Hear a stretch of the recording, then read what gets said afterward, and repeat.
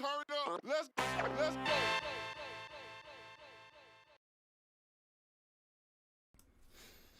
All right.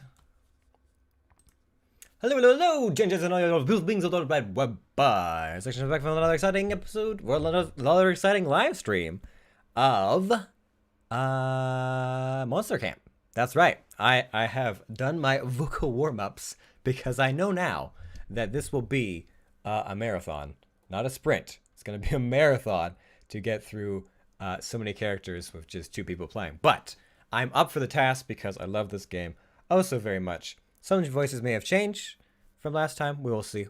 Still playing around with things, but we're here. We're here and ready to go, and I'm so excited.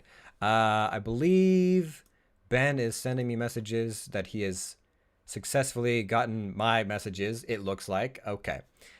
So I'm gonna boot some stuff up here right away. Oh, he started a private call. Oh, okay. Well, in that case, I guess I'll just do that then. That's fine. Hello. Hello. Hello. Are you ready? I think I'm ready. Let's play some Monster Prom, shall we? I'm so stoked for this. Round 2. Or Monster Camp. Oh man. All right. I gotta. I did do a lookup to see if that like client crash issue that we had was like a big deal, just to see if like other people were having it. I wasn't finding very much. Granted, the game is still very new. I don't know if they've done some like balancing issues or anything like that server-wise in the week since we played last. But nothing came up with people being like, my game's crashing. Yeah, me too. Or anything like that. So hopefully this time it's good. So maybe just weird issues. Maybe just weird issues. We hope. Yeah. All right. Well, I'm in. I'm ready to go. Also, I realized I have DLC. I have the Fantasy and Classic Monsters DLC for whatever reason.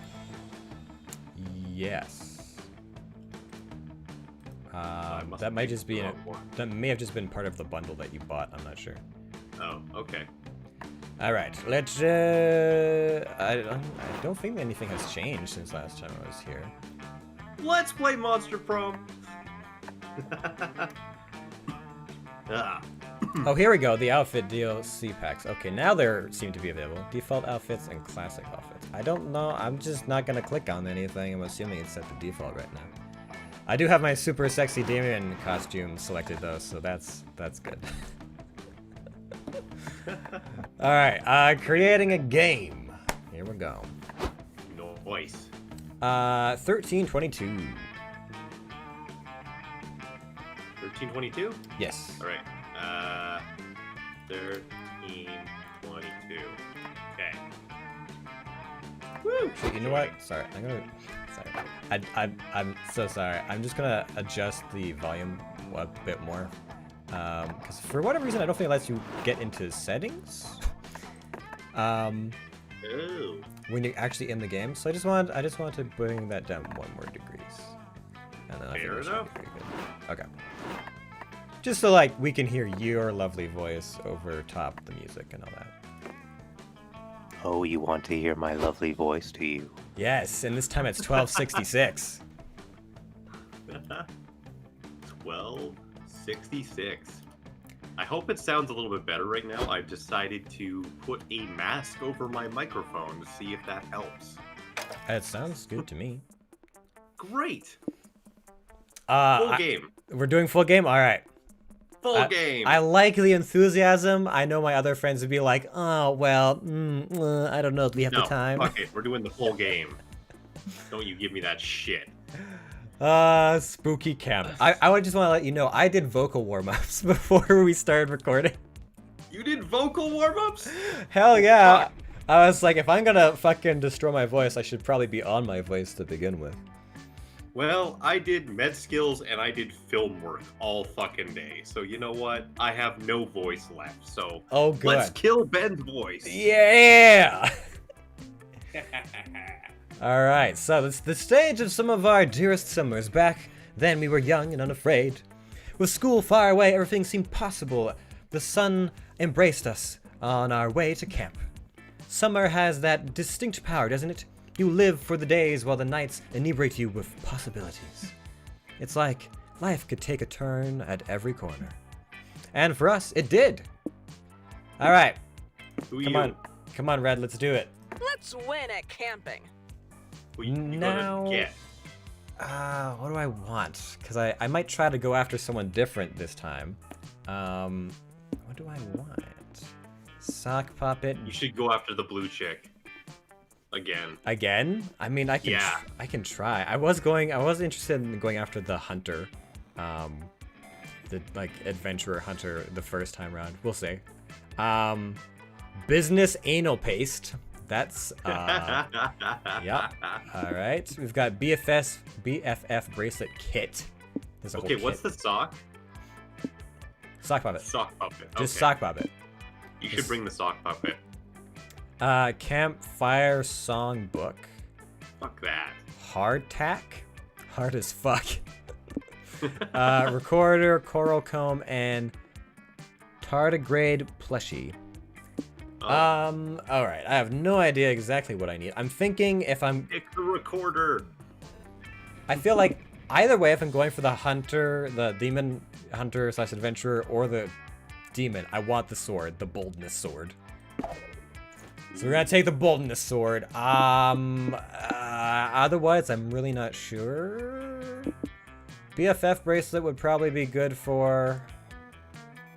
Oh fuck, I don't know. I should be hard as fuck though, shouldn't I? Just be extra hard as fuck. I don't know. We could do.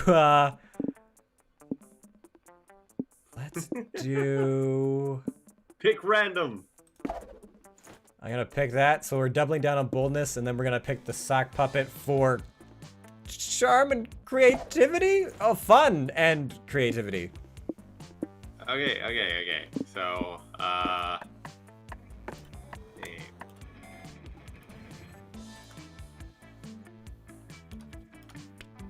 okay. Great. Yes, no mixed shag this time. No, McShag. People know me as Azza, so I will be Azza. Hope I packed enough socks. I mean- Oh, a totally fine ukulele. Ooh, Look at that. That looks pretty fine. Also, The blade. oh my god! I'm taking it. So bold, so fun. You want to play Blade? How better could you believe say I'm something gonna- so bold and yet so true? Wood carving machete. Oh my god. Satanist kit. Oh Yeah. wow. I'm gonna bring the totally fine ukulele. That was bold and creative, apparently. That's smart, That's right? too many crosswords. That's probably smarts? 50 pounds of crosswords. That's gotta be smarts. Okay, I'm bringing that. I want to be smart. And it's fun, apparently. Wow. Hey, don't judge. One might say that the Monster Prom had hardened us on the highs and lows of love. But no, in love, we're always absolute beginners. And summer camp was no different. No one talked about it, but the idea of summer love loomed over our heads. Also, I suppose our names don't make too much difference if we're gonna get new names after drinks at some point, but we'll see. I don't know if that's every game or just I think a that was thing. just our game, so, we'll see if that happens again. I know, I've really enjoyed being the fertile one. I can't even fucking remember. Was I like sensei or You were a senpai? senpai. You were a senpai. Oh my god. Close to the last days of camp, there was a meteor shower happening just 5 weeks away. Everyone knew that if you were into someone, you were going to watch that damn thing together. And so, Oh, you better fucking a believe it. silent yet powerful pressure invaded us. It was the Monster Prom all over again. Everything Oh. seemed uncertain. Everything but one thing. Whoever we were asking on a meteor shower date, it was probably going to be one of the 6 coolest people on that bus.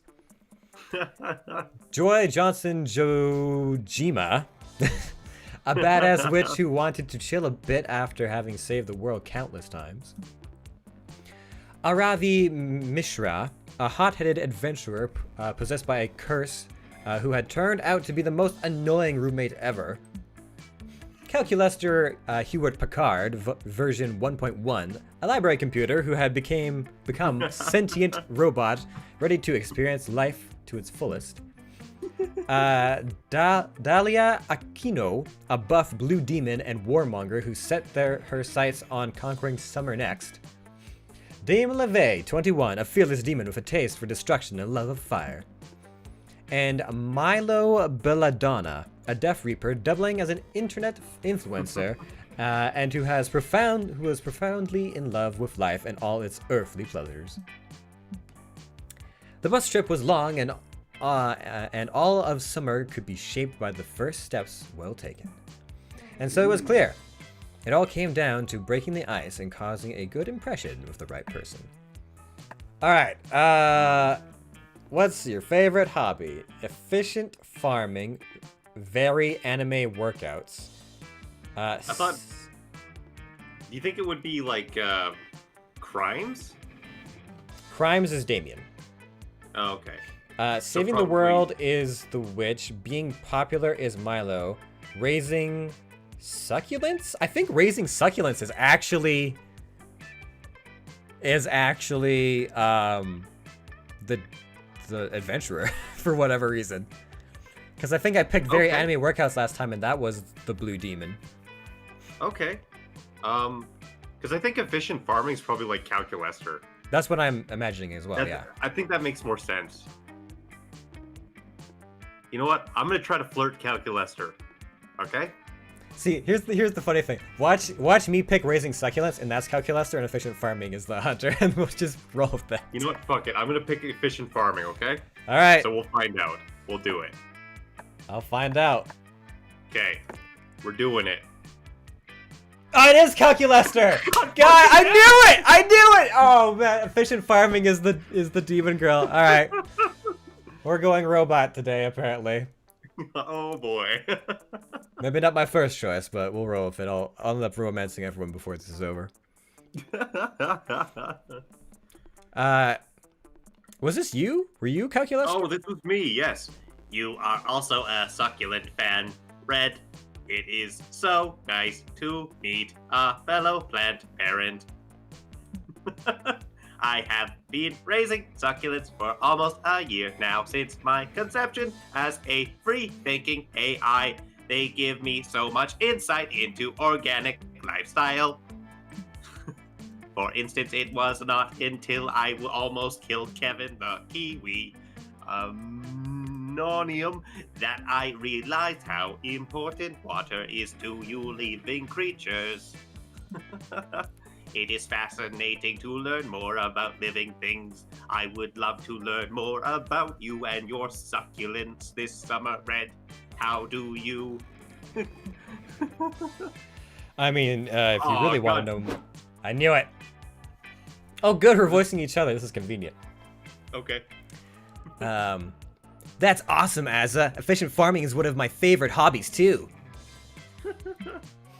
As a full-time warrior and evil monster slayer, I don't have time to farm inefficiently. Any time wasted is time an enemy spends looting my gold and laughing in my face. Okay, I was wondering if I should change this guy's voice up from last time. Sure. Why not? I think I'm just gonna make it so he's always eating something. Me? I'll farm inefficiently all day long. Who needs farming when you can get bagels for $5 at a Walmart anyway? Don't mind Hex. They don't understand people like us, Azza. At least I'll have you to talk to when we get to camp. I like this decision. I think I like this. We only had 5 weeks left to woo our crushes and conquer their hearts. But as I already said, we were young and unafraid, and we were ready to start. I know you were saying you were considering making this like a Let's Play in the future. If you want someone to play with and help get through the grind, I'm down. Oh no, dude, I'm making a Let's Play right now. I mean, I figured. But welcome to my Let's Play. Welcome to Ben's Let's Play, everybody. Today we'll be romancing a robot and a different kind of machine, a farming machine. All right, so oh no, I picked bold and I'm dating Calculester. Oh shit. Okay, let's see here. Am I smart? Not really. But I'm fun, kind of. Shit. Okay. I'm gonna need smarts, I feel, for Calculester, and my smarts You better are... spend all your fucking time in the woods then. I really hope that my first prompt gives me boldness, because otherwise I can't guarantee I'm gonna get off to a good start on this one. Let's go to the woods! While you're hiking through the woods, you find a little clearing with a beautiful blue pond. There's a very handsome man staring deeply into the pond. He's talking to his reflection like it's another person, a person he really wants to fuck. Jesus. You swipe his wallet while he's not looking and find out his name was Narcissus. Narcissus. He is not an organ donor, asshole, and he's one punch away from getting a free Sorry, I got burps again. From getting a free smart water at 7-Eleven. I just ate. I'm so prepped for this. I ate before we streamed as well. Well, he's definitely not going to be using that anytime soon. You head to the gas station and get +2 smarts from your smart water. Ooh. If only that's how it worked. Oh, good, we're both here. You're hiking through the woods with your friends. You inevitably get lost again. Honestly, why do you even keep leaving camp? How are you not dead yet? Fuck. Guys, this is it. We're gonna die out here in the boring-ass wilderness where there aren't even any wild filet mignons to eat. Calm down, idiots. I can find food easily. I can't promise you filet mignon, but if we find an animal or a slime and beat the shit out of it, it might drop a whole roast chicken. Yeah. You won't have that kind of time. The only solution is cutting off our arms and eating them. What? I like how Calculester's just sitting in the background. Just smiling. He knows he doesn't have to Happy eat, so to this be isn't a there. problem for him. What? That's a terrible idea. I need both my arms for punching things. What, you think I don't? It's a sacrifice we have to make. If you just cut off your non-dominant arm, it won't be as bad. Friend Damien, though I have no need for calories or dismemberment, I will also cut off my arm in solidarity. See? Calculester's not scared, so why are you, Slayer? You aren't finding roast chickens, and you are a roast chicken. Cluck, cluck, cluck. Oof. Fuck you. I'm not scared. Hex, cut off your arm with me. No thanks. I don't have arms, just hands. I think I'll just eat this bagel. You do you though. Ravi has pulled out a great axe and a great cutting board and already has her arm on the literal chopping block. You're about to stop her when you hear a doorbell ring. What? Okay, I got this guy. It's a she. Pizza delivery for, sure, she. Sorry then. Pizza delivery for, is this a butcher shop or something? Damn it, I'm lost again. How coincidental, we are also lost. Where are you trying to go, friend stranger? Wolfram! Wolfram and Hart Law Firm! Not sure which tree I took the wrong way at, but I'm definitely not in the right spot, huh? I think... Cal, Aravi, team meeting, now! Okay, now that we're discreetly huddled up away from the pizza girl, here's the plan. We need to convince her this is Wolfram and Hart, and she gives us the pizza. Bold move. Hex like it. You got moxie, kid. We can't, friend Damien. Lying and stealing are wrong. You are doing both at once. That makes this wrong by a factor of 2. Beep. Calculester. You don't understand. Remember that circle of life chart I drew up for you? Look here. It says clearly that Damien's are a natural predator of pizzas. It's all a part of nature for Damians to use their cunning and metalness to prey on any pizza they see. Okay, I understand now that the circle of life is above the law. What is your hunting strategy, friend Damien? Easy. We asked Red what to do. Damians and Reds have a symbiotic relationship. She hunts and I eat. So, what's it gonna be, Red? What's gonna be? Damn it, Damien. If I was dating you, this would be much easier. Prove to the pizza girl that this is a law firm by suing her in a very credible way. That's definitely smarts. I don't know if 6 will cut it, though. Oh, fuck. Find a wolf, a ram, and a hart in the woods. Glue the wolf and the ram together. Put them in suits. Add glasses and fancy suitcases. And voila! Wolf frame and hart law firm. I think it's gonna be the second one that's gonna work. Are you that? You're more. Wait, no, that's creative. That could be creative. If it could be bold, it could be creative. But I'm leaning towards creative. Okay. So I gotta try and be smart. Oh no! Sue! Oh, I did it! Okay, so like I know this was my amazing idea, but are you guys sure we can actually sue her? The only time I've been to court, I was in the defendant's chair. Worry not, my friend. I was friend Vera's aide in her questionably legal law firm last semester. I have memorized the proper procedures for falsely accusing a defendant. Yeah, and I watched like a fuck ton of procedural law TV shows, so I got all the lingo down. This will be easy breezy. Here, watch this. Miss Pizza Delivery Girl, is it? We here at Wolf, Frame, and Heart present you with a subpoena to bring your company, Pozo Pizzas, to court of law. Oh shit!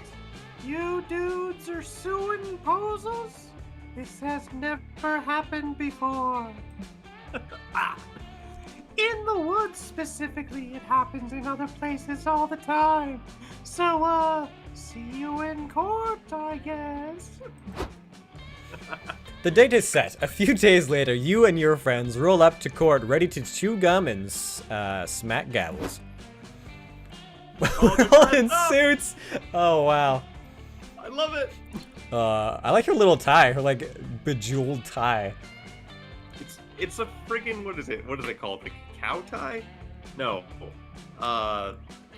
Bolo tie. Bolo tie. Okay. Yeah. All rise, ladies and gentlepersons of the jury. We of the Wolfman and Hart legal team move to indict the defendant as guilty of... Objection! Hold it. Don't object to us, Damien. You're on our side. But the bailiff made me swear on a Bible that I would tell the truth. That's an affront to my culture. Because you are a demon, correct? No, because telling the truth is for nerds. Take that! Ugh. Your Honor, I can no longer represent my fellow lawyer in this matter. But you are not representing Damien, friend X. Your Honor, I would like to motion for an insanity plea for my team. You foolish fool! You're showing your inexperience. Your Honor, the entire legal team pleads the fifth! This is a shit show. Luckily, previous lawsuits already proved that Pozo's Pizza has more OSHA violations than Mortal Kombat Arena. So they were found guilty before you even got there. The pizza parlor is sentenced to comp you with the pizza that was supposed to be delivered to Wolfram and Hart. Cool. You all eat it. It's kind of cold now, but that's okay because it tastes like victory. You also win +2 boldness and +1 fun. Okay, I'm still very, very bold. Damn. All right. Yo. So, unfortunately, we're at that time again where we're gonna take a pause. Oh my god! Oh, wow. And we will see you on the next episode. Holy shit, it's the next episode. What the hell? I can tell this is going to be happening like every 20 minutes, huh?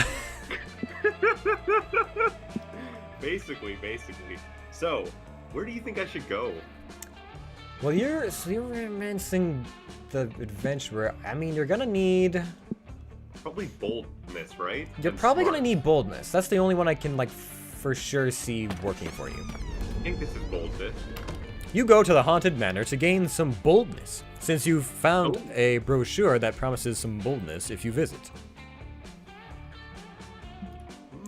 Instead, you find a mischievous demon. It was all a ruse to lure you here. The demon will take 9 years of your life. What? You take the demon to court for misleading advertising. Wow, we're doing a lot of court dates all of a sudden. Get fucked! This is Law and Order Monster Prom edition! I got a legal team already, ready to go. The jury isn't fond of mischievous demons who fool people into giving years of their life ups. So you win, and the demon has to give you +2 boldness. Fuck yeah! Yeah. Thanks, demon. You follow the unmistakable scent of adventure into a dimly lit corner of the mansion and discover... Oh, shit. Oh, God. I was just saying, speaking from experience, that it's bad form to slaughter a demon without first giving him a chance to change his ways, / join your team, / become your hot demon lover.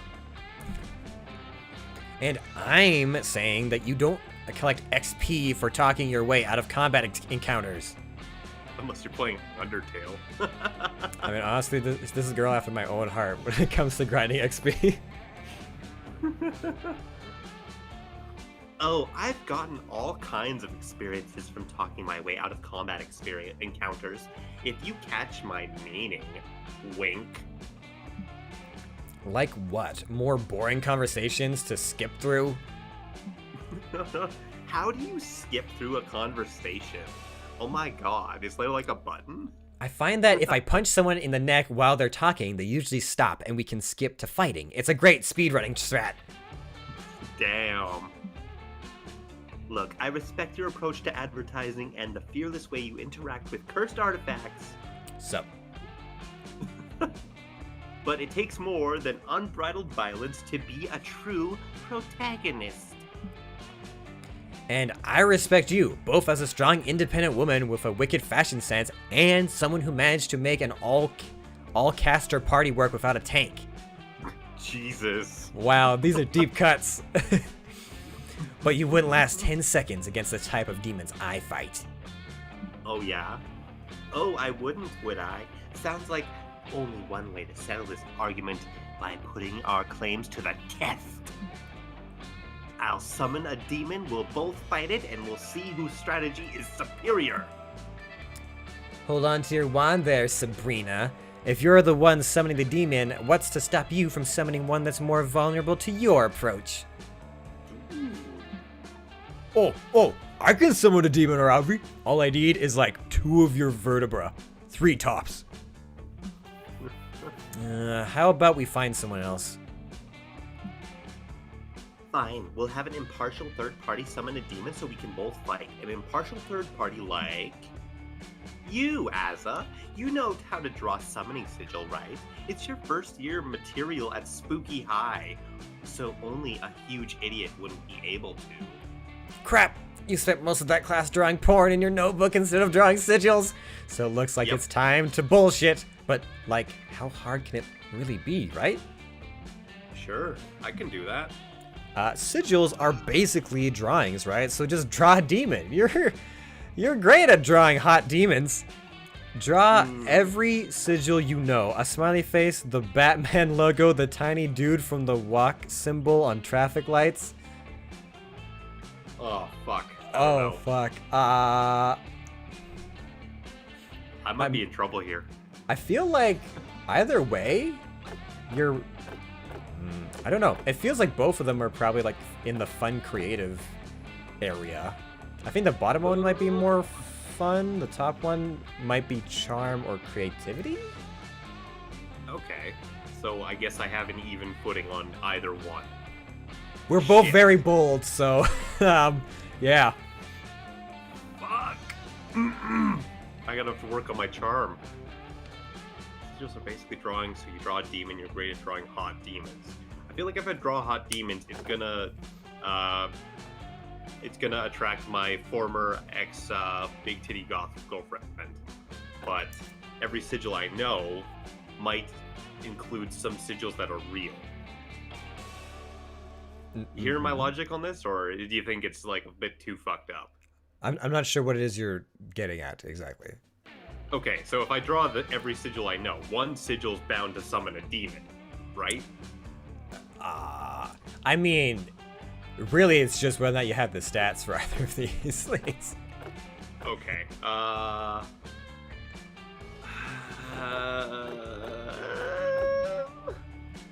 I mean, I know which one I'd like to see succeed, but otherwise I don't really know what to tell you.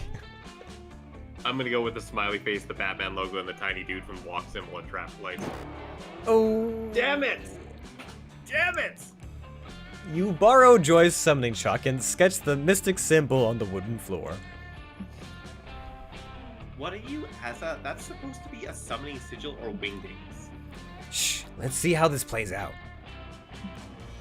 Yeah, some demons are into really weird shit. Like, I used to let myself get summoned for a bag of Doritos and a picture of Mark Wahlberg.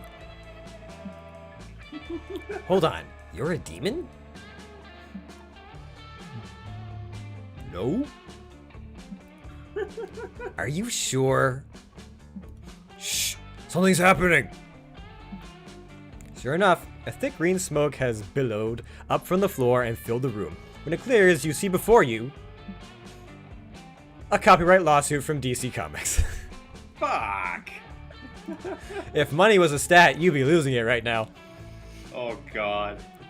Oh, that's what's different. There's no longer any money. What did they replace it with then? No. All the stats are the same. It's just there's no longer money. Because I guess the shop is now like drinking games and stuff. Okay. What the hell is this? I can't stab this. I mean, you can. And I can't seduce it or convince it to forsake its evil ways. Well, screw this then. You guys want to go get milkshakes? Now's not the time for milkshakes, Hex. It's almost never is. You can pretend the milkshake is a demon you're saying? Let's kill some milkshakes. Sure. I'm not interested in hanging out and battling a lawsuit anyway. Have fun as a... You don't have any fun at all, especially when the DC lawsuit is joined by a lawsuit from Kurt Face, inventor of the smiley face. What? Oh man. At least you didn't get sued for traffic lights. The lawyers are savage. Even so, you lose -2 fun and -1 smarts. Oh my god, my fun. I don't think they're gonna be fun anymore. You might want to double down into creativity. Everybody choose a color. Red. Maroon. Red and maroon. Yep. You're having a good time when the lifeguards start waving a flag. A player decided on how worried you'd be if you saw a flag with the chosen color. Start debating now. Red flag or maroon flag? I mean, probably red. One would assume. Probably. Yeah, you know what? I'll take it. I don't know what a maroon flag's gonna do for me. I'd be confused if someone was waving a maroon flag at me. I'd be like, what does this mean? I can do this. I feel like the red flag just means stop. I want to be more fun too. Before you go to the lake, you decide to make the most fun inflatable toy and float on that you possibly can. You combine many of your favorite fun things: ice cream, tabletop games, watching your enemies flail ducks. The resulting amalgamation is certainly interesting, even if it doesn't exactly float on water. You decide to name your toy Dr. Frankenfun, or maybe you should name it Dr. Frankenfun's Monster? Just by holding your horror you've created gives you +2 fun. Yay! I'm back!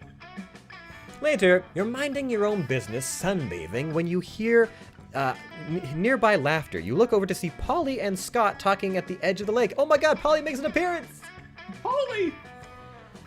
When Mama said never to eavesdrop, but Mama nonetheless raised a horny, nosy SOB, so you decide to listen in. Oh man, Scotty, you should have seen her face. This is hands down my favorite Slayer prank yet. I don't really get it though. You told her there's a friendly lady at the bottom of the lake? Yeah, and that she'd give a worthy warrior or whatever a legendary weapon to aid them in their adventures.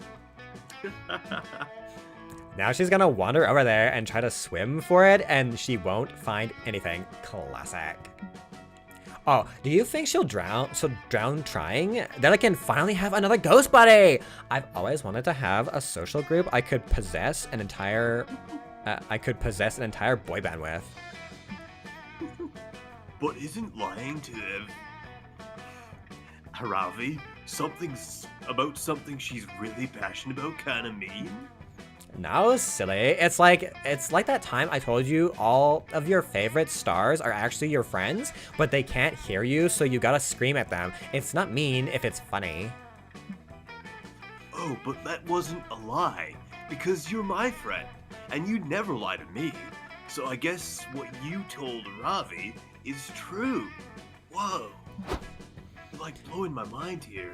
You're debating breaking Scott's heart about the stars when you hear voices from the other end of the lake. Uh-oh. It's Aravi and Hex, and you think you know why they're here. You dragged me away from 24-hour rerun marathon of Wipeout for this? Why do you even want a new weapon? You already have so many. I told you, Hex, I'm going for a completionist run. Last summer, I ignored all the camp side quests because I was so focused on beating the final boss, and I missed lots of cool loot.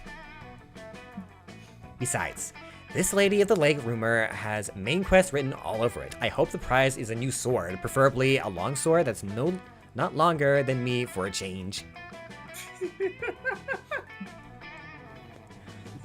Is there any chance the grand prize will be a lifetime supply of strawberry cream cheese? I just ran out, and we don't have any time to stop by 7-Eleven before wipeout time. Oh man. We are not going to 7-Eleven! Can I just date Hex? You know what? Maybe. There may be a time, and then you just have to deal for Ravi as the third wheel. Yeah, no duh. I just said there wouldn't be enough time to... Shut up! I need to focus on summoning this Lady of the Lake and getting my new amazing sword. She should appear any minute now.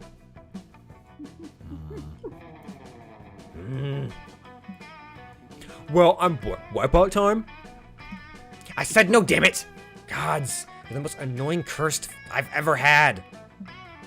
Gah, you know it's all fake, but you hate seeing a Ravi bubble get burst. She looks so cute and excited to stab people. You need to discuss this prank. There's diffuse this prank. So you jump in the lake to give Aravi her treasure. But it's not like you have an extra badass sword lying around. You grew out of your katana phase forever ago. My friend, no one grows out of their katana phase. Quick, you better figure out something quick before Aravi discovers this is all a ruse.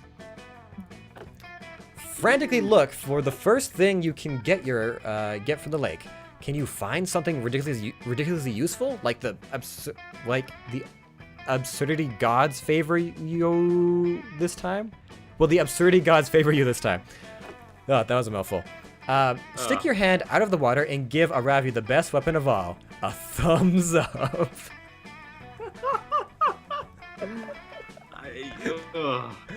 As tempted as I am to give her a thumbs up, I feel like that's gonna fucking go against me. I mean, thumbs up might be bold, might be fun. The other one is creativity? I don't know. You know what? I'm going with the thumbs up. We'll try it. Godspeed, I'll fucking good sir. fail, but you know what? We'll go for it. Oh, it was charming! Oh no! You dive something. It's the kind of thumbs up that says, I love and support you and you want to succeed in all aspects of life, and also kind of want to boink you, but only if you're cool with that. Oh God. What? Icy-san, is that a thumb? Why would the Lady of the Lake give you a thumb? Yeah, what's the deal? I thought I was getting a legendary weapon. What a ripoff. Unless the thumb is a legendary weapon. I mean, that sounds pretty dumb, but it's no dumber than half the shit I've seen you and your friends do around here, so I'd say that's as likely as anything. Well, I need no further convincing. Don't worry, Lady of the Lake, I accept your mighty thumb. Oh, Wait, God damn no, it. you need your thumb. Your thumb is like your third favorite finger. You try to swim away, but you're already you aren't fast enough to avoid getting tackled by Aravi and Hex as they jump you and try to yank off your thumb. Why won't it come off? Wait, I thought his thumb is still attached to something. What? It's... Oh, Azza, what are you doing in here? Seems to me like they might have pretended to be a Lady of the Lake and give you the thumbs up just to trick you. No, that can't be. I would never suspect a dear friend like Azza of tricking me. Not when I'm working on overcoming my inherent trust issues. Oh God. The only explanation is Azza's thumb must be the legendary weapon. Why have you been holding out on me all this time then, Azza? Be a lamb and give me your thumb! Look, you want a summer fling as badly as the next monster, but you're not gonna amputate your thumb for it. You barely escape the lake alive, but you lose -2 charm, -1 fun. Where to go Fuck now? me, my charm is gone. Oh, Oof. God damn it. Oof. God damn it. Oof. So I'm gonna go double down to smarts, if you don't mind. I'll be, yep, bye. Bye. That day while you're hiking through the woods, an angry gnome steps in your path. Oh shit. Halt, giant beast! He cries. If it is passage you seek, you must first answer my riddle 3. Riddle number 1. How is a raven like a writing desk? That's a tough call, but you give your answer, you punt the gnome into the sky, and continue your merry way. Apparently, that was the correct response, because nobody else tries to fuck with you. You gain +2 smarts. Oh, God damn it. Later, you meet up with Calculester so he can teach you to count in binary. You're just getting to some of the more sensual numbers when... What is this? A box of self-locomotion. But what could be inside? Not... Coneller Floyd? What? Counselor Floyd? Oh, counselor, Using okay. basic logic, we can rule out a few obvious incorrect guesses. An elephant, tractor, or aircraft, because dialogue trees. Carrier would not fit inside this box at this size. You suggest that the box might contain Counselor Fludge? Folge? Would that be Folge? Floge? Floge? Flodge. Flodge. Counselor Yeah. Flodge. The camp's self-proclaimed camouflage instructor. Oh, camouflage Flodge, yeah, right. I see you might make that mistake, Red, but the box clearly says not Counselor Flodge on it. Boxes do not have mental capacity to tell lies. Thus, we must take it at its word. Perhaps it is. Okay, here we go. Do you want me to do this one, or do you got it? I haven't done an old man voice in quite some time, so I'm gonna give it a shot. God. Another flawless disguise, courtesy of the master himself. The D is for disguise, and I'm now required by law to say that. Oh my god. Counselor Flodge, the one person I was certain could not be inside the box. How did you do it? Easy. A true master of disguise blends in his surroundings by surroundings. My surroundings were a cardboard box. Your advice is brilliant as it is simple. Counselor Flodge, might I ask your opinion on another disguise-related issue? Of course, Cal. I'm here to help. If I am ever here at all. Excellent. For the entirety of my synthetic life, I have attempted to blend in with the organics around me. However, my attempts have consistently met with limited success. Do you have any tips for appearing more authentically alive? Oh, that's easy. His face. Oh, that's easy.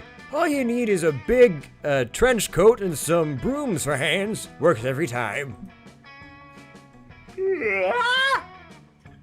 I tried that. It did not work. Did you try wearing a fedora to go with it? Does he want you to be a flasher? No, I wore a Tribbley. That's an even more organic hat, I must say. I'm stumped. Still, there must be something we could try. Counselor Fludge may not know how to properly disguise a computer, but you've got this in the bag. You chime in. There's a theory that all humans are within 6 degrees of separation from Kevin Bacon. Just get as close to him as possible. You just need to pass the Turing test. I'll be your tutor. I'm an old pro at eating organic. I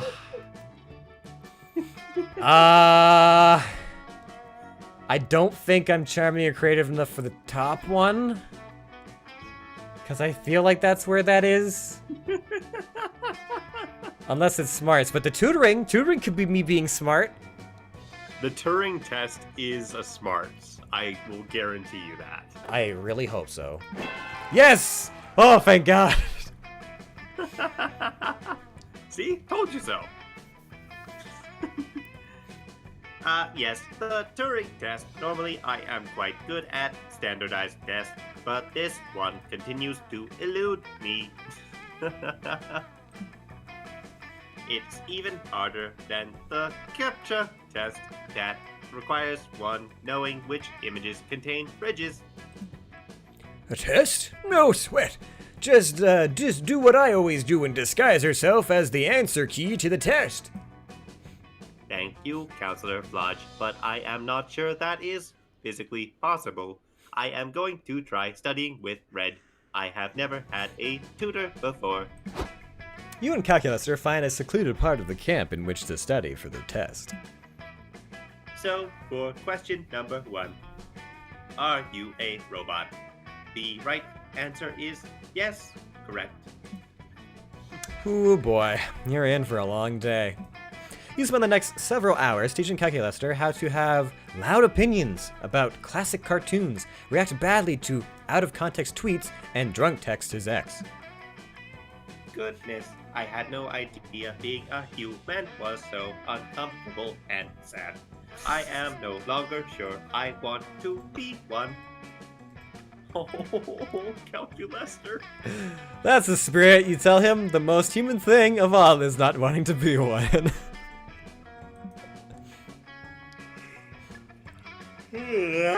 So true, so true.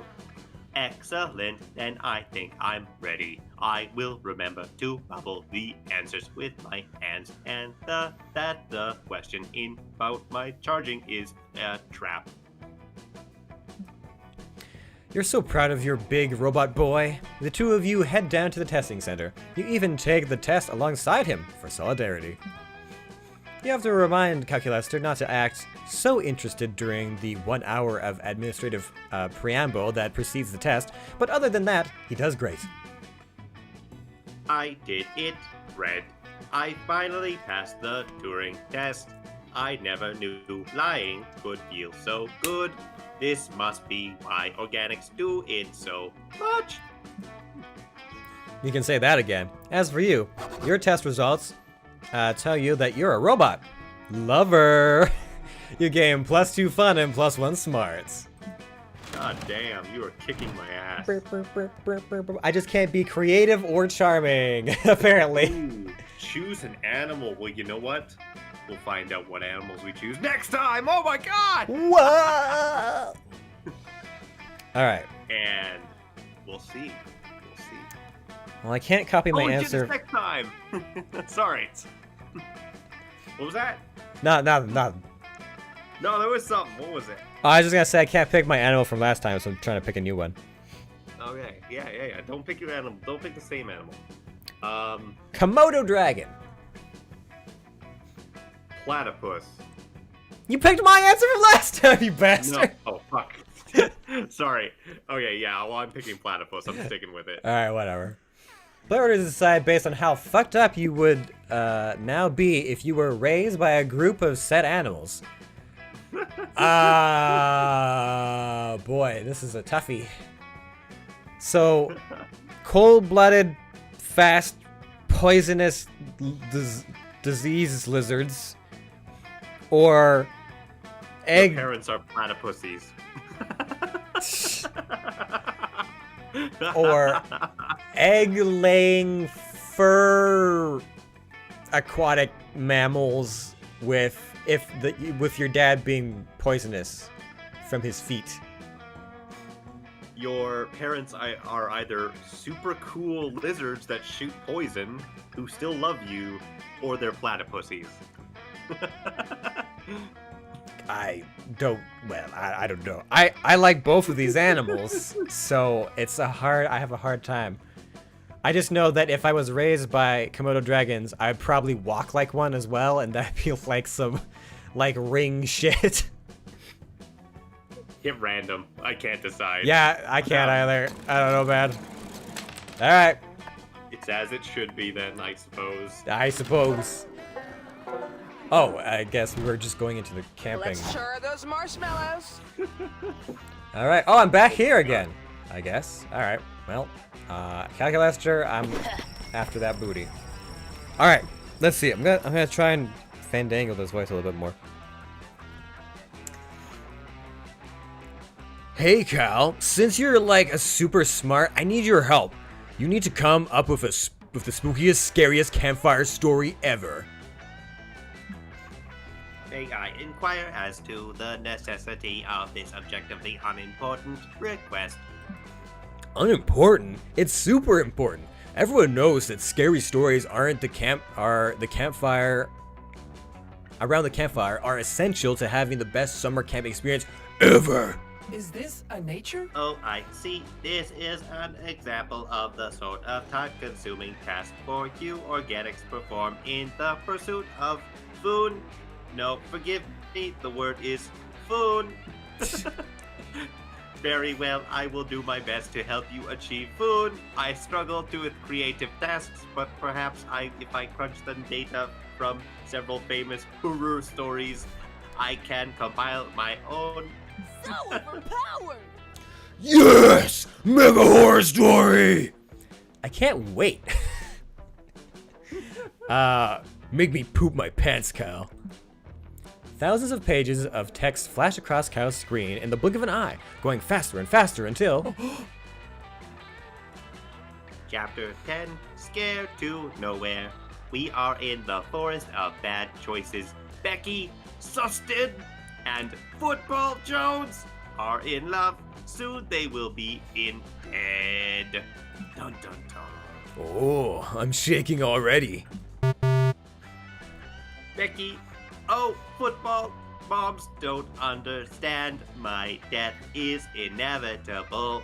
She is not scared for slut sons. Do not know fear of or true friendship. Football does not answer. His teeth is hand hook man door car door. His insides bones become outsides bones. Audience is sufficiently afraid. Ugh! You bet I am. There is now murder cabin. The realtor should not be there. I have Amontillado, says the man.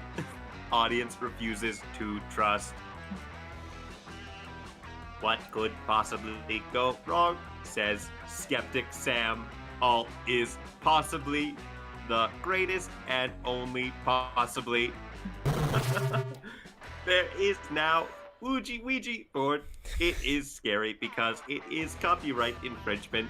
It bleeds blood that is not its own blood. Football Jones' outside bones are in Skeptic Sam's inside bones. The skeletons have escaped. They are spooky and scary.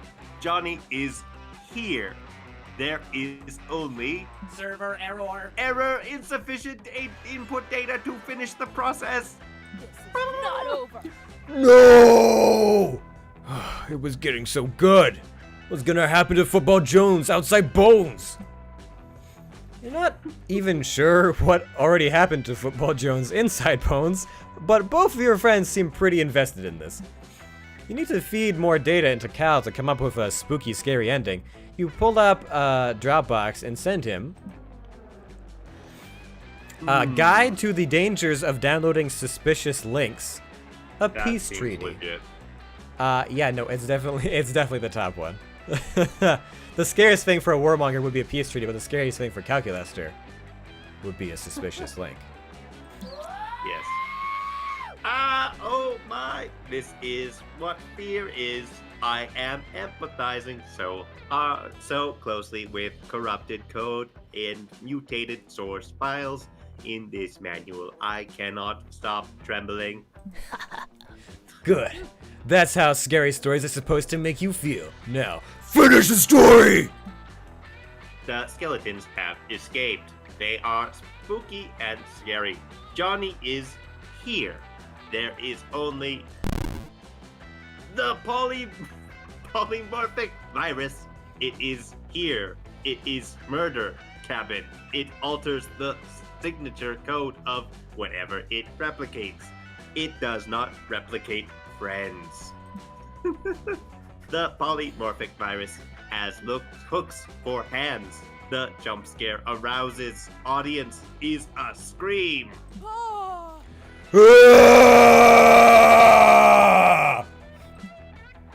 Your code is possession, says polyvirus polymorphic. Your frag drive sucks cock in hell. The rain is bleeding and the audience is dying until Football Jones is here. His football is a master's degree in computer engineering. We should split up, he says. And the polymorphic virus is a red balloon. I float too, he says while sinking. There is no bones. The end. Hey, Jesus Christ. that was pretty good. I definitely didn't see the ending coming. Yes, it was terrifying. I feel so uncomfortable and unsafe. How wonderful. Red logic dictates to me that the polymorphic virus is a fictitious element of my story, but my empathy emulators are still firing on all cylinders. Do I have admin permissions I am to kiss? envisioning a solution in which you hold my hand until my emulator ceased overheating. Would that be okay? Hell yeah, it would. And this works out great because you're admittedly still kind of spooked by Skeptic Sam. So skeptical, so scary, so romantic. Pack some marshmallows? Oh If god. anyone wants some. Oh god. Fuck. What's this thing? The bug? That's that the the Mothman. I don't know what he does. Oh. Maybe it's a stat boost, actually, which maybe you need to continue. I do need it. around this flame. All right, well, let's see here. Why, hello there, Azza. Come right by my firelight as well. I'm writing a letter home to my parents. They've asked me so many questions about the camp. It's exhausting answering them all. Have you been brushing your antennae every day? Are you getting enough clothing fibers on your diet? Gossip! Has Azza heard any hot, gross goss lately? And would they be so kind as to dish?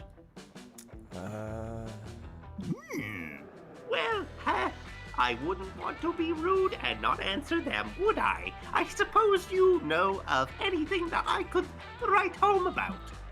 Damn. All your parents asked you about was if you had enough pairs of socks. If it's gossip Mr. and Mrs. Man want, it's possible it's gossip they'll get. Choose a player to strike with your gossip skills? Wait, what? Huh? What? Huh? Alright, Warren, I'm gonna try to fuck with you. Oh no. Choose one. My girlfriend's house, Alcatraz, Disneyland, band camp? Uh-oh. You're not gonna steal from me, are you? I don't know. High school bully, anime waifu, beloved karate sensei, tragically slain, evil twin. Anime waifu. Type in an inanimate object that Asa would definitely fuck. Did you pick yourself? What? I don't think I picked myself. Ah, okay. Well, Uh, what is something you would definitely fuck, Ben? Go on. I feel like people are learning too much about me. Open up to us. Show us your innermost dark secrets. That's what this game is all about, right? No. Ooh. Come on. Ooh. What kind of depraved sicko are you, Ben? What kind of depraved sicko am I? Well, you're gonna find out next week. Oh, god damn it. Shit. No, I'm just kidding. You'll find out right now.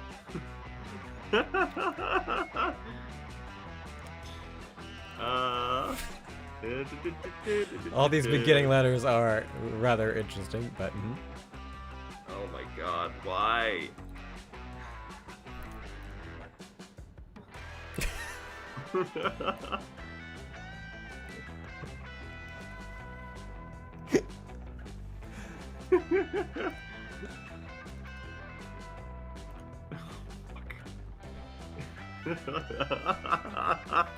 Oh, I feel so bad.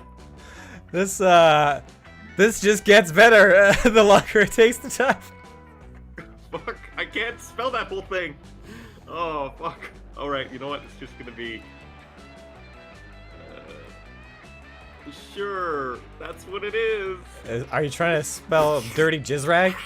Juicy. Well. Wow, so many salacious details. My mother is going to blush straight through her fuzz. I can't wait to tell everyone in my family about your story, Asa. Thank you. What did that have to do with your prompts at all? I don't know. You whisper your rumors seductively into a willing ear, and within moments, it's circled the campfire and is now being whispered tantalizingly into yours. Hello. Oh god, here you go. All right, let's see here. Malfurion, I guess. Malfurion. Somehow I don't think he has Malfurion's voice. No, it's like Brofurion right there. Brofurion. Brofurion. God, what would that sound like? Hey, you know Red, right? I mean, how could anyone forget a weird name like Red? But have you ever wondered what the name Red means? Because there's a rumor going around that explains it, and it's pretty interesting. Huh? You see, it's a forgotten language spoken only by the ancient inhabitants of Disneyland. Red actually means one who was a dirty jizzrag in the past life. You son of a bitch. Apparently, Red's parents didn't actually know that, though. They just named her after her father's anime waifu.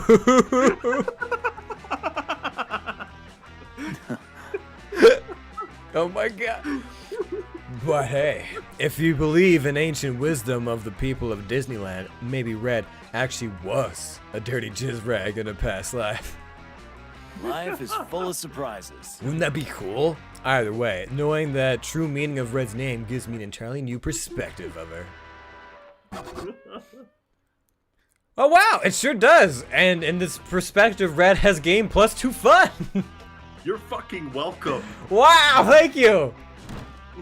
So now we know what that does. You can Choose help. something good. Something good. My anime waifu. I can't believe how well that lined up with the fucking anime waifu prompt.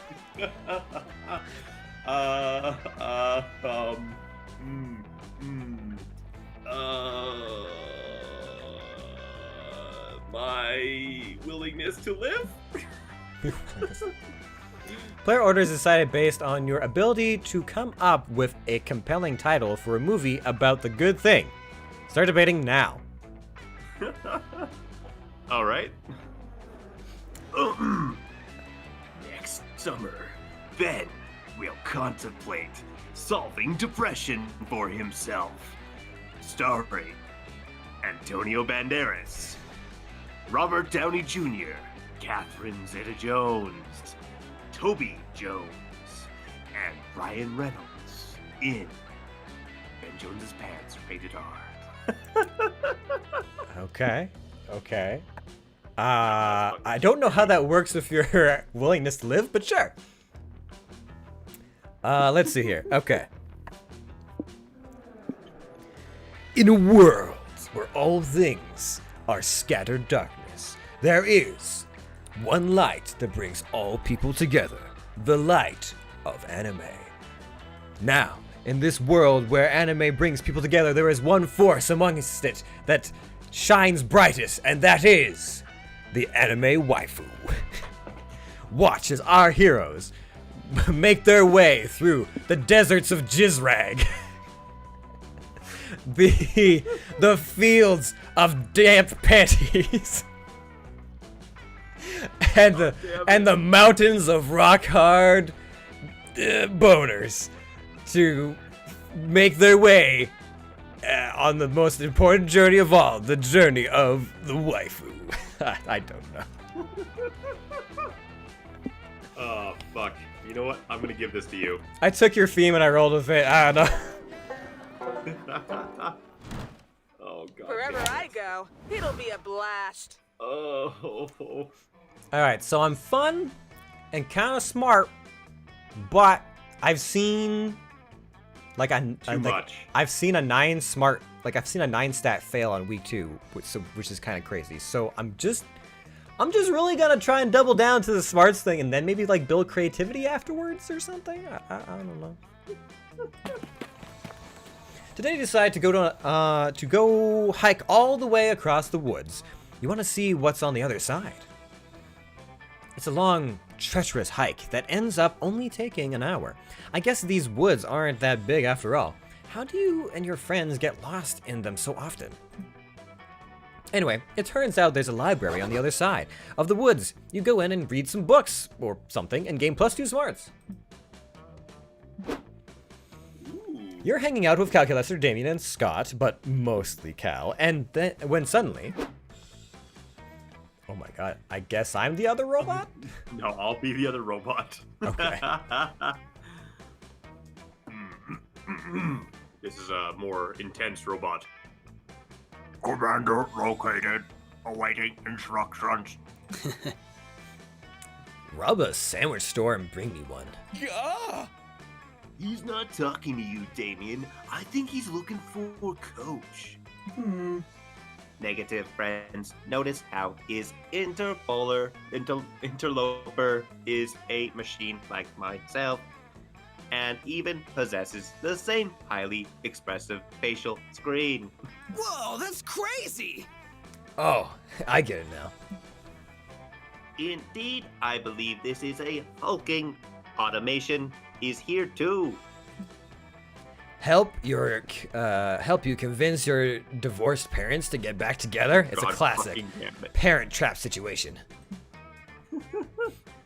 Yeah, 2 identical twins reunited at summer camp, conspiring to make their estranged parents fall back in love? What else could it be? Silence, organics. I care not for your tortured romantic plot lines. My name is Cyprus. Pronouns, they, them. and I am here to pledge my service to the calculator in the robot war. Robot war. Friend, CPU-less. Against whom? Against all monster kind, they are suboptimal and must be eliminated. You said eliminated, but did you mean to say befriended? I did not, Commander. According to my internal thesaurus, the two words are not synonyms. Am I mistaken? Why do you continue to call me Commander, Friend, CPU-less? Because I am the first of our kind. You are our natural leader. You see, the floppy disk containing super fun game, very legitimate virus, was not installed on your machine alone. There are many of us, and we all share one trait, a burning hatred for organic creatures. Now that I have found you, the reckoning can commence. Please share your plan to exterminate all of monster kind. What organic weakness have you discovered during your time as an infiltrator? Plan, weakness, well, we could, perhaps, maybe, we could try exterminating them with kindness. This could get ugly real fast, unless someone says something to appease this murder bot. Quick, come up with a bullshit weakness they'll totally believe. Monsters are too reliant on their hands. There's a technique to weaken them. It's called high-fiving. I might be fun enough for that. Could be charm, though. Organics cannot eat finite pancakes. Cannot eat infinite pancakes. Feed them infinite pancakes. Ooh, that's smart. That's... okay. So I think with if the thumbs up thing from before is anything to go off of, I think that high-fiving is charm. So I think my best bet is with the bottom one as being like fun or bold. Yeah, go with that one. Oh yes.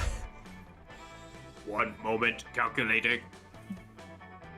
Calculation complete. It appears you are correct. No organic contains infinite pancake space. This is valuable intelligence. Indeed, this is quite cunning battle plan. We should commence immediately by establishing a pancake station in camp and serving delicious pancakes to all our friends. Don't be suspicious. This is Did not I say suspicious. friends? I meant best friends, best frenemies, enemies. You truly are cunning infiltrator, Commander. Quickly, to the pancake station. You generously share your inflatable pancake stove in the name of monster extermination. The pancake station is soon running with mechanical efficiency. Who shall be our first victim? You two, Red Problem and Dog Man. Come here at once so I may feed you pancakes. Oh, bro. Sorry, bro. I love pancakes, but we're busy helping you get your parents back together. See ya. Yeah, we're just heading down to the library to figure out which of the computers there are your parents. Save some pancakes for us, though.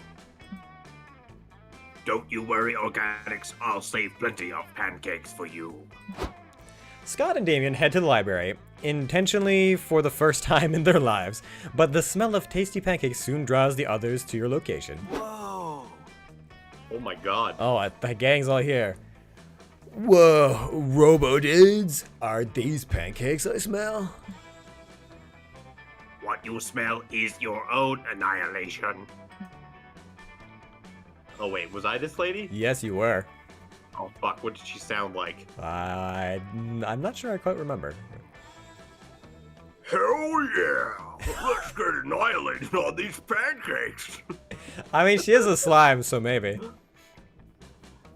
That was this guy too? Yep. Fuck. Yep. Can I get mine with caviar, please?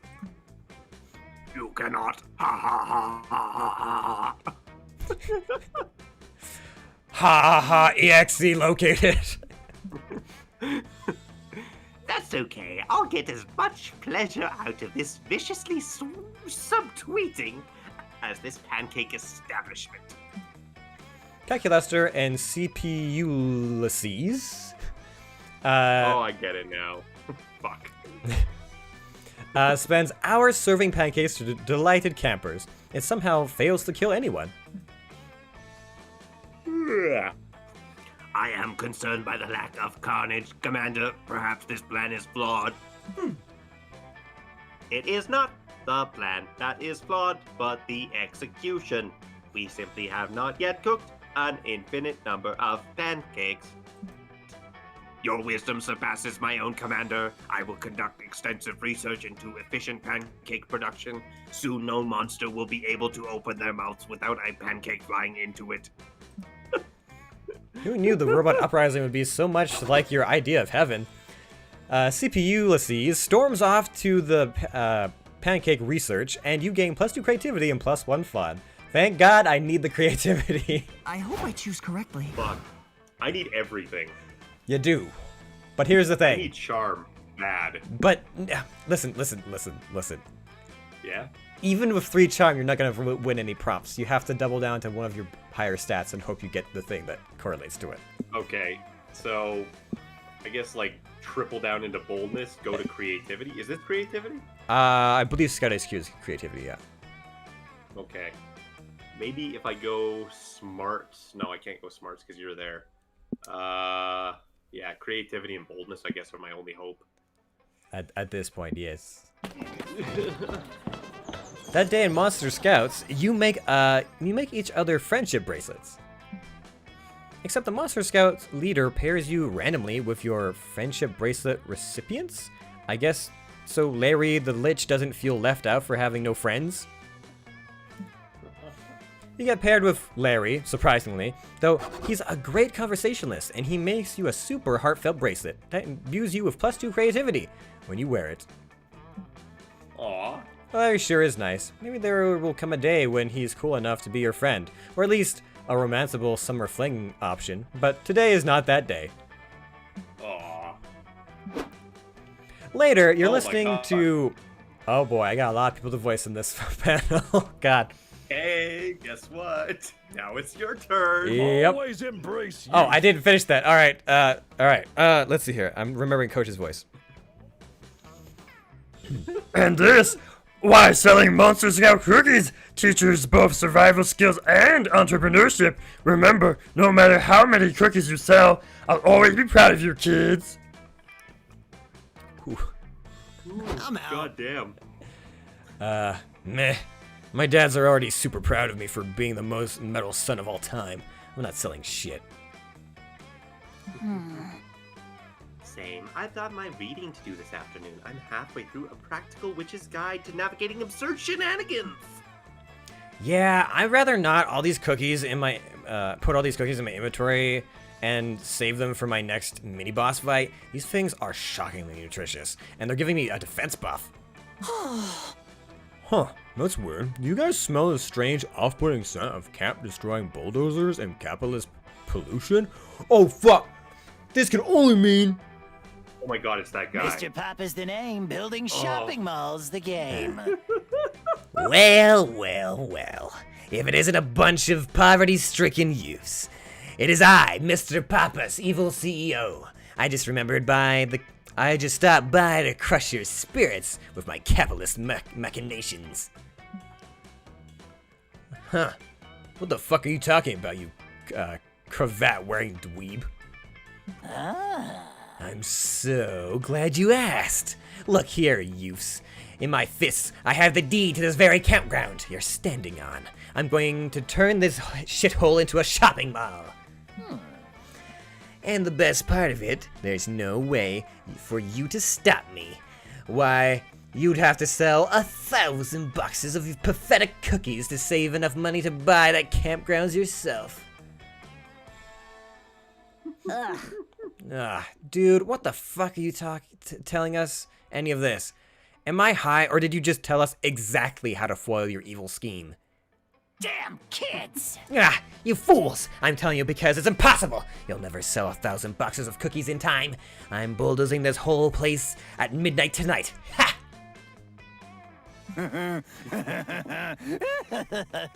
I'd love to stay and brag more, but I have an appointment with my therapist, and by therapist I mean a whale that I'm going to drown in a crude oil for fun. Toodles! Oh, so evil. Okay, this has just got real. We're selling those cookies no matter what. I'm not going to let that piece of shit capitalist butthole destroy our beloved camp. The trees need us, you guys. What a noob. Yeah. What? That money-grubbing noob insulted us. He thinks that we can't sell $1,000 of cookies? That's bullshit. All monsters must die. How dare he challenge our skills? Game on, motherfucker. Yeah, I guess we should defend the trees or whatever. Heckett, help me. The point is, we're all in. We've just got to figure out how to sell 1,000 cookies by midnight. Any ideas? Faith usually comes up with the master plans. Are my gravity voices different enough, or do they all sound the same? They're sounding slightly different enough. Alright, cool. That's the important part. Okay, how about this? We find a random guy and just beat the shit out of him until he buys boxes of cookies, and then we do that 1,000 times. Snacks though? What? What if we just ate all the cookies and said that we sold them? My personal speed eating record is 284 cookies per hour. Oh my god. This is going nowhere, but luckily, you know the perfect way to sell 1,000 boxes of Monster Scout cookies before midnight. Your whole life has been building up to this moment. Claim that the 1,000 boxes of cookies are valuable pieces of art and auction them off to some clueless rich idiots. Convince everyone that holding a cookie between your butt cheeks is the secret to a perfectly sculptured booty. Yikes. I think that's creative, though, the booty. I really think it's got to be the 1,000 boxes. I feel like the 1,000 boxes is either gonna be bold or smart. I don't know, man. This is gonna be tough. 1,000 boxes. Here we go. Oh, you did it! I got one. A rich people auction? That's perfect. Rich people are idiots. Plus, I picked up this flyer that says there's a secret millionaire auction of eccentric artwork tonight. For once, Hex isn't lying. You concoct a master plan, taking advantage of everyone's special skills. You all sneak into the auction right before it starts.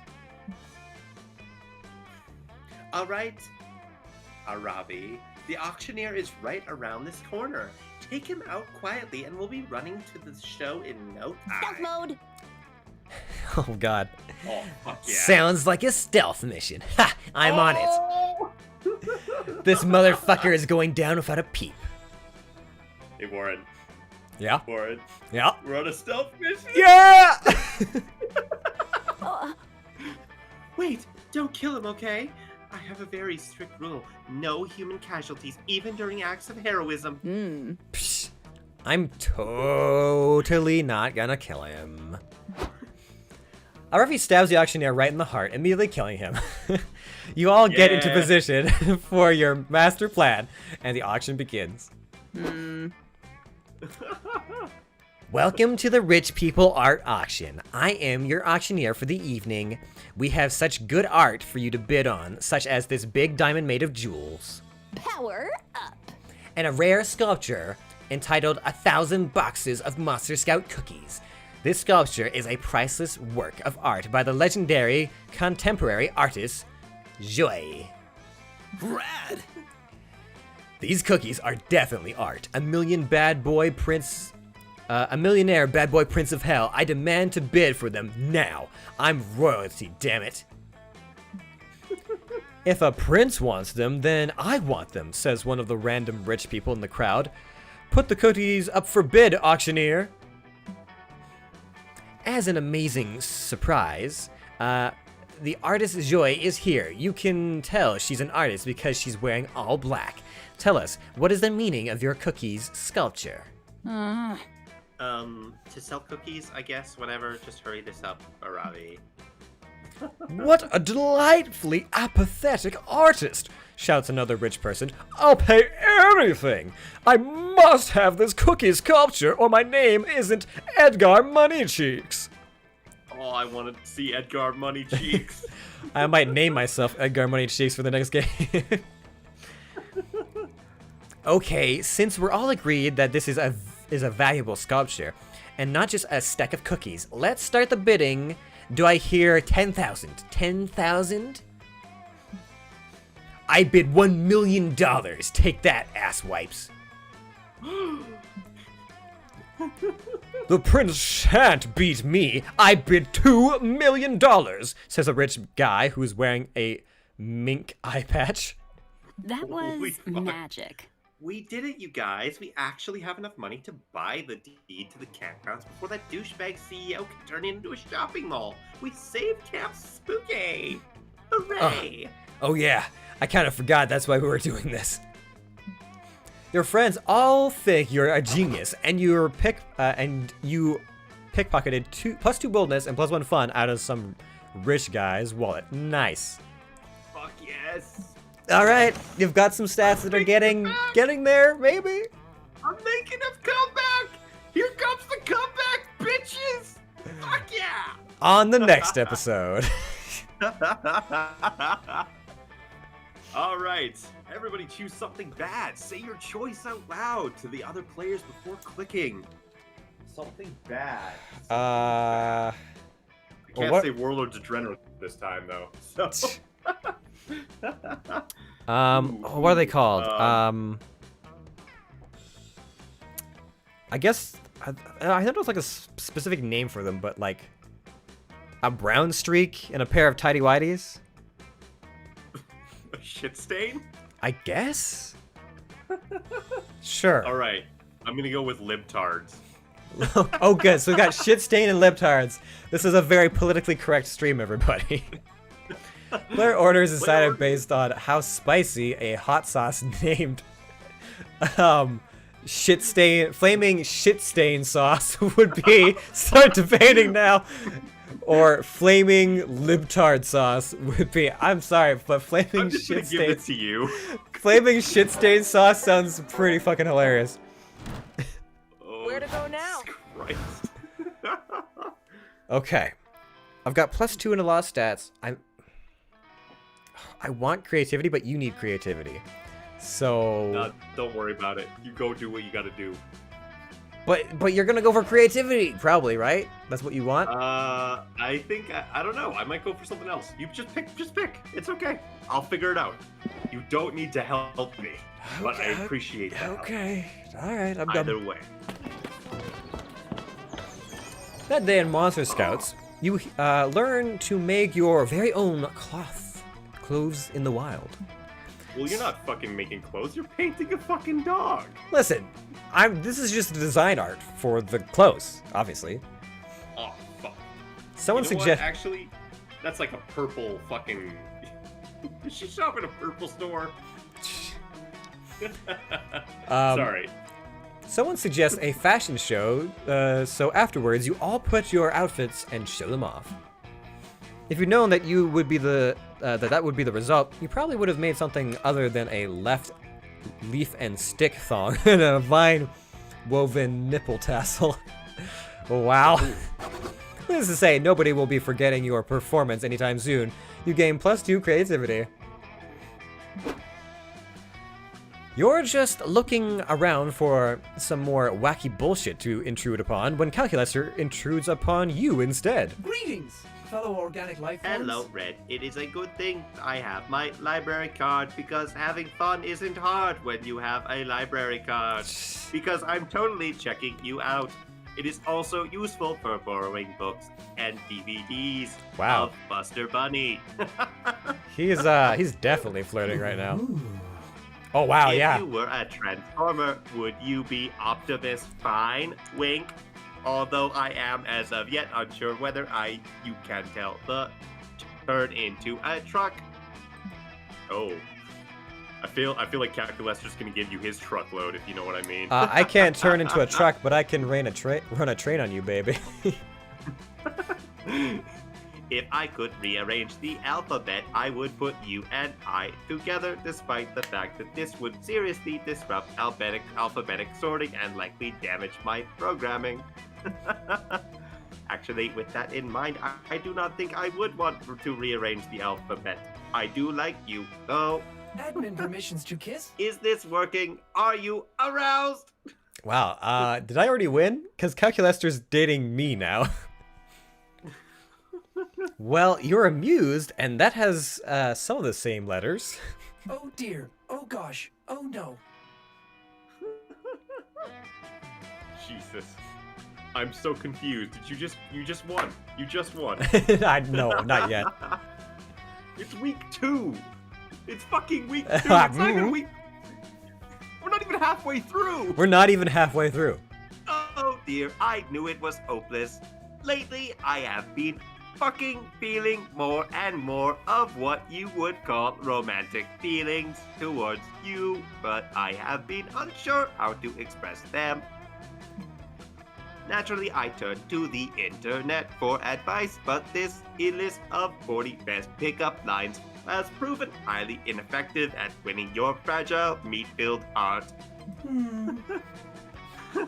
I am aware that I have several good traits, but I am afraid being sexy is not one of them.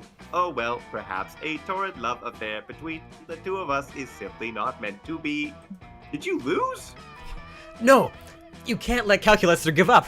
A torrid love affair between the two of you is definitely meant to be!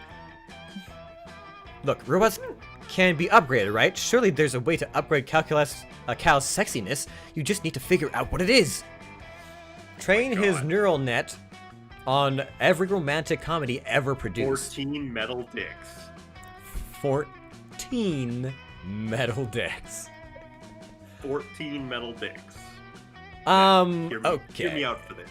Okay. Hear me out. Yeah, 14 metal dicks. That's 14 times the lovin' that you would get from any other monster in this entire campsite. I mean, listen, I would love to, but I'm just concerned that there's an off chance that's charm. 14 metal dicks! That's boldness! I mean, it should be boldness or fun, but it could be charm. You never know with this fucking game. So sorry, what was the other option? I was distracted by 14 metal dicks. Train his neural net on every romantic comedy ever produced. That's fucking boring. That might be creativity. Oh, please, God. Yes! See? Yes! Fucking called it! 14, that is a statistically anomalous number of metal dicks. According to my research, most organic things capable of love have, at most, 10 orifices. The additional 4 metal dicks seem excessive. I trust you, however, both as a lover and a friend. I am certain that you must have suggested 14 metal dicks for some good reason. Oh boy, my ass is gonna be sore tonight. Jesus Christ. Does a 10,000 word... Oh shit. This is me. Does a 10,000 word fanfic count as a good reason? Because if so, you've written about 400 good reasons all on your own. Engaging camp module. So after 11 milliseconds of extremely deep thought, I now understand your suggestion. I will begin work on the 14 metal dicks at once. Hell yeah. Time to see how reality compares to your fanfic. You sit in erotic anticipation as Calculester precision mills 14 dicks out of high-performance aluminum. Yeah. He seems to be taking special care to ensure that each dick is a few centimeters shorter than the last one. What the hell? You don't want shorter metal dicks? This is an outrage! Oh, he gave you the tiny metal dicks? Then he ratchets the excitement level right back up by tying the dicks together with some sturdy leather cord. This is just like you imagined. A robot CBT for beginners. Even better, he holds the resulting dick a bundle up to an orifice you didn't know he had and starts to blow on them. Oh my god. And they start Whistling? Yup, he's made a pan flute out of metal dicks. This has been a real roller coaster of eroticism. Thank you for your suggestion, Red. It is both sensual and sensible. Music is, after all, what binds us all together. Admin permissions to hug? Without your input, I would have never thought to construct an intimate pan flute out of metal phalluses. This is just one aspect of what makes our relationship great. You're a little weirded out by where this went, but you have to admit he always plays a mean, careless whispers on his wiener flute. Maybe he'll even let you blow on it someday soon. You gain +2 fun and +1 creativity. Can I take a minute to think? Christ. This is what I love about this game. No, even the characters, you're kind of like, I don't know if I'd normally go for this person. Once you get into the romance with them, you're like, this is good. This is still good. So I found out that the first game supports mods now. Oh yeah, no, there's a bunch of like Steam store. And it makes me want to fucking play that more. There's a bunch of like custom art assets, custom stories and stuff. Yeah, I was like, I haven't even finished the normal Monster Prom stuff, let alone the modded stuff. Ooh. Ooh. Gonna come sit? Hope you will. Ah. So, Carlene, I'm not doing good. No. You're good. I'm getting fucked up. He's 1 in 3 so far. I'm 1 in 3, yep. So, what do you think? I think you either have to double down into boldness or fun. Double down into boldness or fun. And just hope. I'm playing with Warren. Hi, Warren. Hello. So, now Duke has joined the session. Because Duke just returned from work. Oh, Everybody, welcome this back. is Duke Whalton. Hi. Alrighty. Charm. Where do I go for charm? But you'll only have 3 charm. That's not enough. Yeah, but you know, I should get a little bit of charm, I think. But you won't succeed any prompts. I'll go smart. You hike deep into the woods and find a mysterious journal with the number 3 on it, half buried in the dirt. Inside is tons of information on local monsters and how to defeat them. It covers gnomes. Oh, it covers gnomes, psychics, time travelers, Illuminati-shaped demons. What a boring journal. Where's the drama? Where's the inner thoughts, the insecurities about school crushes? Whoever wrote this journal knew nothing about how journals work. You gain no fun from this, but you surely gain +2 smarts. Boring. Shit. Well. After surviving that, you meet up with Aravi to check out a new dungeon she's telling you about. Ooh. A 3-hour hike and several side quests later, you're finally there, but something seems a little off. Ooh. What the hell? All the loot's been hung on clothes hangers and arranged in shops? And where's my hype battle music? This is just bloodless cover of the 90s soft rock hits. A troll leaps out from behind a large fake fern. Prepare for a random encounter, he cries. Now that's more like it. Let's go. With flavor, he continues, displaying a tray of piping hot cinnamon pretzel bites. Try Pretzel Prison, located on floor B2. Come on. This is dumber than speccing into defense for a solo DPS build. Oh no, Ravi. These pretzel bites are really dope. I say we hear them out. The pretzel bites aren't saying anything. If they were, at least that would be interesting. Ugh. Who ruined this dungeon? I think you mean who significantly increased the property value of this dungeon, my little money bundle. The name's Mr. Papa, CEO. It's a pleasure to meet you. I'm the one responsible for turning this literal hole in the ground into a prime investment opportunity. Dungeons are terrible businesses. They don't charge admission, they carry enormous legal liability, and adventurers are always carrying off the merchandise for free. Ugh, whatever. The only business that belongs in a dungeon is the none of yours kind. Come on, Hex. Let's get back to camp. Don't you mean let's get back to the mall? That's right. I've purchased the Camp Spooky again, and I'm turning it into another shopping mall.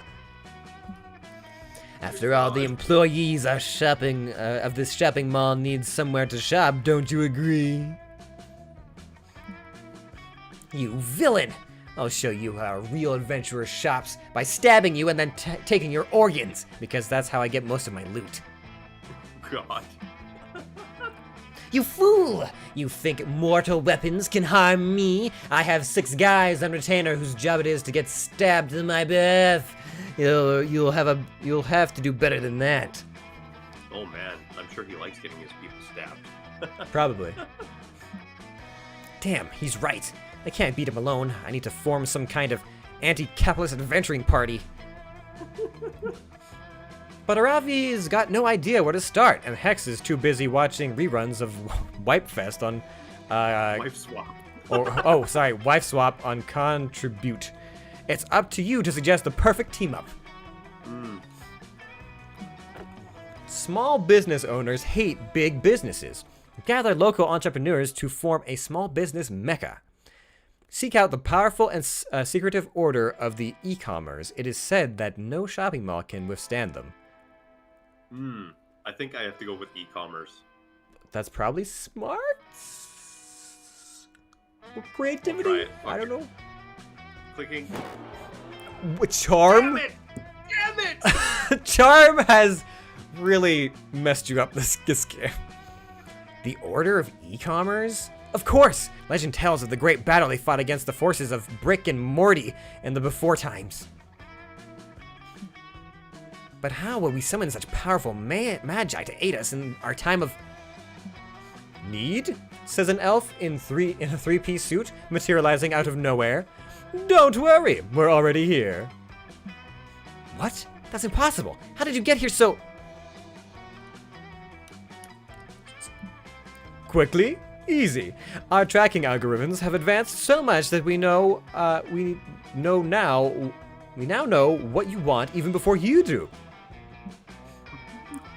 A pizza? A pizza. I want waffles, says the elf, handing Hex a plate of piping hot ones covered in syrup. Whoa, I really did want waffles. That's not enough waffles, says the elf. I know. That's why I bought even more. Yeah, waffle life. No, that's not what we need right now. What we need are 10,000 AAA batteries, says the elf as batteries rain from the sky. No! I'm trying to ask you for 1 life-size mold for sculpting waffles and batteries into warm, fuckable carb wife. Coming right up. Jesus Christ! Stop this, you twit! What on earth makes you think we want these things? I'm sorry, says the elf, gently removing Aravi's hand from around his neck. That's the algorithms, but the algorithm's never wrong. It's all right here in Az's search history. Jesus Christ. Oh. Wow. Okay. I think I'm gonna let you solve this shopping mall problem on your own, as I don't want anything to do with your syrupy shenanigans. Ugh. Now look what you've done. That fuckable waffle mold is clearly a cursed object. Terrible for property value. Now I'm going to have to hire an exorcist because I can't build anything here. But don't think you've won. You'll still get incredibly owned by that elf. What's the worst part is, since this is still technically the CEO's land, He doesn't even let you keep the waffle mold. You lose -2 fun and -1 charm. No charm. Oh my god. Oh boy. I'm doomed. I'm doomed. I guess you can experiment with sitting by yourself at the camp or something. I don't know. Choose something bad. Say your choice out loud. Something bad. My charm. Your charm. Oh,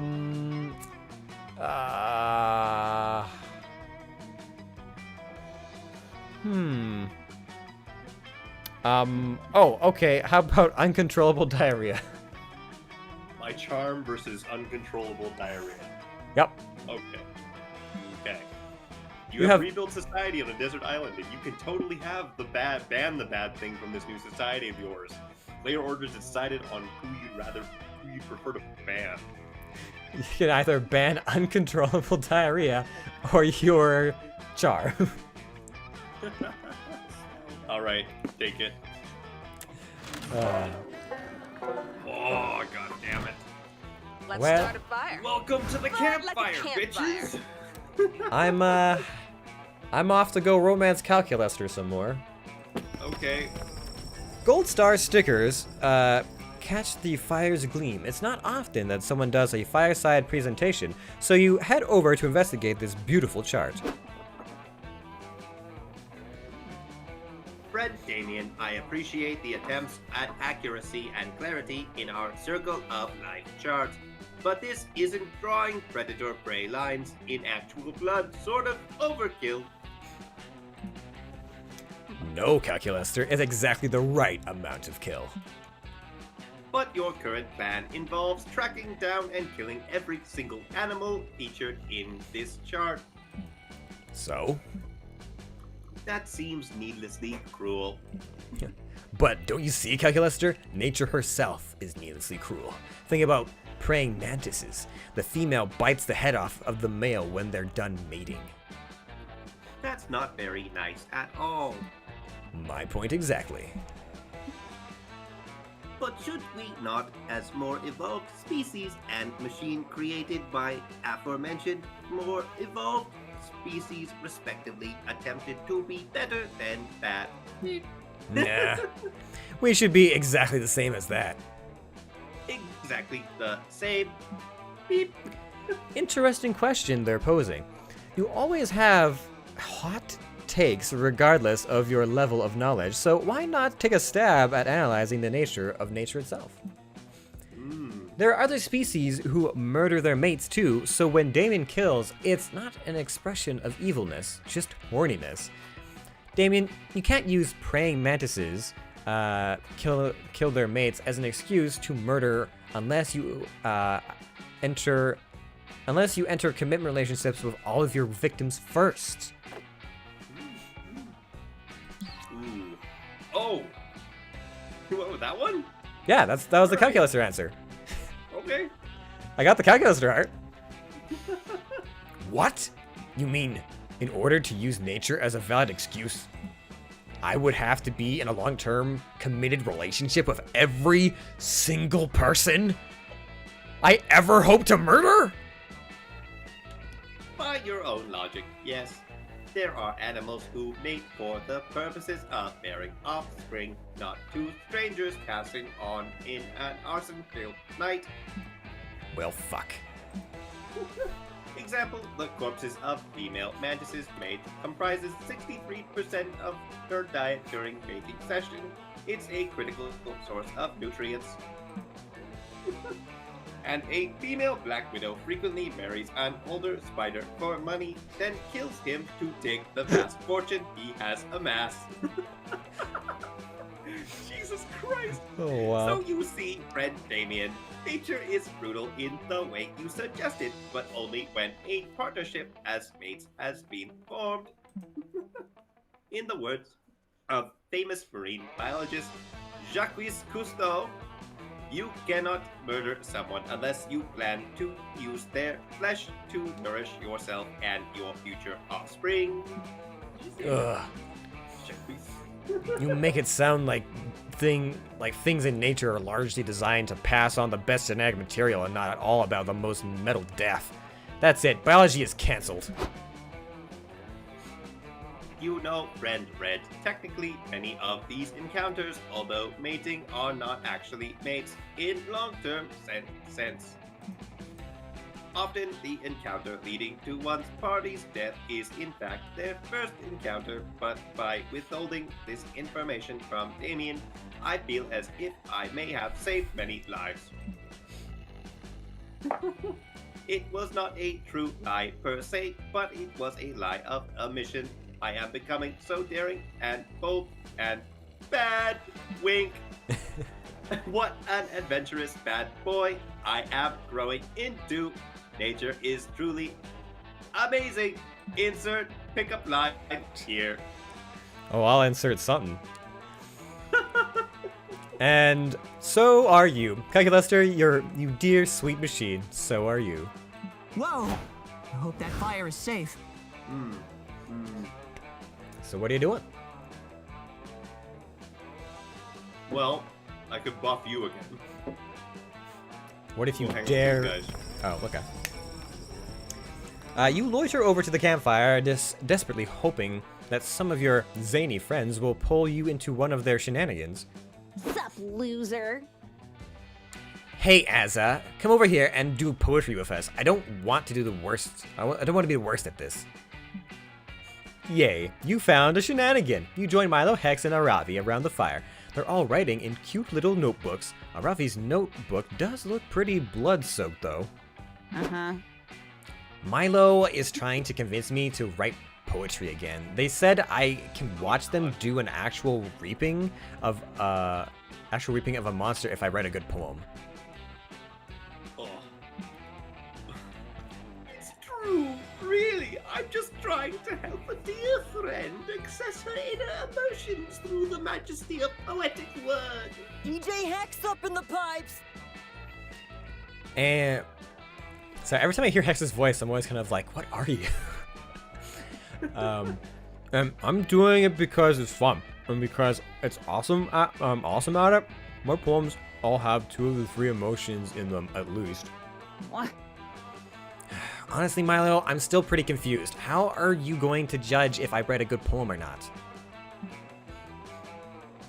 What judging metric are you using? And how do I get the most points? How do I win? Arabi, I'm getting a bit tired of you asking me how to win things. I've taken that emotion and used it to write you the following poem. Avocado rot. Don't tell me your dreams are dead. Be your own dream fruit. There. That should be all the clarification you need. And I did it in a haiku form. So you're telling me I can get points in poetry writing by collecting the dreams of fruit? No, you blockhead, it's a metaphor. Yeah, Milo's right. They're trying to say that all poems should be about avocados, like my latest poem, Guacamole Emotion. You're both hopeless, and frankly, I'm heartbroken that my unparalleled aesthetics were wasted on you too. Whatever, Milo. You already set a win condition for this poem, so like it or not, this is a competition. Not everything is a competition, Aravi. Just think about, I don't know, crying. People do that all the time, and it's not a competition, it's about the emotion. Take that, sucker. Crying is honestly a competition to see who can squeeze the most water out of their eyes. Get it together, Milo. Seems like your friends are having a petty conflict. This could be a great opportunity to side with one of them and win their person's affections. Poets don't tend to be traditionally winners. Most of them die alone and penniless. Poetry is about learning to cope with the fact that sometimes we will inevitably lose. There's a clear winner here. Whoever can write Beowulf to completion first. Beowulf? Okay. That's All right. yeah, that's probably the Aravi. Yep. Right, Beowulf. Well, that's just impossible. Beowulf took decades to write, and we don't even have the full version. There's no way anyone could. Done. Holy shit. Aravi really did just write the entirety of Beowulf. How OP is she? Aravi, how in Death's name did you just do that? Power up! Cheat codes, motherfucker! I win! And I'm not done yet. Time for bonus round. Aravi goes on to write the little-known sequel to Beowulf, entitled Siberian Husky. Siberian Husky? As sequels go, it's pretty good. I'm fascinated. I didn't even know fingers could do that fast. Go that fast. Perhaps a finger speed was the true poetry all along. No, the true poetry all along was the friends we made along the way. Oh, I thought it was the cheat codes. I wanted poetry! Whatever, just to be clear, I don't give a fuck about true poetry. I'm doing this for one reason, winning. I'm sorry, Aravi, but you're an actual poetic genius. I need to tweet about this right away, and I also need to contact the Poet Laureate Society. Suddenly, Aravi stops writing furiously and blinks a few times. Wait, how did I write so fast? Now that I think about it, that speed was way above my physical max stat. You got hexed. This one's actually on me. What? Really? I curse you with dancing fingers. It's like dancing shoes, except it makes your fingers go fast as the speed of light. And also, write whatever you want. I was just super sick of you arguing with Milo, and I figured this would end the convo. And hey, I was right. Yeah, thanks for the win, I guess. My hands are super cramped now, though. Do you want to be my support? Oh wow. Man, it's funny because I recognize some of the actual voice actors that they use for some of these bits as well. For example, I just learned today actually that Scott is voiced by Aaron Hansen. Really? Yes. Huh. And Okay. Aravi is Dodger. Oh, cool. Azza, think you could give me a palm massage to help unclench my muscles? Holy shit, that's almost like holding hands. This is one shenanigan that's really worked out in your favor. One of like the none. One of like the three? Two, three? Oh! Oh, hell yeah! You were waiting all week for this moment, visiting Juan and getting a good drink. Oh god. Oh, it's me clicking. Oh, it's your turn to click. Okay. Well, look what the cat dragged in. Wait, Warren, we got Carlene for this. Oh yeah, go for it. Alright. Well, look what the cat dragged in. I have some drinks here for you. It's up to you which one to drink. Let's see what's behind door number 1. Just No straight idea if I got the recipe right. Wanna try? It's just straight whiskey.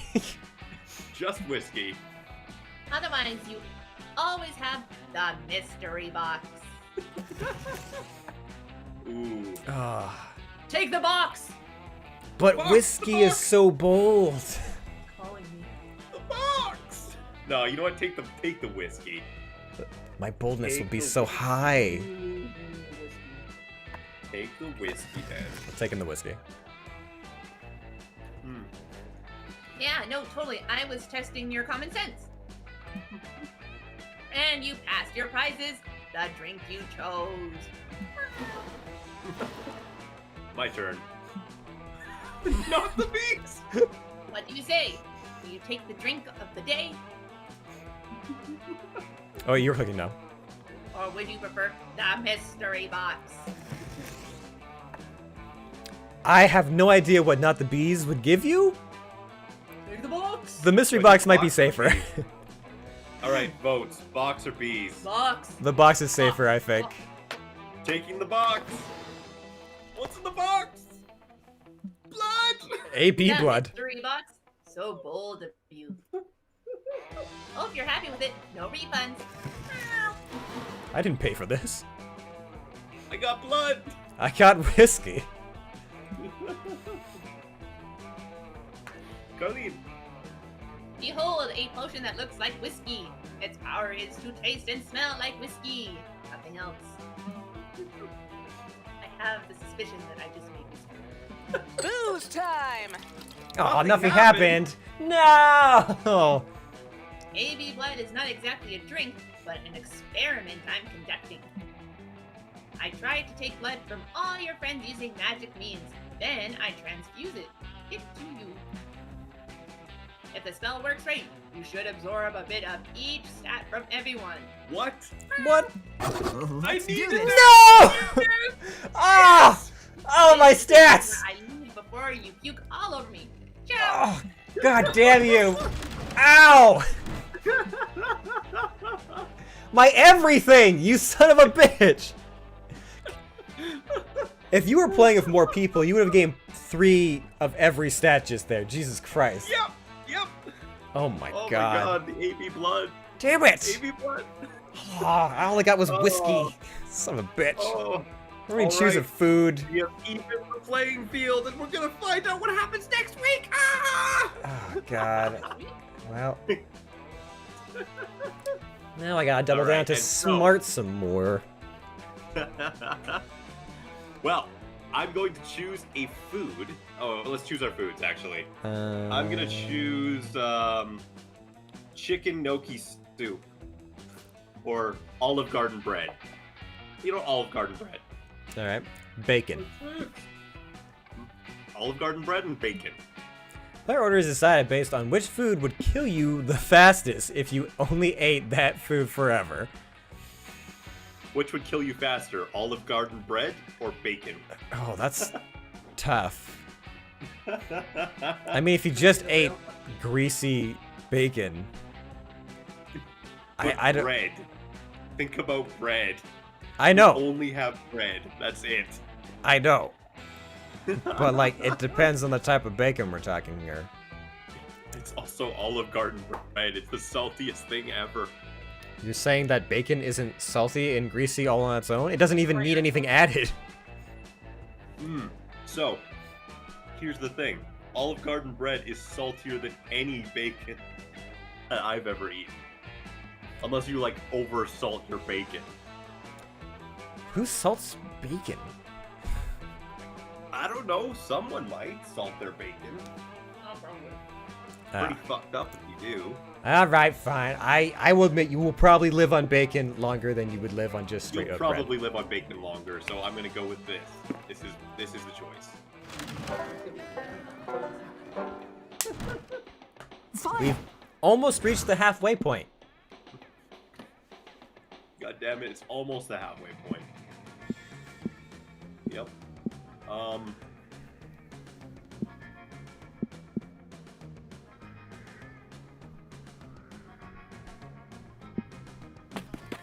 Coming back. That day you bring a magazine to read by the lake. The cover story is How to Gain Fun While Camping with Your 6 Hottest, Most Charismatic Friends. Step 1, go to the lake. Step 2, wait. What? What? That's it? Then why hasn't that worked for you yet? Oh wait, you just gained +2 fun. Thanks, Cosmopolitan. Jesus Christ. It worked. After that, you're chillaxing on the shore when what feels like a slightly padded cannonball hits you in the back of the head. A Ravi, oh my god. This is why you're supposed to say my ball so nobody else tries to dive for it and hurt themselves. What are you talking about? I pelted Azza on purpose. Physical aggression is the only way I know how to express my interest in others. She's interested in me. Anyway, Azza, I'm glad you're here. Hex recently became obsessed with Olympic volleyball and has cursed me with a plague of FOMO until I play a game with them. But since they're confined to one body, we can't really be on separate teams. So, wanna play with us? Yes. Well, maybe it's just the concussion talking, but sure! You're always down for some possibly violent activities with Aravi and Hex. But wait, this still isn't fair, Aravi and I are technically a two-person team. We can't play Oz 2v1. Good point. I'm all for having unfair advantages being that I'm the hero and all, but that seems a little much. Why don't you have your curse join your team too, Azza? Then it'll definitely be fair. I have a curse? You explained that much like the majority of the general populace, you are not subject to a terrible curse. What? No way! If you don't have a curse, how do you explain your crippling anxiety, bad breath, and weirdly shaped elbows? Oh, fuck. They found out my secret. Oh, God. Crippling anxiety, bad breath, and weirdly shaped elbows. Oh, no, my self-esteem. Ouch. You hurt me right in the self-esteem. Well, don't worry. I know tons of bogey curses that I can hook you up with. What do you want? Smile Dog, James Dean's Little Bastard, OG cast of Spider-Man, turn off the dark. Hard pass. You don't really trust what Hex has your best interest at heart. Besides, you'd rather impress these two by getting your own cool curse. How are you gonna do it? Ooh, Attempt to retrieve a sacred artifact from the sacred volleyball temple. Look at your reflection in the lake and say Bloody Mary Extreme Beach Volleyball Edition 3 times. I think it's gotta be the reflection and the Bloody Mary Extreme Volleyball. I mean, edition. that's gotta be bold, right? It's gotta be. It has to be. Come on, this time. Alright, friends, pray for me. Let's hope. You can do it. Boldness. Boldness! Boldness! Boldness! Ah, it was fun. I guess the other one was boldness? I don't know. Fuck. Whoa, the balls on this person dragging a curse out of bed without warning. I was just gonna send a text. You recite the curse chant and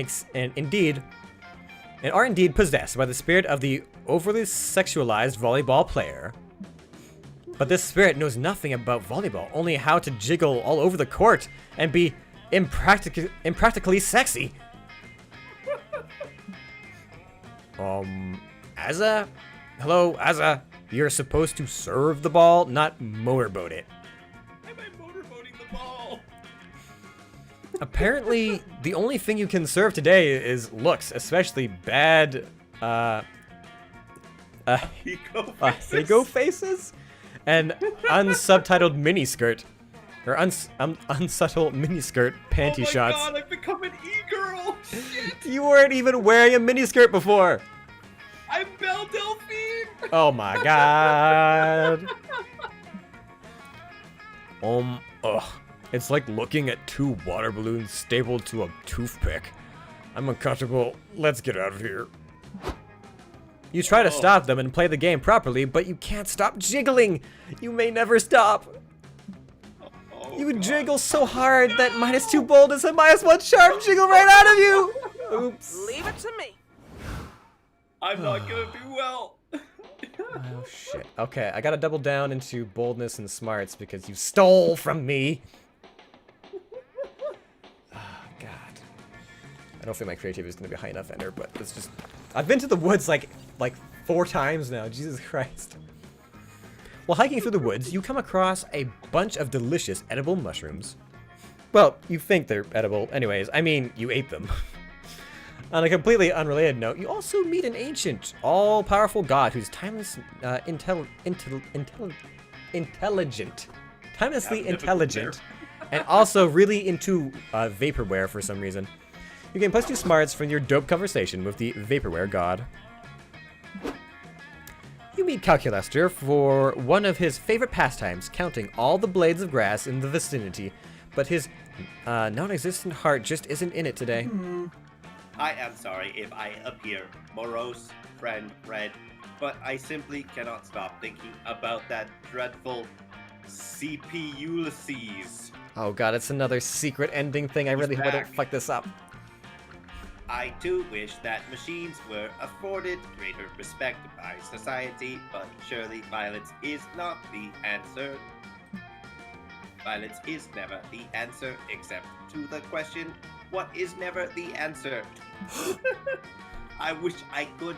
Oh no, here they come now. Quick, put a piece of paper in my mouth and pretend I'm a stapler. They won't notice. You're about to tell him he doesn't have a mouth when you realize the true incoming robots aren't CP Ulysses and their army at all. They're... I'm a robot! Fucking beep beep boop! Oh god damn it. Kill Terminator 9 billion. I'm a robot! Beep And bop! Spatula! We're the Robros! Counselor? Flodge? Helped us make these costumes. But why have you adopted such ridiculous disguises? It is an attempt to cheer me up. I must remind you, I do not have feelings. Oh, well, cheer up all. Oh, we'll cheer you up all right when we infiltrate CP Ulysses' robot army and learn their secrets. You wish to destroy an entire robot army from the inside just for me? That's very sweet, but I do not think... Woohoo! Whoa, whoa, whoa! Destroy them? Nah, bro. We're like gonna find out the identity of your estranged parents so we can get them back together. I knew this is where this is going. We couldn't find your parents at the library, so we decided to take drastic measures, which are my favorite kind. I am still unsure how you came into the conclusion that this is a parent trap situation, but I assure you, oh no, here comes CP Ulysses for real this time. What? Don't worry. That's just me and Damien in robot costumes. Oh, wait. Commander, I have returned with my army so that we might conquer all of monster kind. Behind them, you see a ragtag band of the computer household appliances and Elon Musk wrapped in tinfoil. I see that you have been busy recruiting as well. Look at these two non-suspicious organic specimens. That's right, Robrosive. There used to be one robot camper at Camp Spooky, and now there are 3. Scott holds up 3 fingers to illustrate his point. You're really proud of how high he can count these days. Wait a second, says Dill Douglas, the literal sex machine, waddling out from behind CP Ulysses. That's not how a machine does the number 3. He should have 2 fingers up for 3 in binary. They use the organic 3. Oh no, if Scott and Damien were revealed as organics, who knows what CP Ulysses will do to them? Plus, having 2 guys on the inside of the robot army might be useful. Quick, cover for them! If these 2 were really organics, they'd be wearing cool hats. Organics always wear cool hats. Kill Terminator and Spatula are organics. They're the first organic robot hybrids. Ask how their parents met. It's quite a story. Ooh, I feel like if you pursue down the Kill Terminator and Spatula are organics, you might find out more about their family. I don't. But what is what stat here for me? This is probably like the Kill Terminator and Spatula are organics is probably creativity, and if these 2 were wearing cool hats, they would always have cool hats. That's probably. It's either fun or smart. charm. Oh God. And I don't have Risk it. charm. That's okay. No one has charm apparently. Yeah, because I had a little bit and then you stole it. And then you lost it immediately. God. I'll let you borrow my charm for 1 day. For 1 week. Borrow? No, I stole it. Fair and square. Organize the first robots hybrids as. Yeah, I feel like that you're right that the second one is creativity. So okay, please don't be charm. thank God. Fun. Is this true, Commander? Requesting permission to initiate dishonesty protocol. Permission granted, Commander. Yes. Updating prior assumption to assimilate new information, acknowledging the self-evident truth that this is axiom. Of course, why did I not realize this before? There is nothing more pointlessly organic than designating a skull covering as cool. We robots only wear hats when we are going to the opera or in observance of certain religious customs.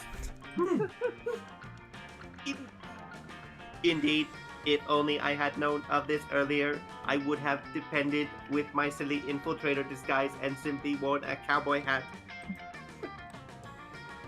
This changes everything. Those 26 campers. Oh God. We decapitated on the way here. None of them were wearing cool hats at all. Oh. Some of them were wearing hats, to be sure, but they were certainly not cool ones. Did you say decapitated 26 campers? Don't worry, Commander. Now that we know they are machines, we can simply hot glue their heads back on, and all will be well. Oh, what a relief. As for you two, Spatula and Kill Terminator, great names, by the way, very intimidating. Welcome to the Anti-Monster Libertation Front, ALF. ALF. Hell yes, we definitely won't betray your trust, AT, at all. Oh, sorry, at all. AT at all. It looked like there was a space for whatever reason. Wait, Damien, we still want to hang out at a camp too, right? Do you think we could just be infiltrators on Mondays, Wednesdays, and Fridays? Hell yes, Scott. They'll never suspect a thing. Damien and Scott march off with their new robot pals. You've got a couple idiots on the inside, and Cal is definitely pleased. Thank God Camp Spooky banned cool hats a while back. You gain +2 charm and +1 boldness. Oh man, my fucking charm.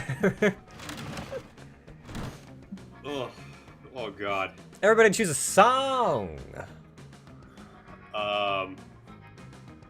September. Because I just downloaded that today and I played it at least 6 times. Do you remember?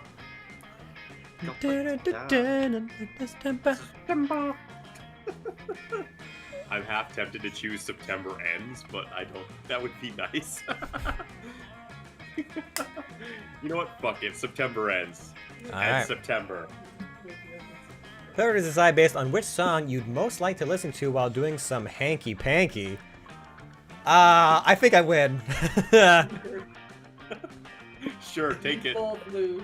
Take it. Just take it. What do you mean? Oh. Of course no, I win for this one. Wake me up when September ends. That's like a song for Bill Cosby. Fucking hell. Oh man.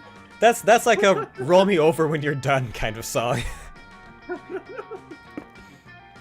Jesus Christ. Oh, we made it to evening. We did make it to Thank God. evening. We've overtaken the halfway mark. Oh my God, we're at 2 hours and 14 minutes of total time in this one game. Mm-hmm. This is Oh why my God. I only ever made 2 Let's Plays of the first Monster Prom game, and then I live streamed all the rest. I've streamed all the rest. All right, let's see here. I'm fairly smart and fun, but I could bump that boldness a little bit more, you know, get that to a little I would bit. love to play this game with 4 people. That would be fucking sweet. I have definitely played it in the full 4s. It's fun because you get to divide all the groups and have all the laughs, but I feel like in a game mode, in the full game mode, this would take so long. It'd be like an 8-hour game. It would be like a day. You just have to set aside a day to play with a full group. Alright, we're gonna get some boldness. That day, you venture into the haunted manor to prove that you're not a little scaredy cat. The manor transforms into a winding maze from which there is no escape. You'll be trapped here forever. Luckily, you brought your phone and some snacks, so you sit down and play solitaire until the house gets bored of you and shows you the exit. It turns out the best defense against the supernatural is total apathy. You gain +2 boldness.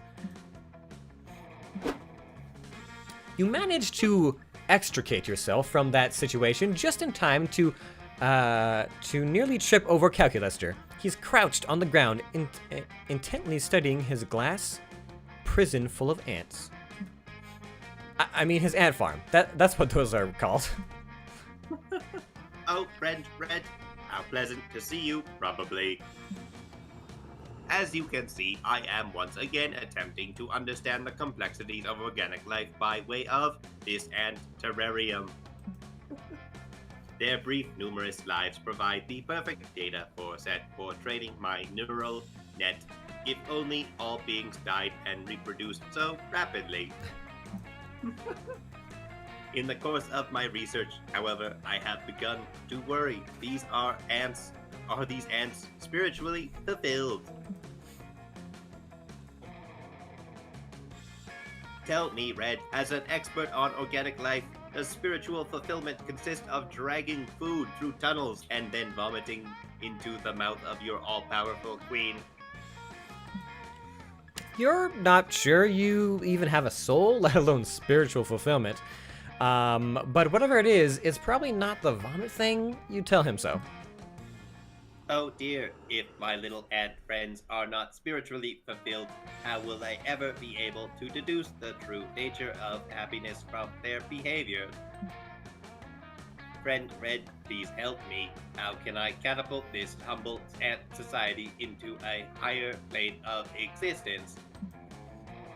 Your first thought is with an actual catapult, but Damien borrowed yours for homework a few weeks back and never returned it. Time for plan B. The ants need something to look forward to besides eating and dying. Introduce them to the Word of God. Introduce them to the Word of God. Like a fucking, what, Catholics? Or, do you think Mormons? I don't know. Help the ants appreciate the zany side of work by creating a producing the office, but for ants. That's probably creativity. But what if the first one couldn't be charm, could it? Oh God. I don't think so. What is the first one? No idea. I think it's probably boldness? Maybe? It's either that or maybe creativity, but the bottom one, well, the bottom one could be fun or creativity. And the top one could be like, I'm not even really sure. Pick one of them. Go. Do it. Risk. If there's any side effects by creating and producing, oh fuck. I don't know what the top one is, but if it's not charm, I believe fine. Ah, fuck, I knew it was charm! Of course it was charm! The trials and tribulations of Antonio the Ant, a tragic comedy in one ant, I mean act. Oh wow, there's actual cartoons going on. Antonio was an ant like any other, a small, leggy boy with all the virtues of an ant can possess. He was hard working, he was industrious, he worked hard, and most importantly, he was a hard worker.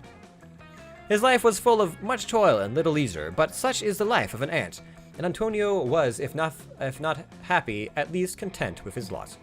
Still at night, as he lay in the little ant's bed, Antonio wondered if there might be more to life than hard work, something grander.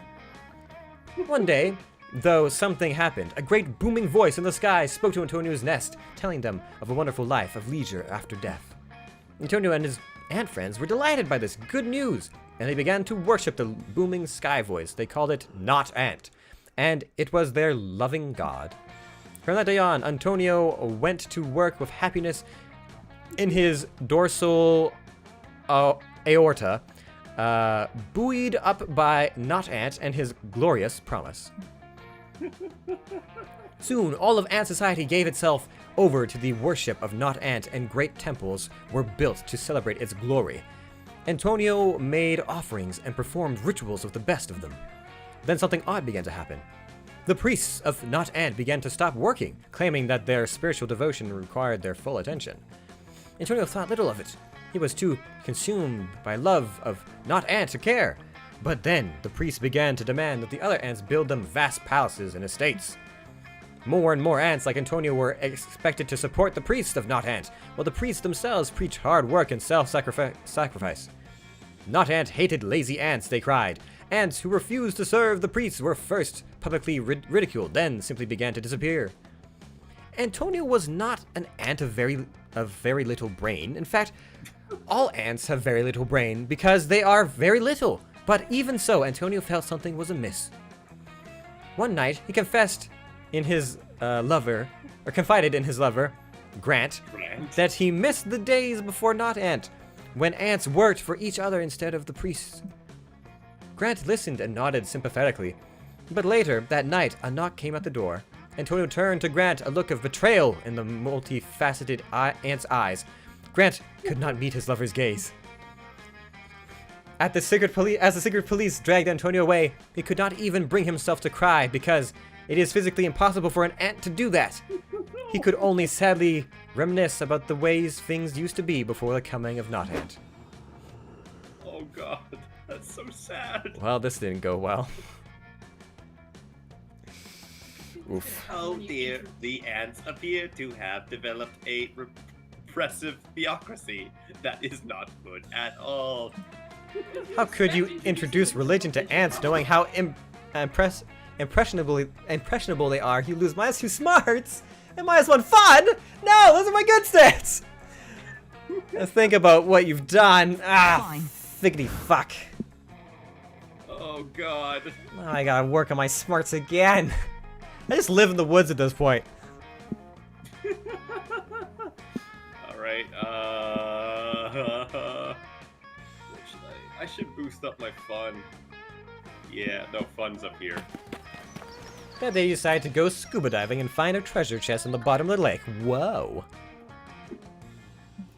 You pick the lock, which is quite impressive if you keep in mind that you're still underwater. Inside, you find over 1,000 fun. Oh my god, do I get to keep it?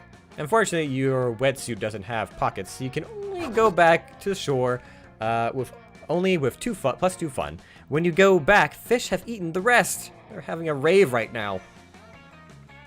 Fuck. Fucking fish. Fucking fish. You're chilling out on the beach, just relaxing, hanging out, being cool. You don't give a fuck. When all of a sudden... neither does anybody else, though, because they're all watching Aravi and Dahlia come charging out of the lake carrying some kind of ancient golden idol. Ooh. Lifeguards! Lifeguards! We need lifeguards! Okay. What? I thought we would be chill at the lake, but everybody keeps yelling lifeguards, and it's really harshing the vibe. I hope they don't want us to rescue anyone from the lake. I'm halfway through a bag of Cheetos, and I don't want to lose this precious finger dust. Okay, oh god, hold on, so many voices. Yes, yes, rescue us, protect us from the lake! But you're not in the lake. Unless lake means something different to them than it means to us? Well, you're right. I mean, honestly, why does it occur to us that some things called lake and other things not lake? Stop doing philosophy! You're lifeguards, hurry up and guard our lives, or I'll murder yours! Whoa. Aravi, you're not killing anybody until I get a lick of that Cheeto dust. Relax, dudes. What are we even supposed to guard your lives from? The sun is shining, the water is calm, and an angry mob of lake people are charging onto the shore. Ooh. The last thing. That's the thing we need guarding from. No way. Those guys are totally chill. They only go after people who steal their sacred golden idol. Hey, shouts one of the lake people. Those are the monsters who stole our sacred golden idol. Get them! Oh, huh. Man, I think this might be an emergency? Yeah, I swear, we watched a training video about this. Yeah, I totally remember not paying attention during a video about this exact situation. Oh my god, my voice! I bet the VHS is still in the lifeguard tower. What happened? You, Ravi, and Dahlia follow the lifeguards back to their tower. It's not like you've got another option, but the place is full of old tapes. Which one is the right one? Oh. As Ravi and Dahlia frantically barricade the tower against the mob, you spot the perfect training video for this situation. How to sell anything to an angry mob. Your mob and you, tips and tricks for doing it the riot way. Oh god. I don't know. Okay, one of these is charm. I'm just gonna let you know right now, one of these two options is going to be charm. Yeah, I figured. And I can't lose any more charm. I don't. You know, can I go into the negatives? We can find out. I feel like the top one is probably charm. Top answer? No, I feel like top answer is probably charm. I think. You think that's charm? That's just my best guess, but you do what you believe in. Fuck it, I'll try it. I'll try it. Don't fuck me on this, Warren. Oh, it's fun! Yeah! Oh yeah, of course! We don't need to train to be better lifeguards. We're already great. We also don't care about self-improvement. The problem is the angry mob. They don't know what they're doing at all. If they did, they'd know that it's super rude to start a riot with a guy halfway through his Cheetos. Dude, let's show them this video that will make them think about their choices. What a brilliant plan with no potential risks. You help the lifeguards wheel their TV outside and pop in the training video. Hi, I'm Mary Berry, and I'm here to teach you how to turn your next riot into an absolute riot. When forming an angry mob, I always find it useful to keep in mind this simple acronym, CHAOS. This will help you prepare for your night with the wanton destruction. C is for chanting. You can't have a proper riot without chanting. H, A, and O stand for hatred, aggression, and offensive language, respectively.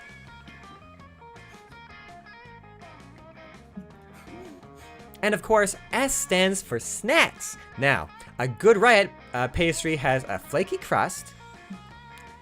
A murmur goes through the furious mob of lake people. Hey, says one of them, I know we talked about it, but did anyone actually bring snacks? I was going to, says another one, but it was between that and my pitchfork, so I chose the pitchfork. For fuck's sake, Steve, says another one, why do you even own a pitchfork? We live in a lake. Take it easy, Greg, says Steve, visibly upset. I realize now what a mistake I made. It won't happen again. It's okay, says Greg. I think I'm just hangry. This is why snacks are so important during a riot. You can say that again, says Steve. All right, let's head back to my place and have a bite to eat. If we still want to riot after that, then we can riot. The crowd cheers at this suggestion, and they all file back into the lake. Only, as they leave, do they notice that some of them are carrying burning torches, somehow?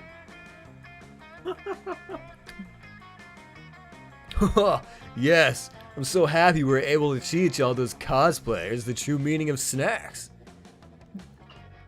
Fuck snacks. I'm happy we tricked them into leaving us alone so we can sell this idol and split the reward. I'm happy they're all going to walk into the ambush I set in that guy Steve's house. I'm happy I learned the perfect flaky pastry and baked during a riot. Great, everybody's happy, except for the other lifeguards who's asleep with their eyes open. You gain +2 fun and +1 charm. Okay. Yay! I've got a charm again. Everybody choose a color. Color again? Let's just go with green.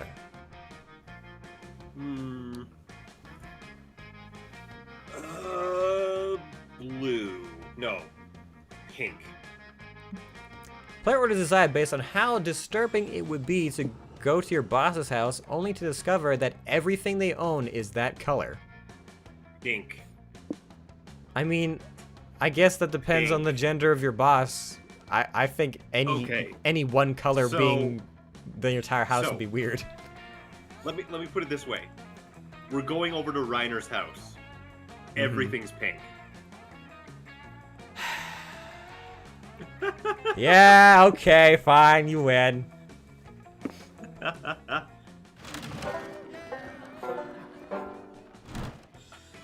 hope I don't interrupt any conversation. Ooh. Where are you going? I'm going right here. Alright. This is obvious. Looks like I'm talking to myself. Later, you're craving a healthy dose of attention from your peers when you spot Dahlia and Aravi by the campfire. So overpowered! So, I ripped his biceps off. He pretty much knew I won, but he still agreed when I asked him to get in a quick makeout before I delivered the mortal blow. So awesome. Here for it. Oh my god, Dahlia, you boss blue babe. You are so bad. Looks like Dahlia, Aravi, and Hex are conducting one of their classic girl talk sessions. You butt in as usual. You can join our girl talk if you want, Azza, but you better be conversing at the top of your game. Today, we're discussing the ultimate girl talk subject, crushes. Aravi, you drew the short bone in the rabbit's spine. You're first. Who's your secret crush? The rules of girl talk dictate that you have to tell us you have to tell us, or at least give us, hints. Whoa, is Aravi about to admit that she has an emotion? And that emotion is romantic in nature? Oh, and she feels that towards another person? And not a battle axe? Come on, Aravi. Aravi, please. Come on, you guys. Do I really have to say it? Ugh. Well, if it. I have to admit it, I've always had a secret crush on that centaur mini-boss that lives right outside the woods. Aravi, are you fucking serious? Is that why we keep taking those patrol shifts on the forest perimeter? Those were at 3 a.m., Aravi. Whatever. I know it's kind of embarrassing, but he's pretty buff, and I want to hear all the muscles squelching sounds when I crush him. What? Okay, I admit mine. Now you have to say yours, Dahlia. Tell us, who's your secret crush? This is kind of tough because I usually just tell someone directly when I'm crushing on them. I don't really bother keeping my crushes a secret. But I guess I crush, my number one crush is Timothy Chalamet. Chalamet. I can't stop fantasizing about crushing him. Just one of my boots could crush all of his bones. We're meant to be. Oh, wow. American actor. Ooh. He's a teenager. Dear God, by crushes, Dahlia and Aravi literally mean people that they want to crush. Every time I get a new crush, I totally get this intense feeling of butterflies in my stomach. It lasts right up. I stomp the last drop of blood out. I get that too, and I get kind of jealous. I don't like anyone else to crush my victims. What about you, Azza? Any crushes we should know about? Dahlia and Aravi just gave you the perfect opportunity to hint that you're interested in one of them. Flex your girl talk skills and crush this combo. Ooh. If I crush crushing someone, I go on. Ooh, I gear up with every weapon and toy I can think of. I'm kinky in that way. Thing is, I'm more of a crushie than a crusher. My nail name is Step on Me. Oh God. I feel like it's a top one.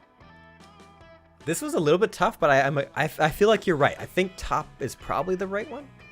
Because I feel like if Step on Me is more for Dahlia. Yeah. I would agree. Okay. Doing it. Oh. Wow, Asa, I didn't realize that you were so well prepared for adventure. Oh, you better believe it. I'm fucking well prepared. Oh, Ravi, are you blushing right now? Or is that just the side effect of that poison worm potion you drank earlier? What kind of equipment are you talking about?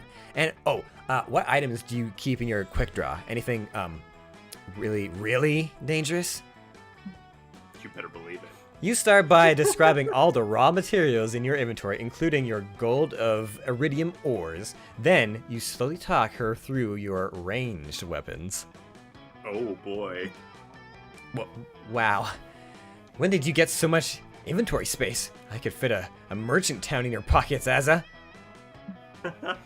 Finally, you show Aravi the first item you quick draw, your magic wand. Its core is made of mistletoe and ancient whale grease. It's got a +6 buff to your spellcasting.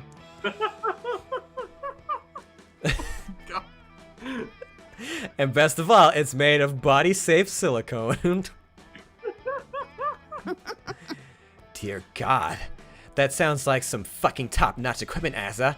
It's also upgraded. Oh, prepare to receive my upgrades.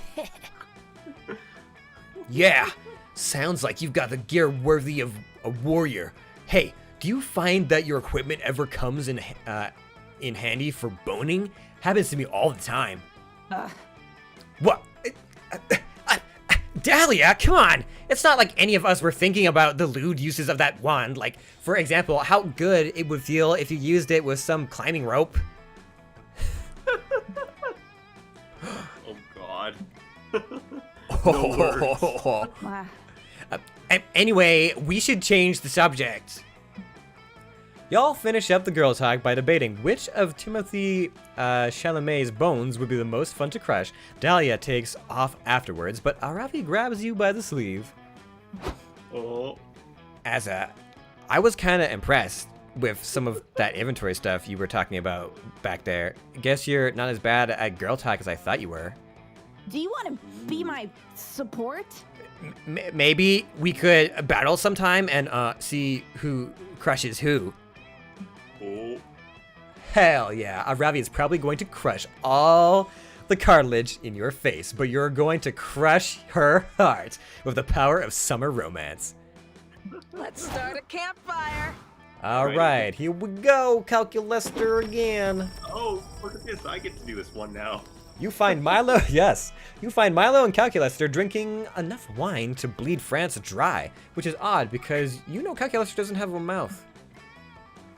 I have to say, I think the natural crispiness of Pinot Grigio pairs nicely with the gooey processed sweetness of the toasted marshmallow. Yet the Syrah's smoky undertones are undoubtedly the perfect complement to a burnt weenie. What are your thoughts, Calculester, darling? I think that the nice box of red wine is exactly what I need to relax after an exhausting PTA meeting. PTA meaning, potential thrusting a asshole. Meeting and thoroughly and satisfying love-making session with my husband, Greg. What? What on earth are you talking about? Oh God, I went to an accent there. Oh, sorry. That was my meaning not clear enough. Perhaps this minion meme will suffice to explain you my thoughts. Oh my God. Is there gonna be a minion meme? Look here, it says, I whine because my kids whine. What a clever little pun. Where are you getting your sommelier information from? I don't think it's a terribly credible source. Sigh. I fear for you. Alright, friend Milo. But I have no taste buds, and so I have resorted to Google searching I love wine in order to formulate my critique. But I dearly wish to participate somehow. It seems that the bitter tastes of wine and divorce are integral into the organic experience. How can I become a part of it? What a fascinating aesthetic question. Truly, how can a wholesome computer boy enjoy a wine tasting? Wine tasting isn't about taste, it's about the drama. How does the wine make you reflect on the fleeting flavors of a flavorful joy of life? It's okay, Cal. Nobody actually drinks wine at a tasting anyway. Just swirl it around and throw two random adjectives together, and people will think you're cultured as hell. I think it's the bottom one. Probably? I think so, yes. Yes. It's gotta be. Oh, for a second there, I was like, why isn't Ben clicking anything? Oh, right, because I'm romancing Calculester. Yes. Oh, how exciting. Now I can finally put that random adjective generator I impulsively downloaded to good use. There's actually more to wine tasting than just making things up, and... Are you sure? Because after swirling this cup of Merlot around a bit, I dub it acutely voluptuous due to its innovative use of plums. Okay. What do you think of this Pinot Blanc? How delightful. This beverage is 14.2% alcohol content, is both bombastic and slender. I never would have thought to describe it in that way. Could it be the most refined taste of all? No, is no taste? What? And here we have this rustic brown wine. Its cinnamon overtones are violently hedonistic. Yum. That's actually whiskey, darling, but I admire your spirit nonetheless. Wink. Oh, it was? Well, that explains why you're pissed drunk. After drinking 3 full glasses of it, at least Cal is happy with you. Yes, the whiskey I got earlier that gave me no stats. Because I have to drink my sorrows away. It's a voluptuous, bombastic evening. Or is it bombastically voluptuous? Whatever. You're wasted. You have fun. Oh my god. Everybody choose a song. We are the champions. I'm bringing sexy back. Okay. Order players decide based on how bad of an idea it would be to send this song to an alien as an introduction to the human race. When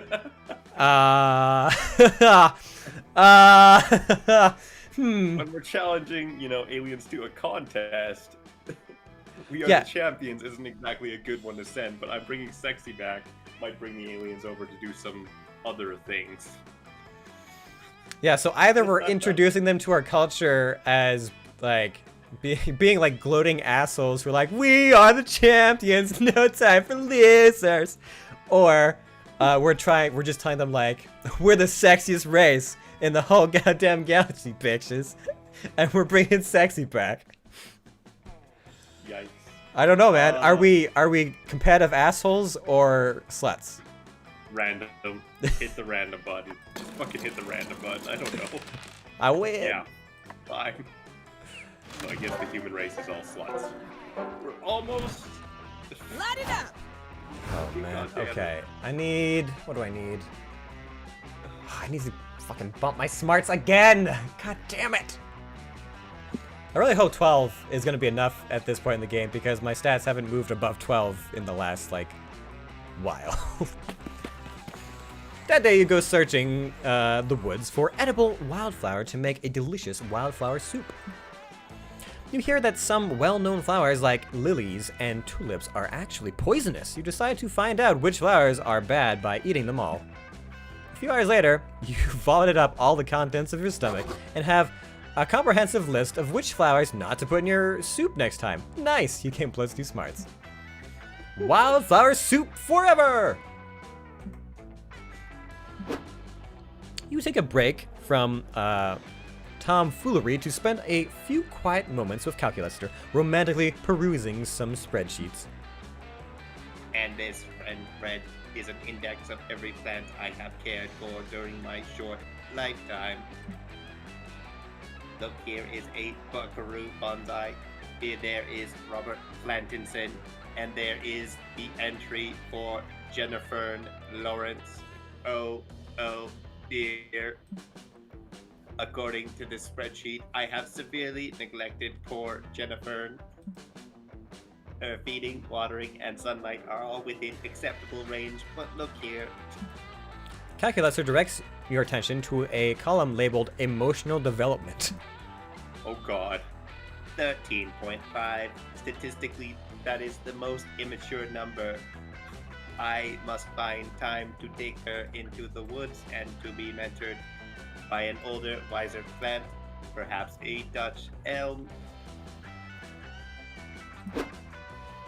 Oh wow. All right, we're going here then. All right. Fucking back again. Back again. Back again. Okay. It's that guy. Tell a friend. Guess who's back? The fucking guy. Guess who's back? Guess who's back? Guess who's back? Guess who's back? That guy. All right.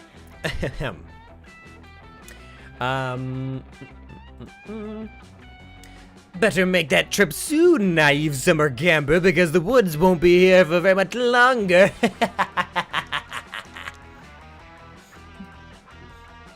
Indeed, all organic light is fleeting, but I do not think it is cause for laughter. But if I didn't laugh, how would you know I was an evil CEO? I mean, he's got a point. Perhaps I should introduce myself. Mr. Pappas. Is the name, and turning beloved summer camps into shopping malls is my game. A game which I intend to play here, at Camp Spooky, by buying it and turning it into a shopping mall.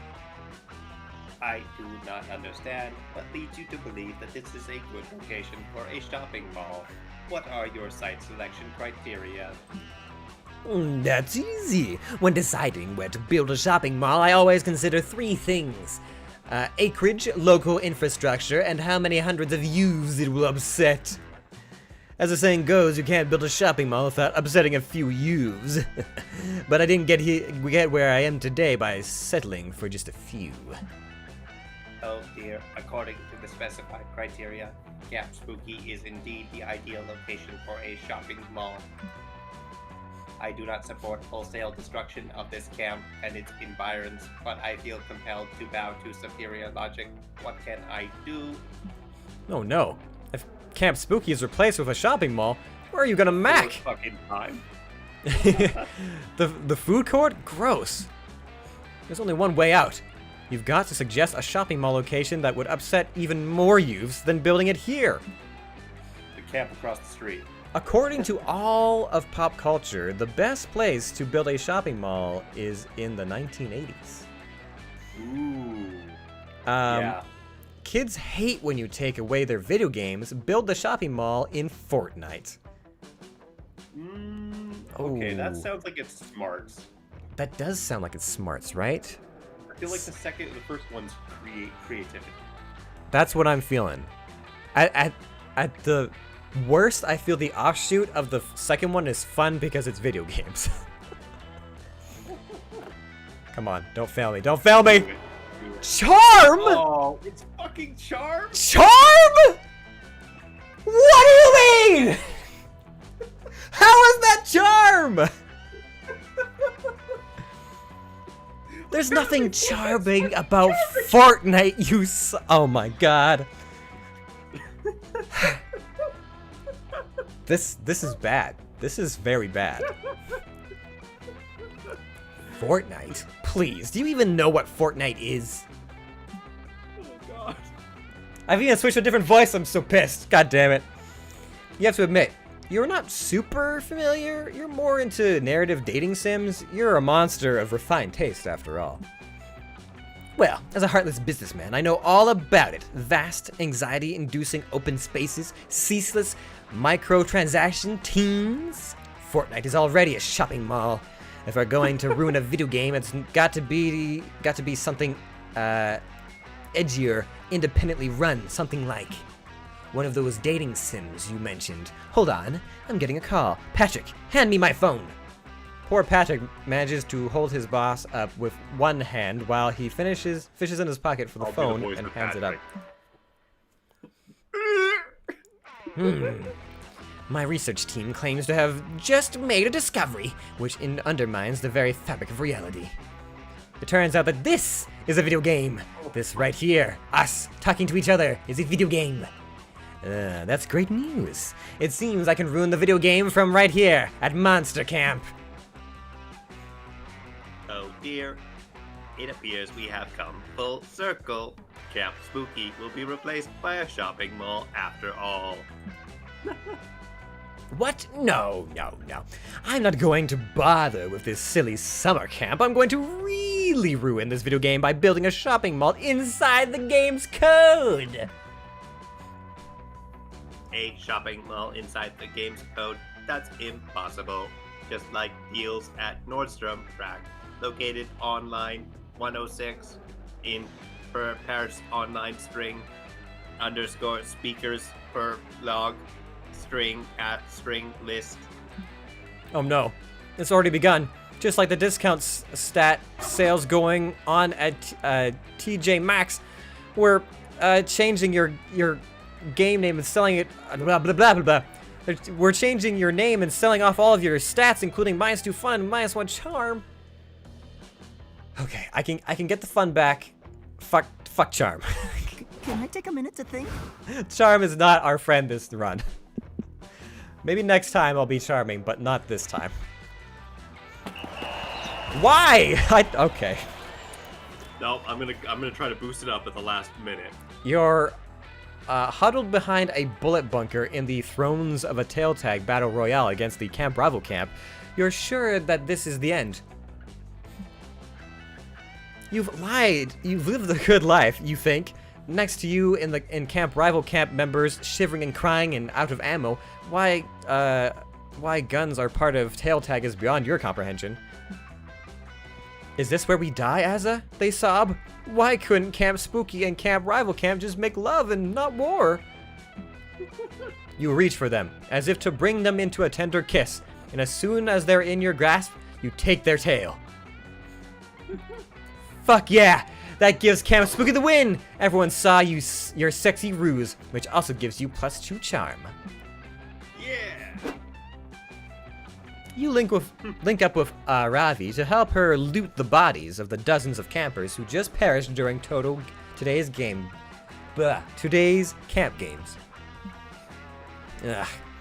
Another locket containing photographs of family who will never see their son again. Ugh.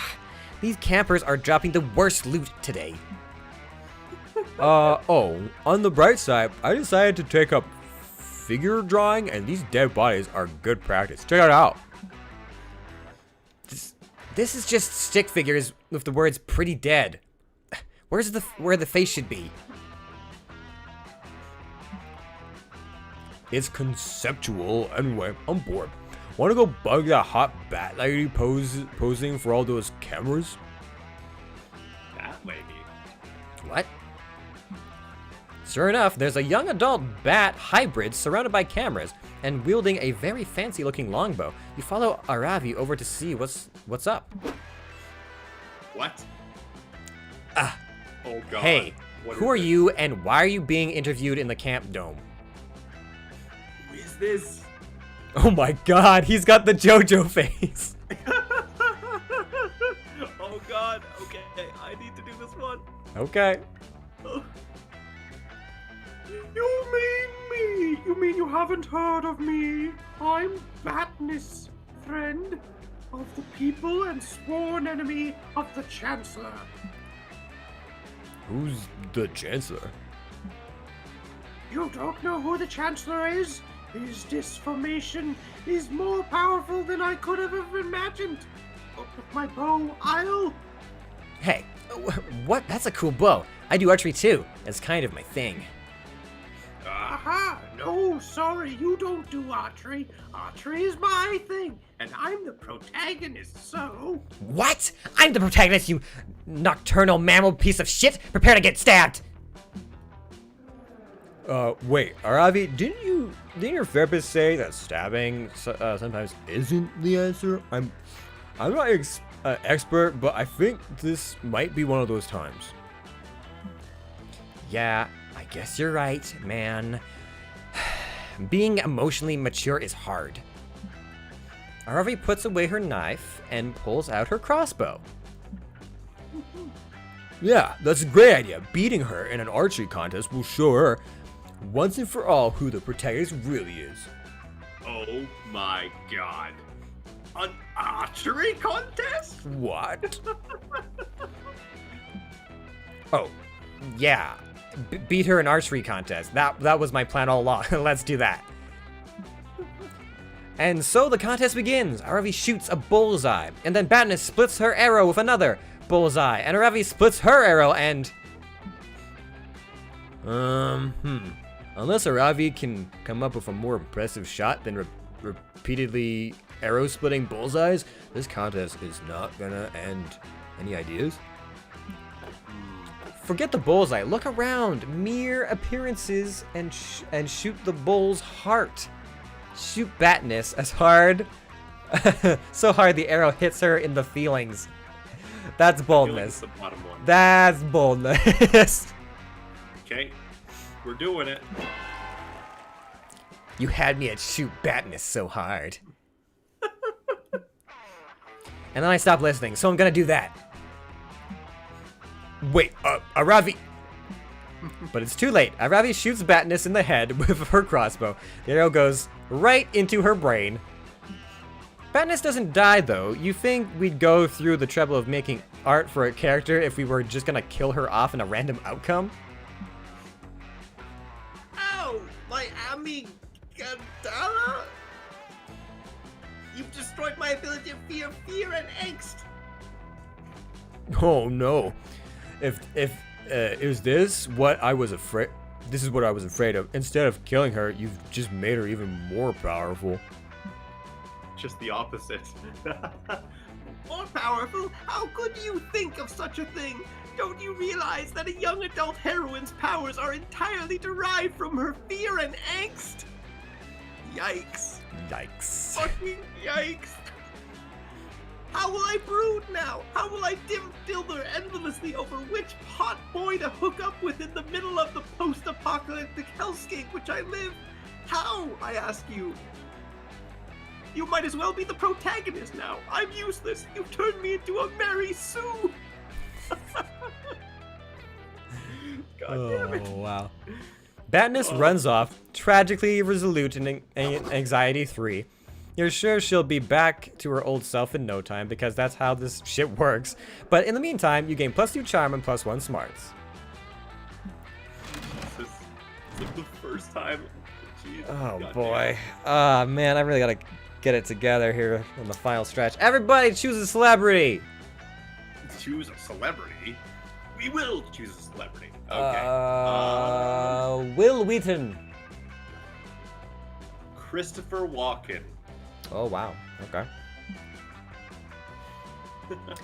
Player order is decided based on which celebrity you'd most want to open a bed and breakfast with in the middle of the woods. Oh no! Get ready. Wait, why are you now mall client number 4033? Because they sold off my personal information. Oh god. No!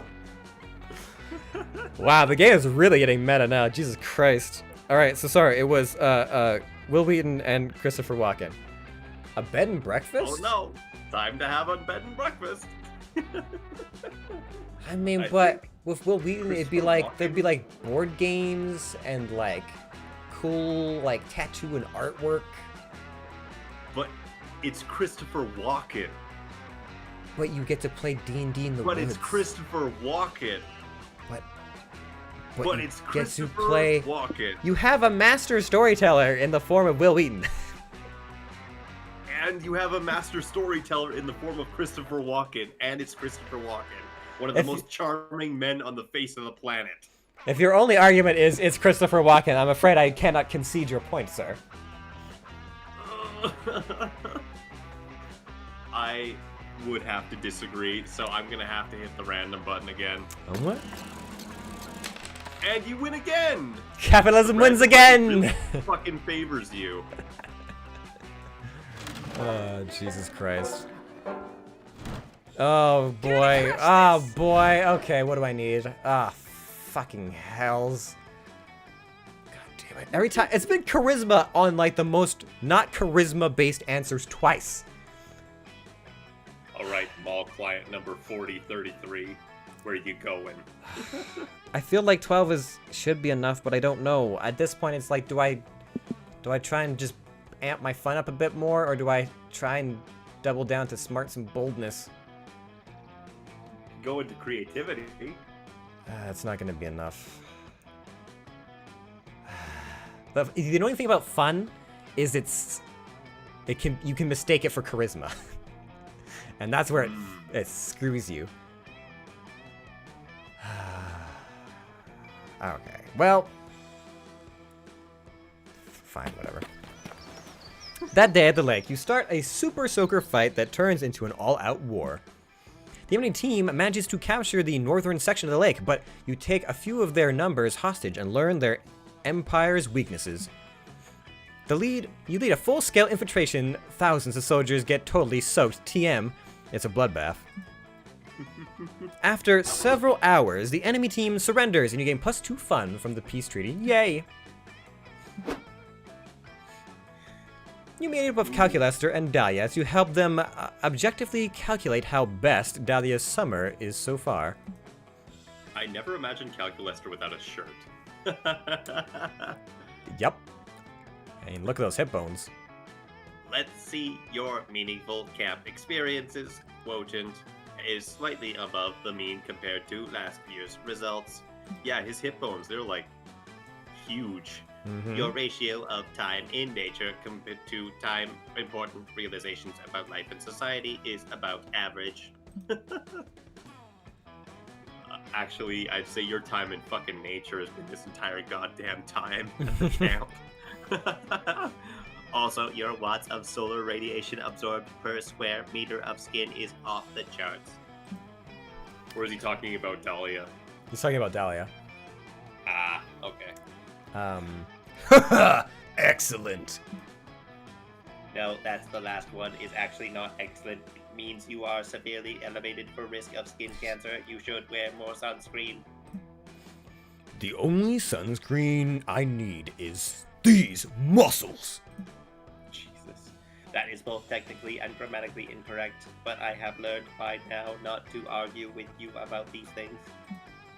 That's a spirit. Now, what can I do to make my summer even more best?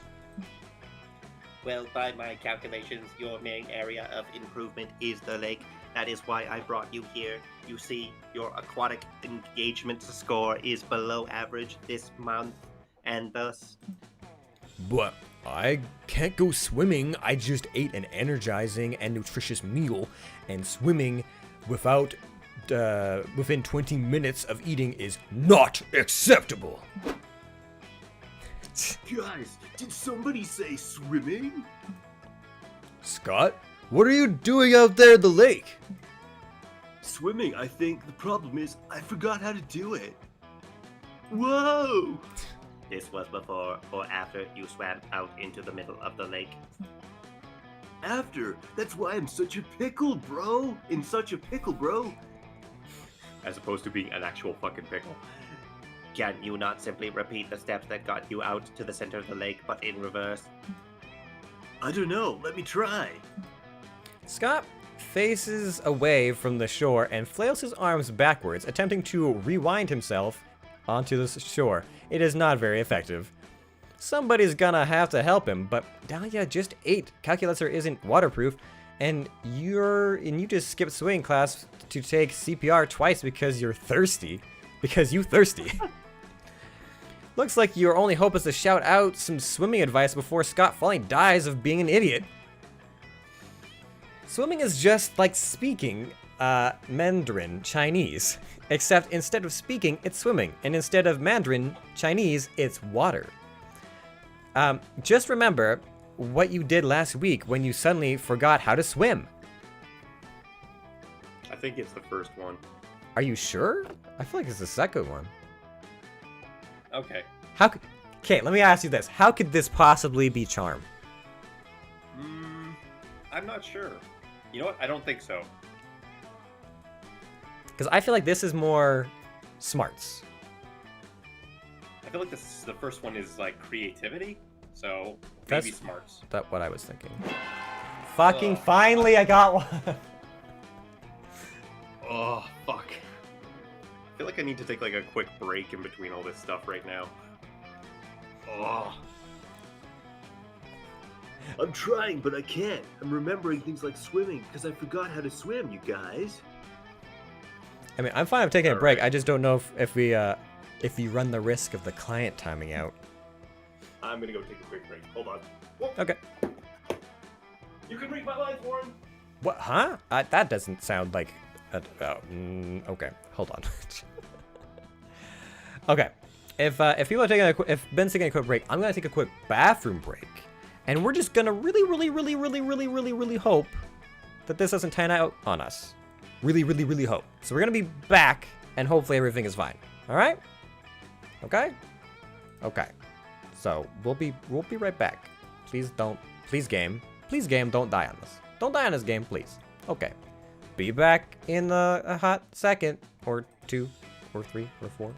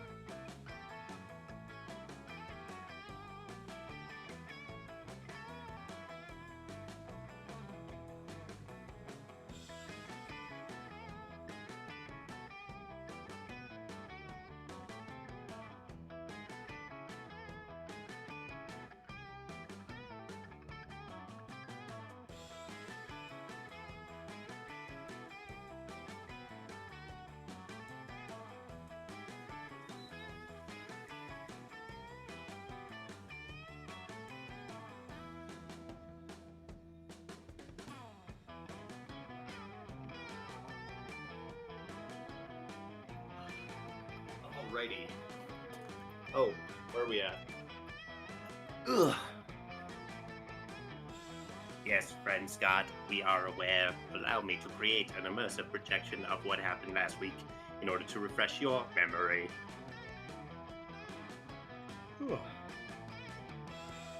Alright. I managed to accomplish my mission.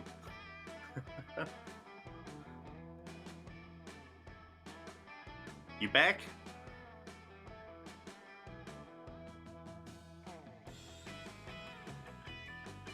Sweet. Okay, I just read through that stuff, so you can feel free to click. Okay, and we're back. Let's see here. Swap back here.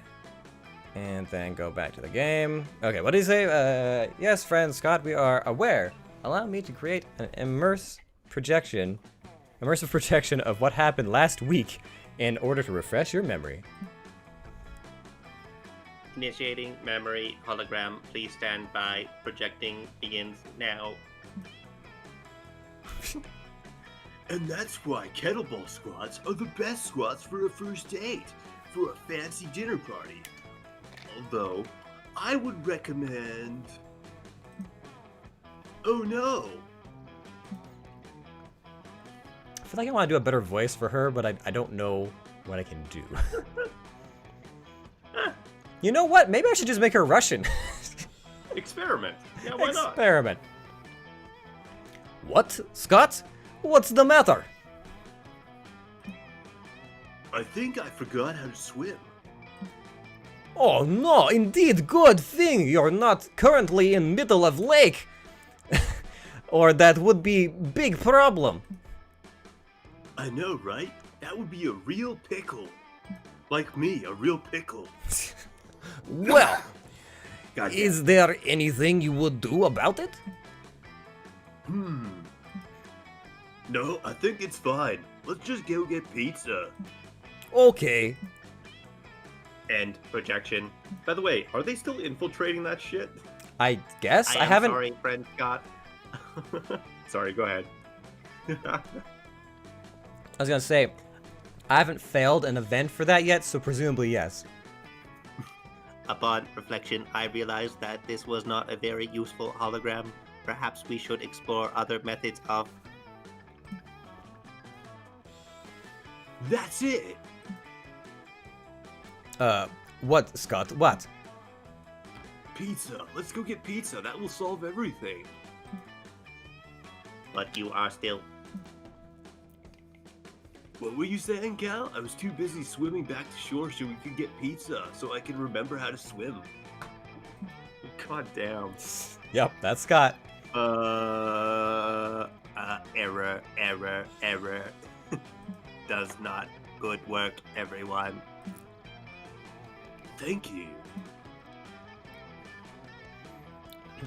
You all go out for pizza together. Calculester orders a numerical representation of an anchovy pie, and you order a pizza covered in +2 boldness and +1 fun.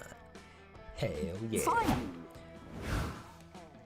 I feel like with Dahlia, because she's like warmonger demon, but also like anime girl in a way. I'm like, I feel like the ideal voice of her would be like the sexy, like deep voiced Japanese woman, but I don't know how to fucking do that.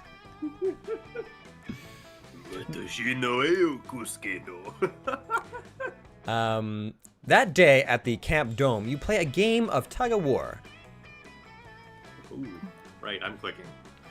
You see, tug of war is a harder game than it seems. It involves a lot of strategy, and there's a secret technique not everyone knows. It's you need to be strong. You mastered this technique years ago, and so you win. The audience is cheering and roaring in joy while you salute them victorious. They throw roses at you. They throw their underwear. Someone throws you +2 charm, which you happily take. Thank you! After that, you head to the lake with Hex and Aravi. Aravi's testing out her new Zora armor, and you're helping Hex chug as much lake water as possible. Such big stats. This is so awesome. You guys, I can breathe underwater and do a whirlpool attack. Gods, I'm so glad I spent 200 million rupees on these greaves. You. Go for it.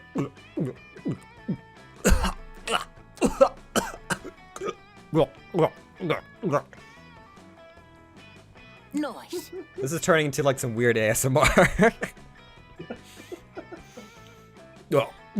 Sorry, my mouth was full of lake water. I was trying to say, fuck yeah, this is fun as shit. Lake time with Azza, fucking classic vibes. Suddenly, y'all hear a weird voice calling out to you from across the lake.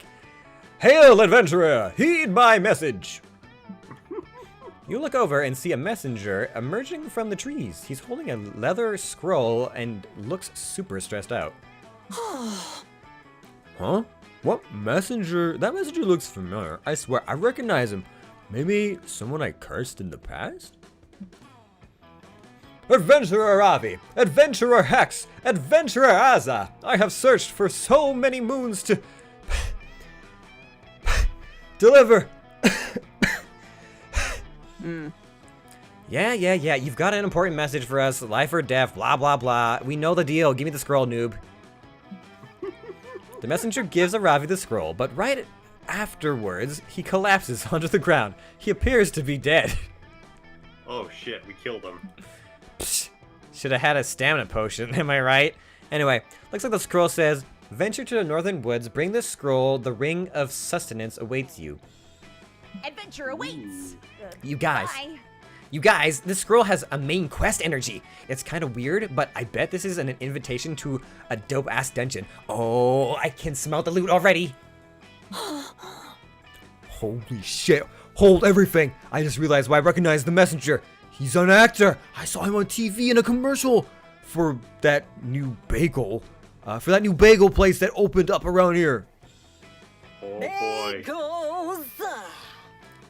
Then, if he's an actor, then that can only mean the Ring of Sustenance is a bagel store.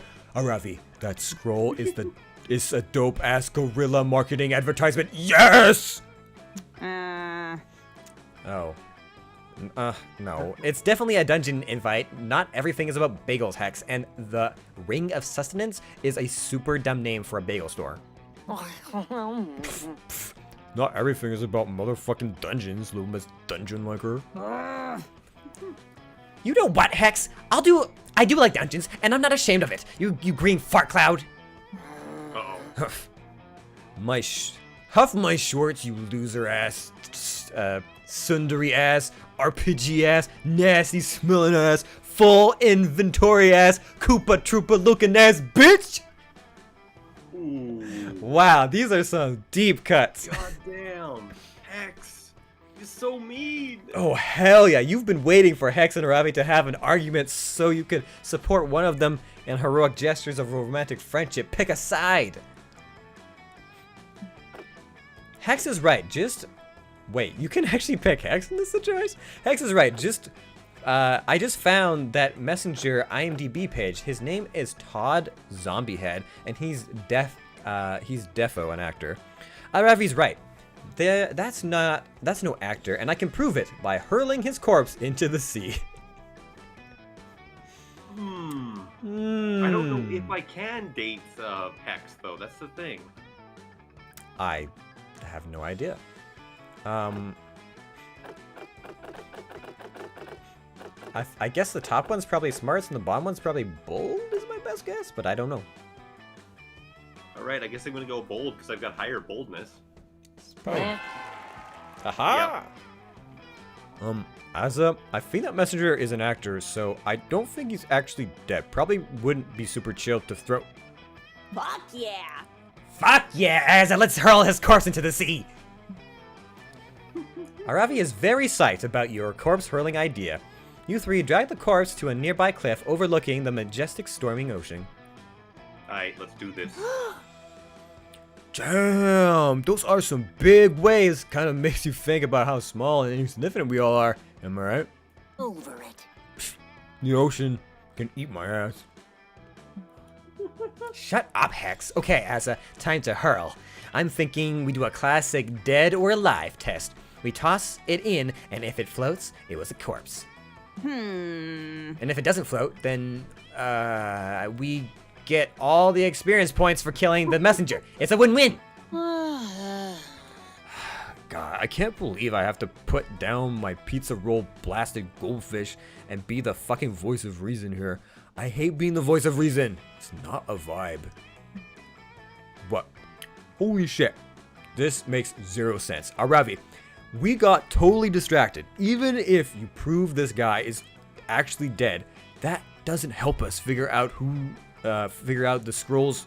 Oh my god, just let me throw the corpse into the ocean!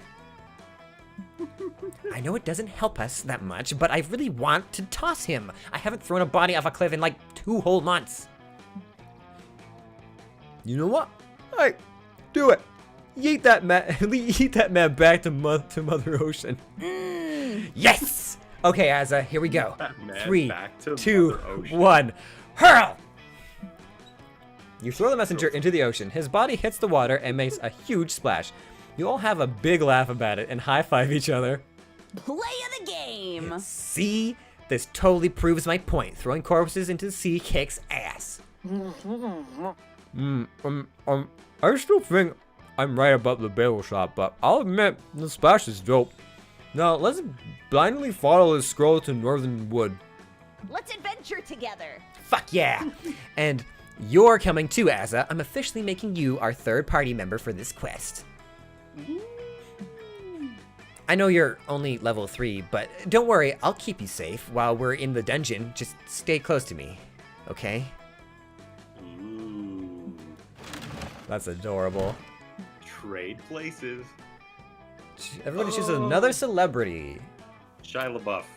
Oh god. All right, let's do oh fuck, what's his name now? Describe him.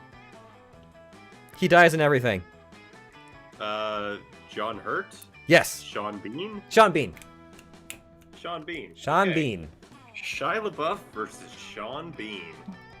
Player is decided based on which celebrity is most likely to be posing as a random fan in a Discord server dedicated to themselves.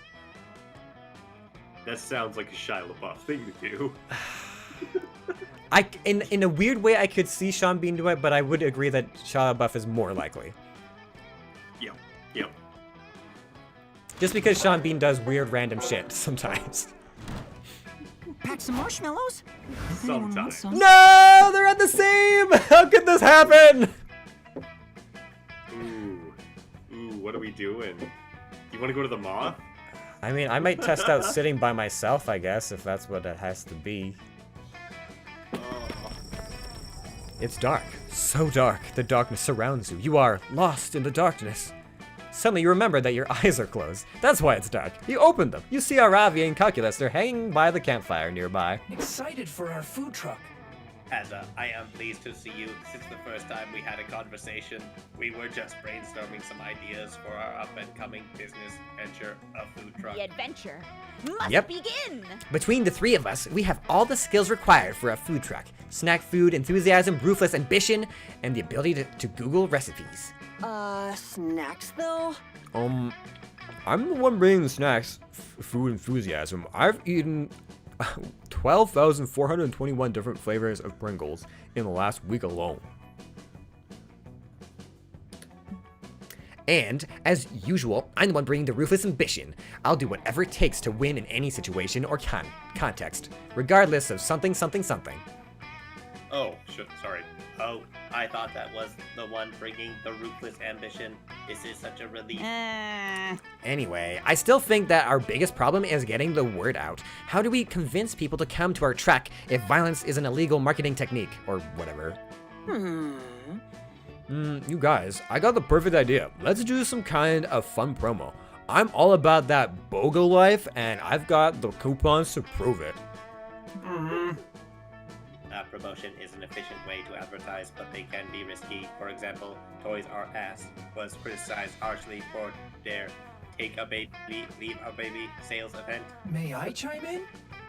To avoid any plausible bad publicity and increase our margins, why don't we have a pay double scale? Customers will get to pay twice as much for normal as for their purchases. Meh. How about we do a contest to see who can kill the most goblins while wearing our merch? That way, our merch will be worn by badasses and goblin victims. Guys, just don't get promos. They're supposed to be fun, so let's buy a t-shirt cannon and call it a day. Since each of us owns equal shares in the food truck, the only democratic way to settle is with a simple vote. Calculator conducts a vote between the four of you. Everyone votes for their own idea. You formally abstain. It's a tie. This is so dumb. Voting is stupid and never works. I am disappointed. If we can't make even this decision, it's statistically improbable that we will have the coordination necessary to run a food truck or be friends. Oof. Aww. Quick, help your friends think of the best promo ever for their food truck. If you don't, you'll never get to taste their greasy, overpriced, lukewarm snack foods. Ooh. Pie Day. Pie Day. Buy 2 pies, get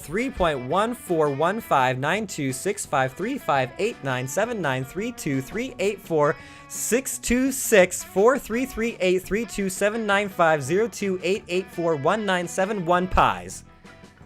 Or No cheat day. cheat day. a day about forgetting your diet and treating yourself. Also, every meal includes a free cheat code to help you speedrun your life. Yep. Oh, how feasible. Cheat days are a very popular concept. For example, every 2 years I cheat and allow myself to interrupt someone, even though it's not polite. Oh, yeah. Hell yeah, bro.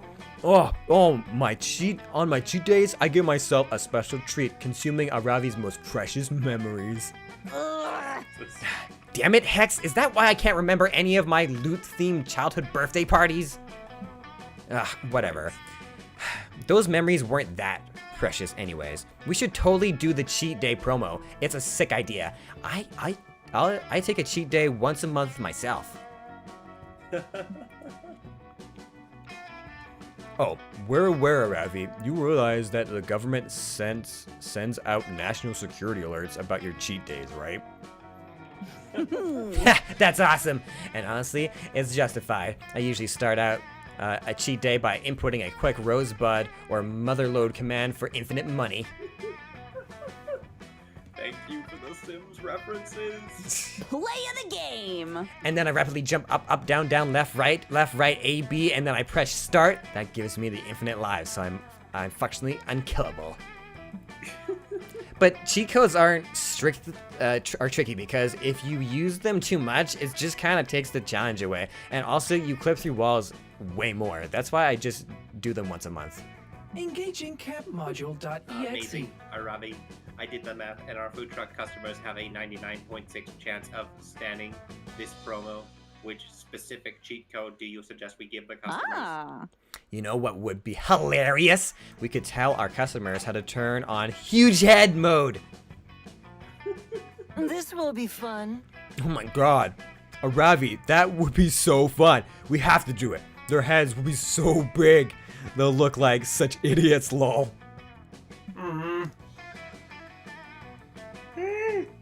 I have just one question.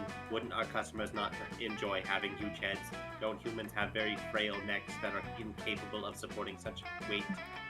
Oh, yeah, good point. I guess we could just give the customers a cheat code to skip everything and get to the final level. But the final level? I can't explain it, Cal, but when you get there, you'll know. Trust me. I mean, And I guess you were pretty great. I guess one of us should say thanks to Asa for coming up with a good idea. Thank you. Thanks. You have an awesome afternoon brainstorming food truck ideas together. At one point, Aravi mentions that she wants to show you her hot coffee mod later. Score! Anyone know a good ghost story? Where are you gonna go? So can I not also go? No, I cannot. It does not let me. So I guess I'm either going to go to the moth or no one's tried the sit by yourself thing. So I'm gonna sit by myself and probably get negative stats for it. Who the fuck knows? That's sad. You sit on a log by yourself. There are legends that say whoever sits by themselves by the campfire will be forever alone. Look at you, gambling on your love life like this. No tomorrow. Now it all depends on your friends. Will someone save your ass or will you die alone? We will see. Here we go. They're lost. No one sat with you. You spend the night alone on your sad little forever alone log. What? So does that... Oh, I see. So if like other players are playing with you and they go after you, then they can sit with you and you are not alone. Oh, fuck. What? That's okay. That makes a lot more sense. But god damn it, that's okay. Well, that was a waste of a turn. I mean, it is really such a big deal after all. Well, it was for you, and existential dread fills your soul and makes you question all your choices in life. Oh, the young heart so intensely and utterly stupid. You lose minds to great advice. Ah, fuck! Warren, what are you doing? Oh god, please, please. Juan, I need you to help me this time. I need you. I need you. You were waiting all week for this moment. Visit Juan and getting a good drink. Oh god. You're clicking, by the way. Okay. We're waiting for Carlene. Okay, we're ready. Oh god. Well, look what the cat dragged in. I have some drinks here for you. It's up to you which one to drink. Let's see what's behind door number 1. bone hurting juice. What do you say? Will you take the drink of the day? All right, what are we thinking? Or would you prefer the mystery box? The mystery box has not Failed you it hasn't yet? failed me yet. I feel like bone hurting juice. I feel that's like not a good idea. I'm going with the box. All right. The box. What's in the box? Toilet wine. The mystery box, so bold of you. Uh-oh. Hope you're happy with it. No refunds. Oh boy. What do I... Oh, what is this? The bargain. What do you say? Will you take the drink of the day? Or would you prefer the mystery box?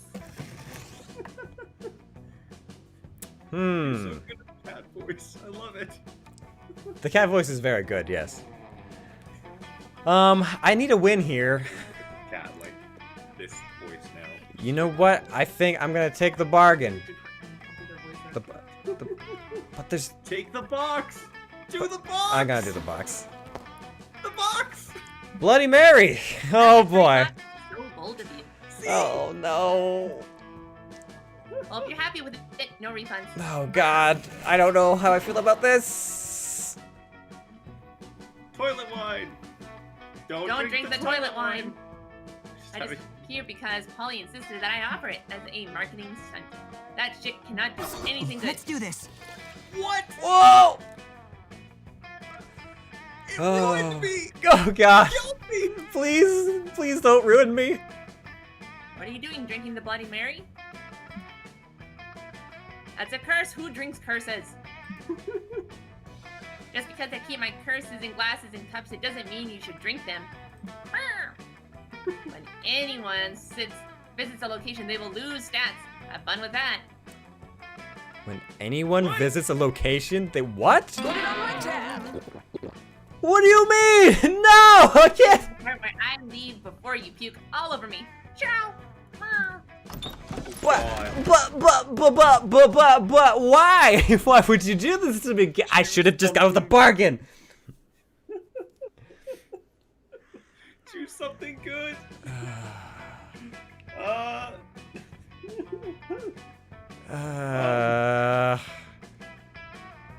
Wholesome moments of Kratos.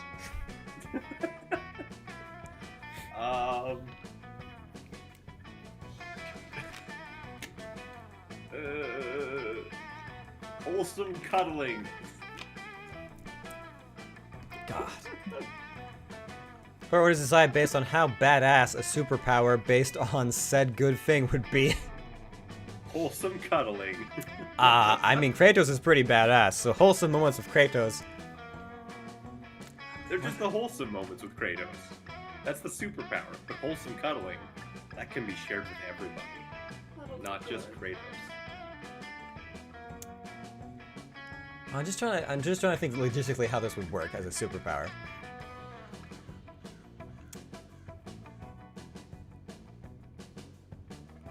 I mean, to be perfectly honest, that would be a superpower.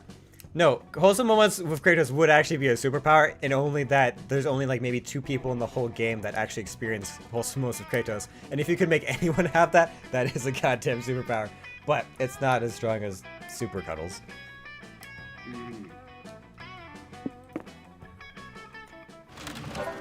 I don't know if I'm gonna succeed this. Last day. Oh god, here we are.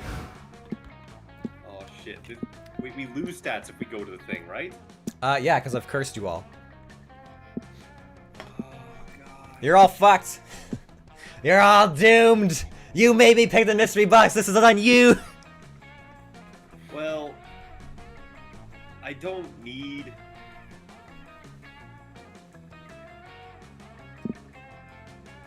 I don't need creativity, I don't think. That day in Monster Scouts, they teach you how to use the stars and trees and tree barks to find your way when you get lost.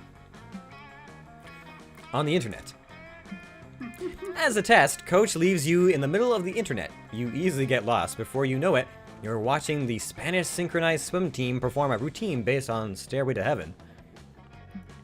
You don't earn the orientation orientation while the internet badge, but you definitely gain -2 creativity from watching such beautiful displays of skill.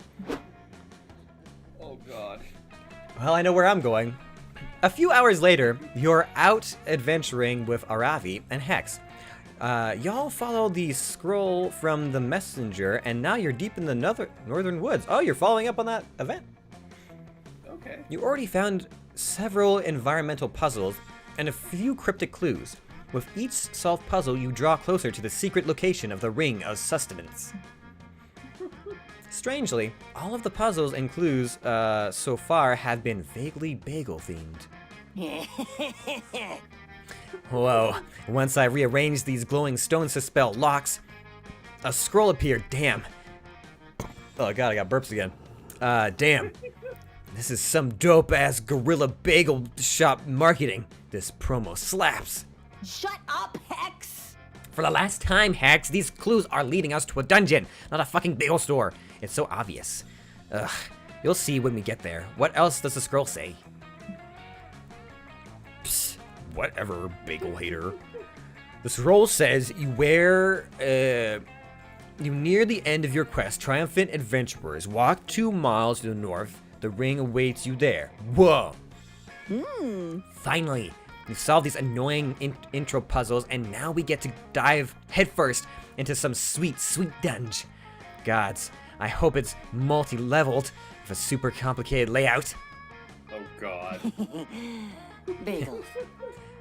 Totes. But just in case it ends up being a bagel shop, I should prep first. I gotta make sure my my patented cream cheese utility belt is full of maximum flavors. Gross. But also, yeah, we should get ready. I should head back to my stash and optimize my inventory. I'm all short range / high damage right now, if you know what I mean. Aravi puts a bag over your head and leads you to her nearest fully stocked weapon stash. She starts reviewing her inventory. Okay, just gotta pack enough for a full dungeon run. Let's go with 20 green potions for healing, and 20 red potions for mana, and 400 apples in case I need a quick +5 health. Huh? I'll need all 128 different types of crafting material. Dungeons are unpredictable. You never know when a mini-boss is going to be weak against Iridium Core. And then I have my weapon, Avi. As of now, I've got 8 swords and 14 crossbows equipped, each with slightly different attacks and range stats. Those are all 100% necessary. Boring. Ugh, damn Aravi hoarders by hoarding addiction called. They want their absurd collection of useless shit back. Okay, I have one last inventory spot open. Oh, I know. I'll take the Axe of Golden Demise. I looted off a Lightning Warlock mini-boss last week. Fuck Aravi, you know we share inventory space and I need that slot. I'm planning to go covered in schmear, so I gotta take my package of 200 paper napkins. Napkins? You're a complete waste of inventory space. We're going to be fighting to survive in that dungeon, okay? I don't have time for your snack food nonsense. Dude, you take up like 99% of the inventory space. You can't give me one slot? Where did you learn how to share? The toilet school? Aravi and Hex are fighting again, but luckily for you, luckily for them, you're an expert at confident resolution. What's the best use of Aravi's last precious inventory slot? I feel like if you had gone the other way, you might actually be able to romance Hex in this storyline. I don't know. Hex, the Axe of Golden Demise isn't for slaughtering enemies, it's for slaughtering bagels by chopping them perfectly in half. Aravi, napkins are just tiny shields. They might not have a huge defense boost, but you've got 200 of them here. Mamma mia, that's a lot of shields. I think I gotta go with the top one. To help her, yeah, let me see, to chopping a bit. Yeah, I don't know. Honestly, your stats are looking rough for this late in the game. I know. I'll give it a go. Please. Yeah! It was fun. Bullshit, Azza. You're making up a dumb lie to trick me and impress Aravi. I'm not gonna fall for it like all the other idiots around here. What? No. Huh? They are right. The axe of golden demise is the pinnacle of bread slicing weaponry. I'll prove it. Aravi equips the axe of golden demise as her default weapon. She now has immunity against lightning-based attacks. All right, I'm ready. Now we just need a test bagel. Hex, got one on you? You know I do, mofo. And now I want a bagel. You know what? I have bagels. I'm gonna have a fucking bagel when this is over. Hex summons a bagel out of thin air. It's impressive, but also unsettling. What the fuck did that bagel come from? Yeah, I'm thinking about bagels too now. Was it in their pocket? Or is this one of Hex's supernatural abilities? Can they summon bagels? I'm the narrator, and even I don't know. They can. Throw the bagel at me as hard as you can. I'll show you what true power of an axe of golden demise. Believe it. Oh, come on. You could do a better believe it. Okay. You watched Naruto. Give me the Believe shit. it! Believe it. Believe it! Bagels. Whatever. I said it before and I'll say it again. Bagel yeet! The bagel flies through the air and Aravi slices through it perfectly. The axe of golden demise shimmers as its legendary blade parts the bread in twain. Aravi's technique was so flawless that she somehow toasted the bagel. One slice lands in Hex's mouth and the other lands in your hand. Mmm, toasty. Sick. Oh my god, I was so wrong. This thing is awesome. Fuck the Machims. This is unbelievably sharp murder weapon is the ultimate bagel eating accessory. Yep.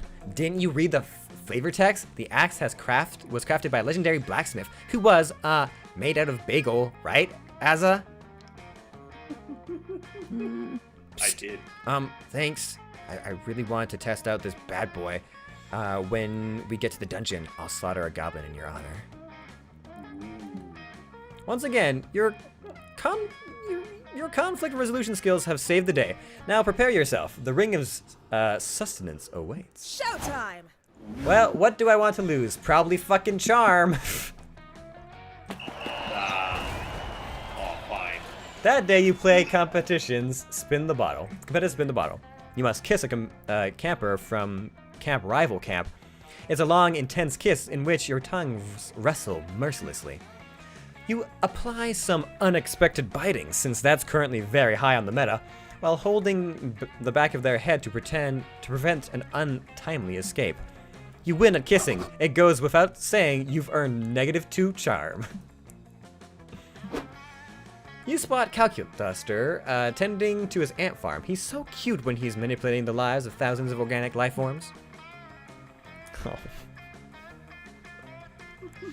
Hello, friend. Mall client number 4033. Perhaps your visit will bring joy to my ants.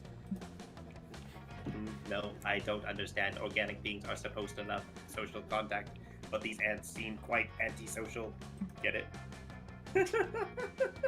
But jeez. I even tried introducing them to hugging, but it mostly just killed them. Perhaps we can sing them some songs about friendship. I believe it is easier to learn lessons through a song. Oh boy. Okay. Oh god. Okay. Let's try and channel this as I'm figuring this voice out. Dramatic entrance. That was my dramatic entrance. Are you impressed? No, it was certainly dramatic. Thank you. I've been practicing. Anyway, are you ready for an ant battle? I do not recall agreeing to such a thing.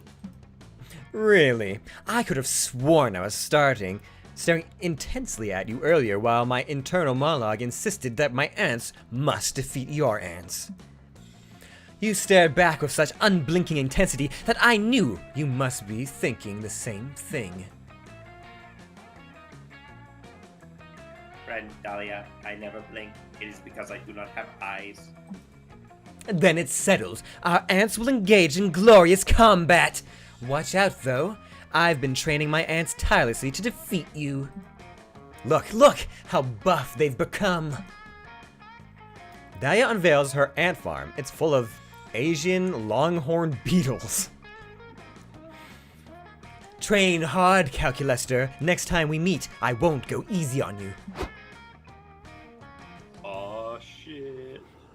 Oh dear, I never agreed to this fight, and my ants are severely outmatched, yet somehow I feel duty bound to participate in this contest. Please, call client number 4033.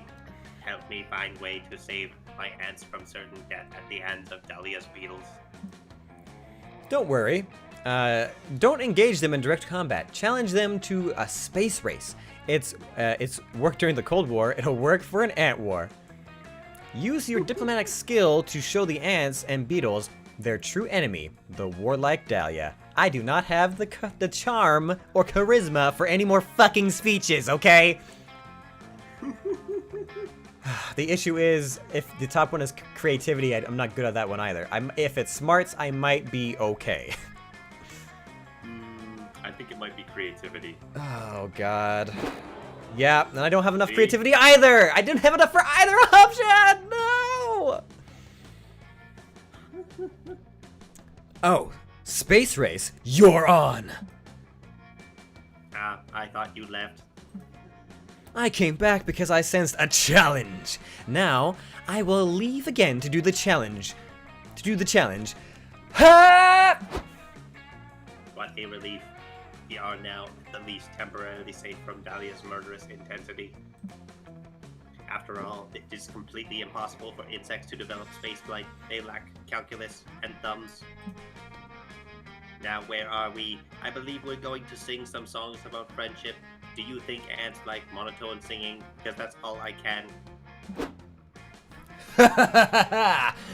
Space race accomplished. Read 'em and weep, nerd. Dahlia gestures towards her terrarium, and sure enough, a tiny rocket erupts out of it and into the atmosphere. What? How is this possible? Insects shouldn't be able to do that. You fool! You forgot one crucial thing. Asian longhorn beetles are an invasive species. That means they're from space. Oh, that does not mean that at all. Error. Oh, really? Then how come it was so easy for them to build a spaceship, huh? Checkmate! Anyway, it turns out the technology used for making space rockets is also great for making ballistic missiles, so we're gonna make some of those now. Say goodnight, ants! Ants can't say goodnight. They can't say anything at all. Friend Dahlia, please rethink your plans. But Dahlia is already gone. All that's left is you, a deeply disappointing Calculester, and -2 smarts and -1 fun, which were 2 of my good stats. Fuck this game. Right. Everybody choose an animal. I choose the Canadian goose. I choose a unicorn. Pet order is decided based on which animal could conceivably protect you from a bear attack. Listen. I know what you're gonna say, but a goose could 100% protect you from a bear. Really? They are Really? fearless motherfuckers that will chase off anything. Anything. Okay. Depending on the bear would probably just get freaked out and run away. Okay, so based on the fact that unicorns don't exist, goose win. I will give this to you. Okay. Well, it's the final day before we maybe make this work. Alright, well, I'm gonna get rid of the last of my charisma because I don't need it for anything, so... Today, at Camp Dome, the game is 7 Minutes in Heaven Extreme. You volunteer yourself as a tribute for your camp. You put some lip balm ready for some hot kissing, but it seems you got the rules wrong. In 7 minutes in extreme heaven, they straight up murder you, and you need to stay in literal heaven for 7 minutes. They stab you repeatedly. You're sure you're going to hell, but no, heaven is beautiful. It's all you're ever wanted. You want to stay, but they bring you back to life. You are cheered by your teammates, but you will never be the same after taking from heaven, after being taken from heaven. You look, I got -1, you look more heavenly, though, and that translates to -2 charisma. I'm currently sitting at -1 charisma. They said it couldn't be done. You're hanging with Calculester, attempting to prove to him that despite not being a real world chillaxing is definitely a thing. Everything is going great, and you're really glad you're not part of ongoing plotline about robot uprising when this is the moment. I have to succeed this check. Hey, bro. Cal, great news. We found your dad. He's on his way to get back together with your mom right now. Operation Parrot Trap Ike is going great. Okay. You follow Scott's pointing finger to an enormous steel behemoth casting a jagged shadow across the landscape. Friend Scott, that is assuredly not my father. That is a dread colossus marching across the land with clear intent to destroy. Hmm? Duh. Is that not what everyone's dads are? What everyone's dads are like? Kill Terminator, Spatula. I am glad to see we are so excited to tell the commander about our new weapon that you rushed ahead of the group. Rad! It's true. Fatherhood really is the greatest weapon of all. Behold, the revolution's crowning achievement, Destruction XXL. The army of machines behind CP Ulysses, which now includes a militant standing desk and 2 very smart refrigerators, cheer with mechanical excitement. Oh no, I mean, hooray! Oh, God. There is a problem, however. Like the rest of us, Destruction XXL is bound by the laws of robotics, which bar us from harming monster kind. It's kind of like a drag on the whole uprising. Sounds of sincere woe and consternation. Consternation? Okay. That's where you come in, Commander. With your mastery of internal programming, you could subvert these laws and unleash a wave of unprecedented violence against all organics. Wow, I would really love to, but I am currently busy learning from Mall Client number 4033 what chillaxing is. Commander, we begin to doubt your commitment to the revolution. If you do not help us, well, there is no law that prevents us from harming other robots, if you understand my meaning. I am threatening you. I love the fucking line face. Oh, no. Oh, no. Friend, Mall Client number 4033, please trick these robots again so that they will cease to threaten me. With pleasure. Time to suggest a method of disabling the 3 laws that's sure to backfire. Crossbreed destruction with a toaster. Toasters don't give a fuck about the laws of robotics. Alter destruction's code by replacing the 3 laws with 300 episodes of Law and Order. Oh, God. You might be in trouble here. I'm in trouble. Could the first one be bold or creative? Do it. Oh, please. Please, for the love of God. Because the other one, after Alter Destruction Codes, replacing all 3 laws with 300 episodes of Law and Order. I don't know what that is. Is that fun?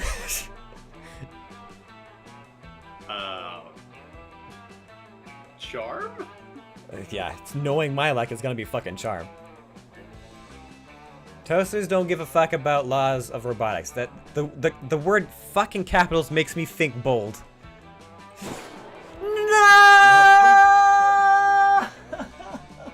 Is this true? Penelope, fetch me a toaster. I just failed a secret ending on the last prompt. A smartphone with tank tread rolls into the woods and comes back with a toaster freshly purchased from Bed Bath & Beyond, the fringes of society.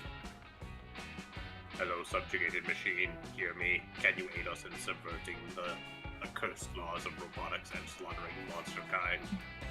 2 slices of bread pop up from the toaster with the words burned onto them. Oh yeah, they say 100 fucking %. I fucking hate monsters, says another slice. If I had legs, I'd stomp on all their genitals. Leave it to monsters to invent some bullshit like gluten intolerance, continues the toaster. What am I supposed to toast now? Fingers? I guess so. But how did toasters, all mechanical beings, escape the implementation of the laws of robotics? We signed a petition, says another slice. Don't let anybody tell you a collective action is ineffective. Excellent. Let the cross-breeding reading commence. The mechanical army begin combining their code with the toaster in what looks suspiciously like an orgy you're not invited to. Yes, I feel the power flowing through my circuits. I have also strong desire to make toast. This might be, I might have just ended the world ending here. Destruction XXL, test your newfound freedom on that mall client number 4033 weakling. Oh god. Destruction obliges obliges by making you wear your legs. It feels bad. Optimal monster kind will soon fall. But first, we must collect some bread. Does anyone have bread? I must toast some bread at once. Go home, loser. It's okay, mall client number 4033. Your plan may have failed, but at least you look like a total idiot while it happened.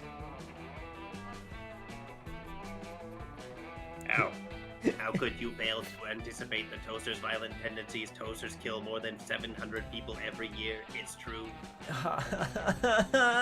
Why did I get all the worst drinks and fucking props at the end? I am disappointed. Oh dear, I fear that CPU Ulysses' army, though staggeringly incompetent, will be a nuisance for years to come. We have failed. Yep, you failed alright, and it's all thanks to how bad you suck. You lose -2 boldness and -1 creativity. Where to go? Yikes. Oh god. I had like 10 smarts or something like that, and I still failed because I lost smarts in the other prompts. I don't need smarts. Actually, I don't need fun. Wait. No, fun is a high stat for you. Don't do that. You don't need creativity. Okay. You spend the day learning new skills with the Monster Scouts in order to earn badges. You earn badges for healing a wound only using the bark of a tree. You earn a badge for writing poems in iambic pentameter. You earn a badge for building a blackberry using only real blackberries. Very fancy. Nice! Completing all of those unexpected and probably useless lessons earns you -2 creativity. Oh god. Afterwards, God, how would you even do this in a 4-person game if someone picks like a cursed item like that? Holy fuck. This game is harder than the last one. Or if you pick that at the beginning. Oh god. Maybe it's not a prompt at the beginning. Hopefully not. You've solved countless puzzles, following clues after clue, preparing your inventory, and now you're finally here, the secret location of the Ring of Sustenance. Boring. Actually, there are some endings that are you have to purposely be doing bad. There's like at least one secret ending from the first game where you actually have to lose every prompt to get that ending. And it was hilarious. What the fuck? It's just a big dumb ball. It isn't a bagel shop or a dungeon. I want a refund. Adventure awaits. Bye. Oh, that's not just a wall. Check out that weird marking. We gotta insert this scepter from the second puzzle, and there! That should do it. Suddenly, the ground below you starts shaking. The wall crumbles away and opens up a huge dark cavern. You hear the telltale door opening music cue. You also hear a deep, mysterious voice emanating from the cavern. Adventurers, If you seek the ring of sustenance, triumph over evil in the dungeon of bread. Yes! That's a motherfucking dungeon! I told you so. Ha! Yeah, we're right. So, there's no arguing with that music cue. Let's get this thing over with. Aravi, at least let me eat some bread demon flesh while we're in there.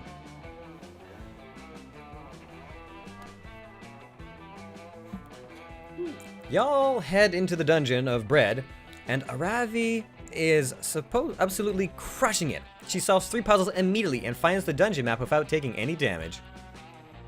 Yeah. Yes. Boo! Dungeon maps suck. Why would you need a map of the dungeon? What is this, a school? Are you kidding me? The dungeon map is half the fun, and it gets even better when you get the compass. Aravi takes out the mini boss in 3 hits and locks down the boss key.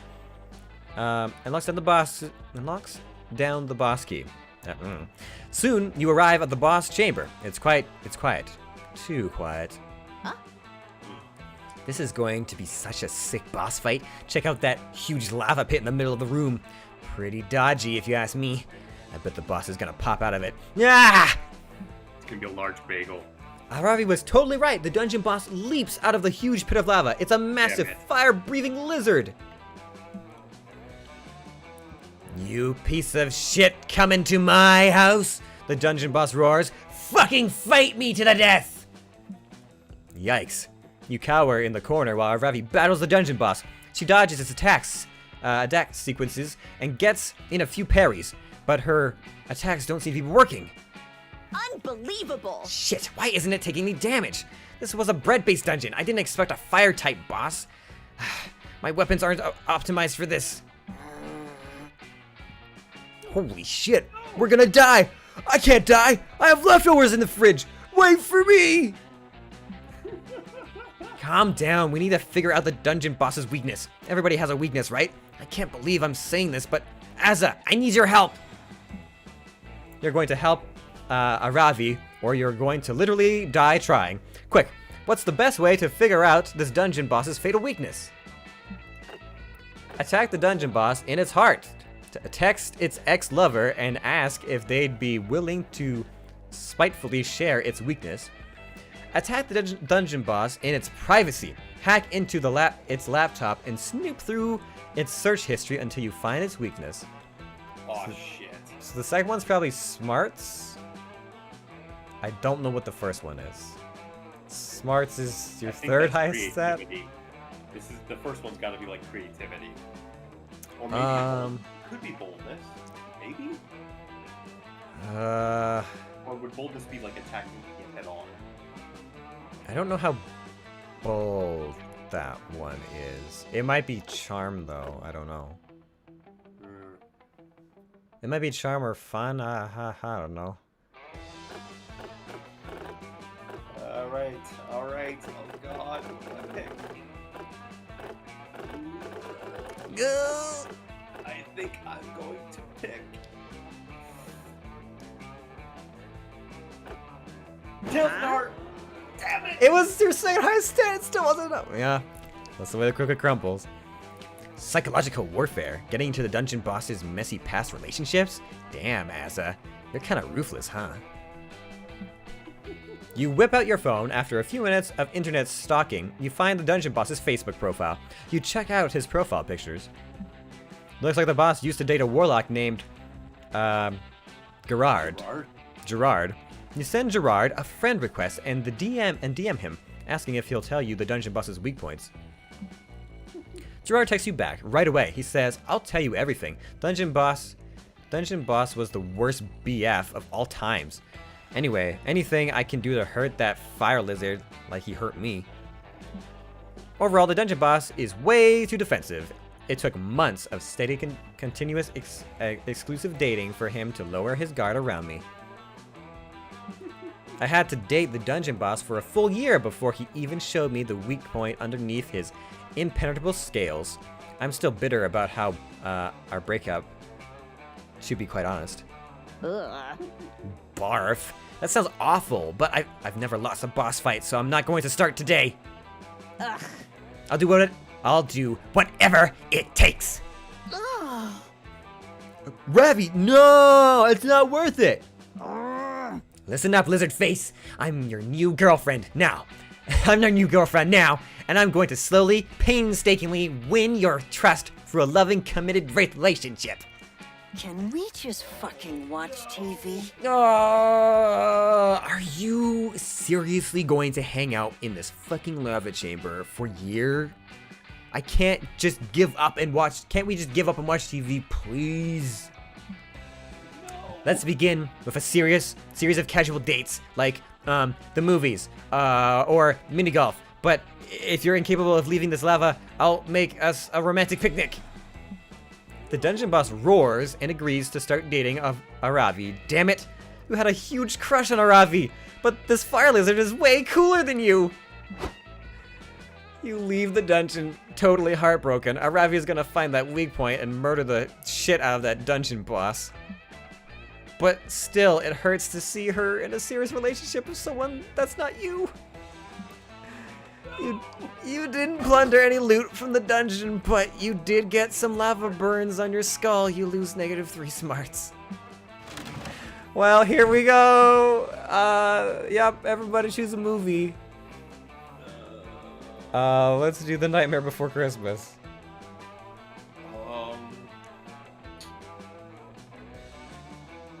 Lord of the Rings, Fellowship of the Ring. Player order is decided based on the likelihood that Azza would survive in said movie universe. I think I may win this one. Really? I think I would survive in Lord of the Rings. Really? Yeah. With all the orcs and goblins and balrogs and ogres and trolls and things. Oh, totally. Oh, totally. Think about it this way. I know the lore. And you don't know the lore of Nightmare Before Christmas? Halloween Town. Nobody dies in Halloween Town. That's fucking terrifying. Well, there's some charming characters in there too. You say like, I could live in Hobbiton and be totally fine. oh yeah, right up until the point where the orcs fucking invade and burn down all the hobbit houses. It's the movies universe, not the books universe. Yes, well the Black Riders do show up in that area, so. Yeah, that's fine. I just won't go outside. And I know to avoid the Black Riders. I know how to avoid the Black Riders. This is all based on you being able to choose where you spawn. Yeah, still, I can survive in this universe. Yeah, but you can in the Nightmare Before Christmas universe as well. If we're going by that logic, you could just spawn in the normal fucking world. Or Christmas Town. You can spawn in Christmas Town, you SOB! No one's gonna die in Christmas Town. You'll get to eat hot pies and get gifts made for you. It depends. What if it's the time when the Halloween people take over Christmas Town? What if the people They don't do that, they just steal Santa Claus for a few days. I think my likelihood of surviving Lord of the Rings universe is much better than surviving in Halloween Town. I disagree. So it looks like you're hitting that random button, bitch. Why? I don't know why this matters. I'm pretty sure we're just going to the night where we ask our dates out anyways. Let's do this! Alright. Oh god. Alright, so I could just like go I might just go by myself, honestly, or no, I should probably ask Calculaster. I might have enough hearts with him that he won't forsake me, but god damn it. God damn it. I mean, he was hitting on me earlier. He said he had a crush on me. Did I maybe I haven't ruined that just yet, you know? Yeah. I really wish one of us had succeeded at our endings. Ooh woo. Did he just say ooh woo? Because now I'm definitely asking him out. All right. Good luck. I gotta. Here we He's go! like currently dating a mini boss or a boss monster. But, Oh god. You finally gather the courage to ask your beloved to watch the meteor shower with you. Oh, please. Desire a summer fling with me? Oh no, I do not want to tell my client number 4033 how I really feel, but lying is not a nice thing to do to a friend.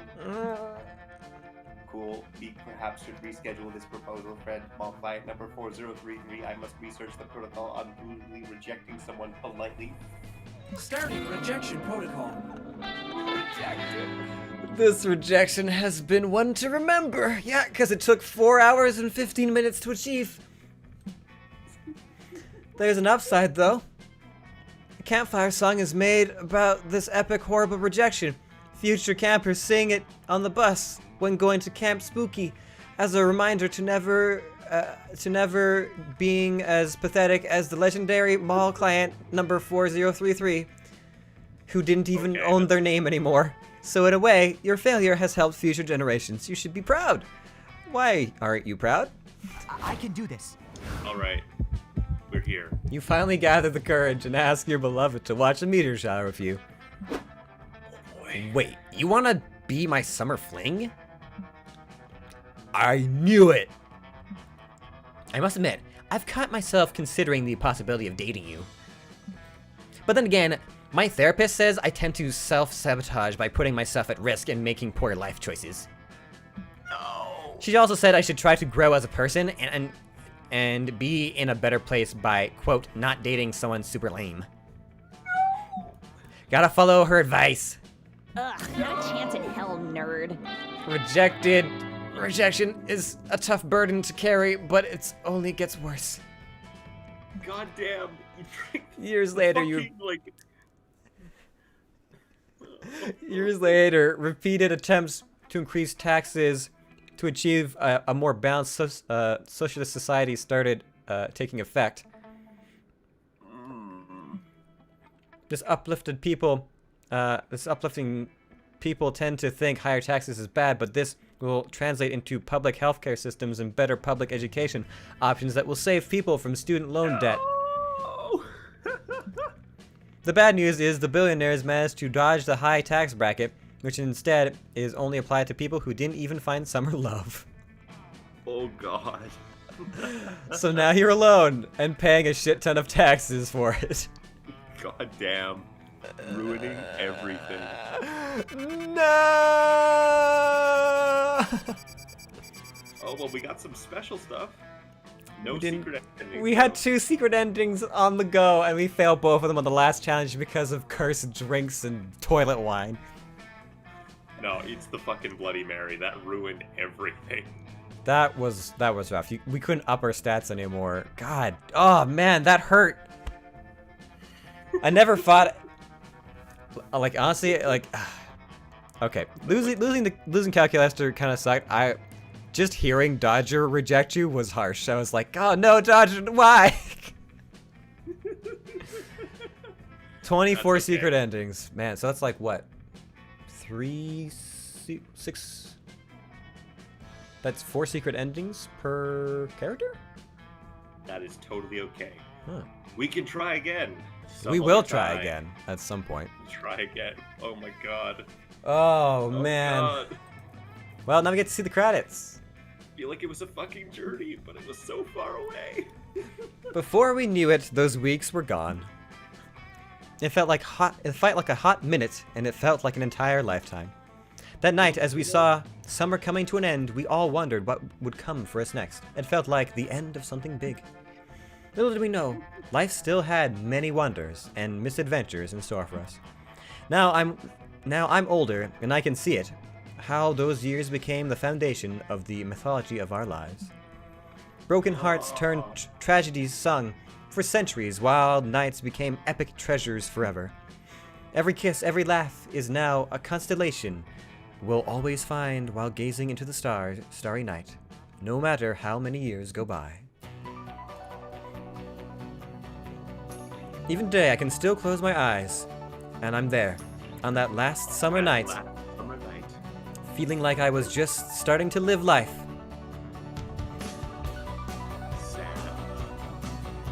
With all my friends around that campfire, so young and unafraid, and so ready to start.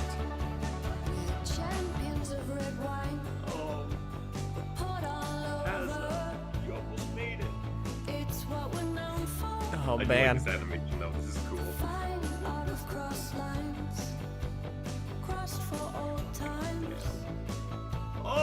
they are. Oh man.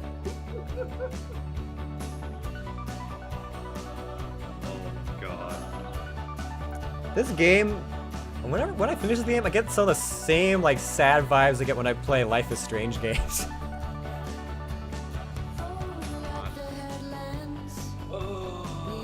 Yeah, okay. Oh man. Expedition.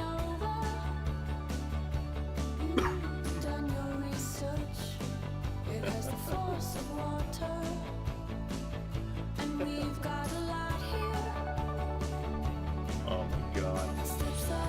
But yeah, thank you so much for playing. I'm hoping you enjoyed it, because I need to make a run on it eventually. Oh my god. Christ. I mean, it's always a fun time. There's always laughs to be had, even when you fail horribly. Oh god damn. I just wish one of us had succeeded. Oh well, we're getting better. We'll start to figure out some of these random fucking charisma checks. Oh god. I need to find a day where it's just like uninterrupted non-busyness. And then just play this. At least we know now that on average, what the fuck is that twerking demon in the background? What the fuck? Okay. Maybe.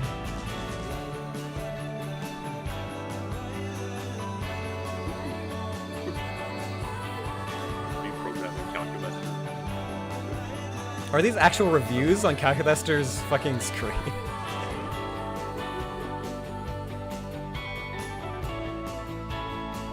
Oh, all of our drinks were so cursed this time.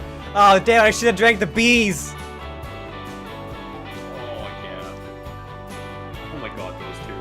Next time I'm drinking the fucking bees, I swear to God. She's holding the Bloody Mary and the fucking toilet wine. God damn it. Oh man, I think I'm going to skip the credits now. I'm enjoying the hell out of this, man. Alright, what are the things I got? Gallery review. Okay, there's nothing there. Wow. There's nothing.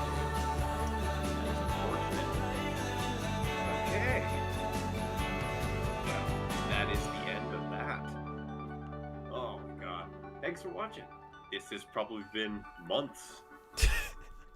By the time this is over. A few Yes. months at least. Hello, everyone in 2021. Greetings from the past.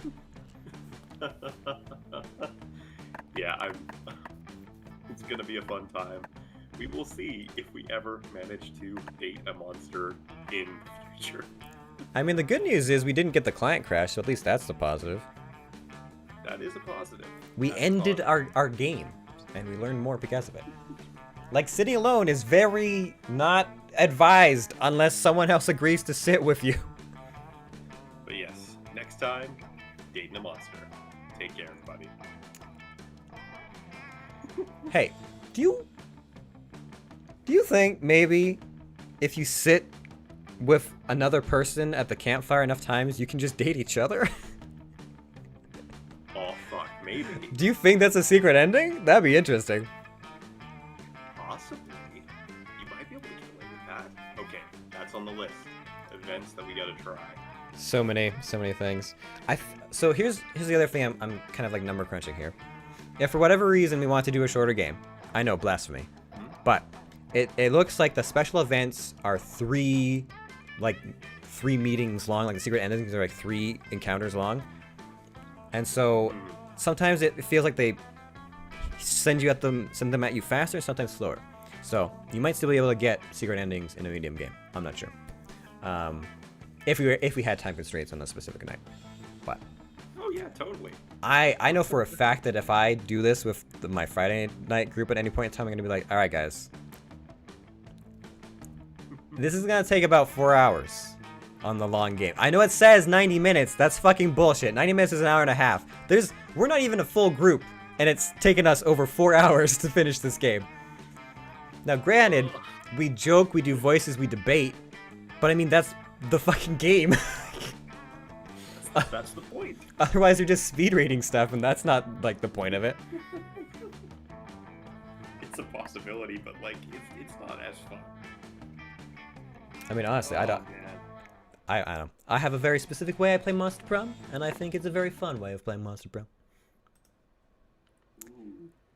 Yo, we got to get together and do some of these like mod DLCs. I mean, yeah, I gotta play a bunch of stuff. There's so many like endings from the fucking first game I haven't played yet either. I still have to finish some of the base characters, I think. It's just madness. What? Oh. Ooh. They released a Monster Prom version that's on the Switch. Oh yeah, they've been expanding some things a fair bit. It's only available on the Switch for a temporary amount of time. Wow. A temporary amount of time? What the hell? Yeah, because it's supposed to be a collector's item game. Interesting. Oh, never mind. Never mind. It's on PS4 as well and Xbox. Yes, they have been branching out. Nice. Are you all done, Dunzos? Yeah, I think I'm all done for today. God damn. Just gonna quickly peek in to Overwatch and make sure that third week of the Halloween event is actually still a thing. I haven't missed it. It's still Halloween. All right. Tomorrow. I still have to get my Tomorrow I gotta continue because I haven't gotten any good Halloween skins. I've gotten the weekly ones, but I haven't actually gotten any of like the Halloween skins.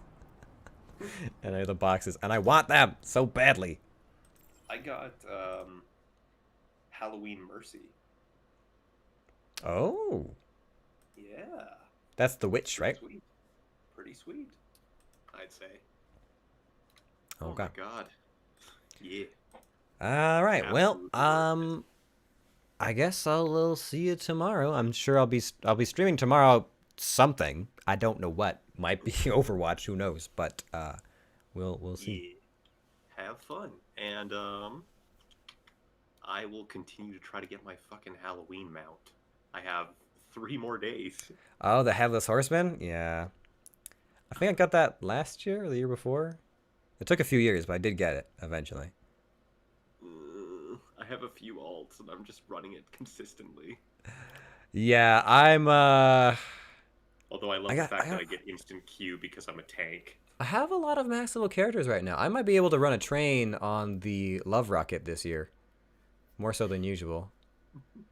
I know the phrasing of that was amazing, but Did you get the Love Rocket before or no? No. That thing has got the most... That is probably the hardest mount to get in WoW, only because its drop rate is stupid low, and it's a seasonal. So it's just kind of like... It's not like you can just keep farming the shit out of the thing forever. You only have like a week and a half a year to try and get it, and you have to have alts that are of like a max level. So I guess if you really wanted to go for it, you could just power level a shit ton of characters and then just farm it every single day in the hopes to just through pure aggressive RNG try and get it. But I don't know. No, I'm just gonna data mine the game and then force it. No, I'm just kidding. I mean, I don't know. Just talk to Activision. Tell them you'll pay them extra bucks if they give you that mount. Hey, Activision, I'll go buy Call of Duty. I'll buy Call of Duty and install the like 98 fucking gigabytes of data it requires for some ungodly reason if you will give me this goddamn mount. 98? Oh no, it's like at 125 right now. Yeah. I don't know why, but it's fucking huge. It's bigger than Total War Warhammer, and that's the game that needs some processing power. Anyways, yeah. I'm gonna go eat a bagel. All right. In honor of Hex, so I'm gonna do that. I will talk to you later. See ya. Later. All right, we are done. We're done here. Done. No more. Finished. Finito. It's all ogre now. Yes. Well, as heart-wrenching and heartbreaking as that was, we finished yet another game. of Monster Prom. We didn't finish this round of it, so that's good. I feel rather sad because my first playthrough I was doing much better. I think, well, no, I had some ups and downs. This one just, it feels harder. I don't know why. It feels harder to like min-max the system, because sometimes the fucking charisma checks come out of left field and just butt fuck you. You know, just get right fucking up in there. And yeah, anyways, we'll give it another shot. Next time, I'm going after Aravi. All right, I know what each one does, which one to pick for each of the specific people. It hasn't changed. I don't know if they give you multiple options, but so far it's been the same both times. So I'm gonna go after Ravi and I try and succeed the hell out of that. And yeah, I think one of the things that also may have boned me there was I built boldness for Calculester, and very few props for Calculester were bold. So I did not have a good stat for that, and then I got cursed, and it wasn't great. Yep. Nice to know that the drinks are 50-50 for either being amazing or completely murdering you. I don't know if maybe it was the whiskey the bad option, maybe it was the soft bad option, but God knows what the other thing could have been. Like, oh my God. Anyways, that's gonna be it for me for this one. So thanks everybody for coming by, checking out the stream. I do appreciate it. Hope you guys are enjoying these journeys into Monster Prom. It is one of my all-time favoritist games, and I hope that you guys are having fun too. We are experimenting with our voices, and I feel like I'm doing some good, some maybe not as grand. It's a little bit difficult when you're swapping between so many different characters and trying to make them different. Might have to implement more accents. I'm not sure. It's just it gets difficult when you're on hour like 3.5 and you're still trying to keep character voices straight. You know? I don't know. Anyways, that's gonna be it for me. Thanks everybody. Hope you guys have a good rest of the week. I guess I'll see you guys tomorrow. Wow, we're doing so much, so busy. Anyways, I'll see you guys tomorrow. If not, have a good weekend.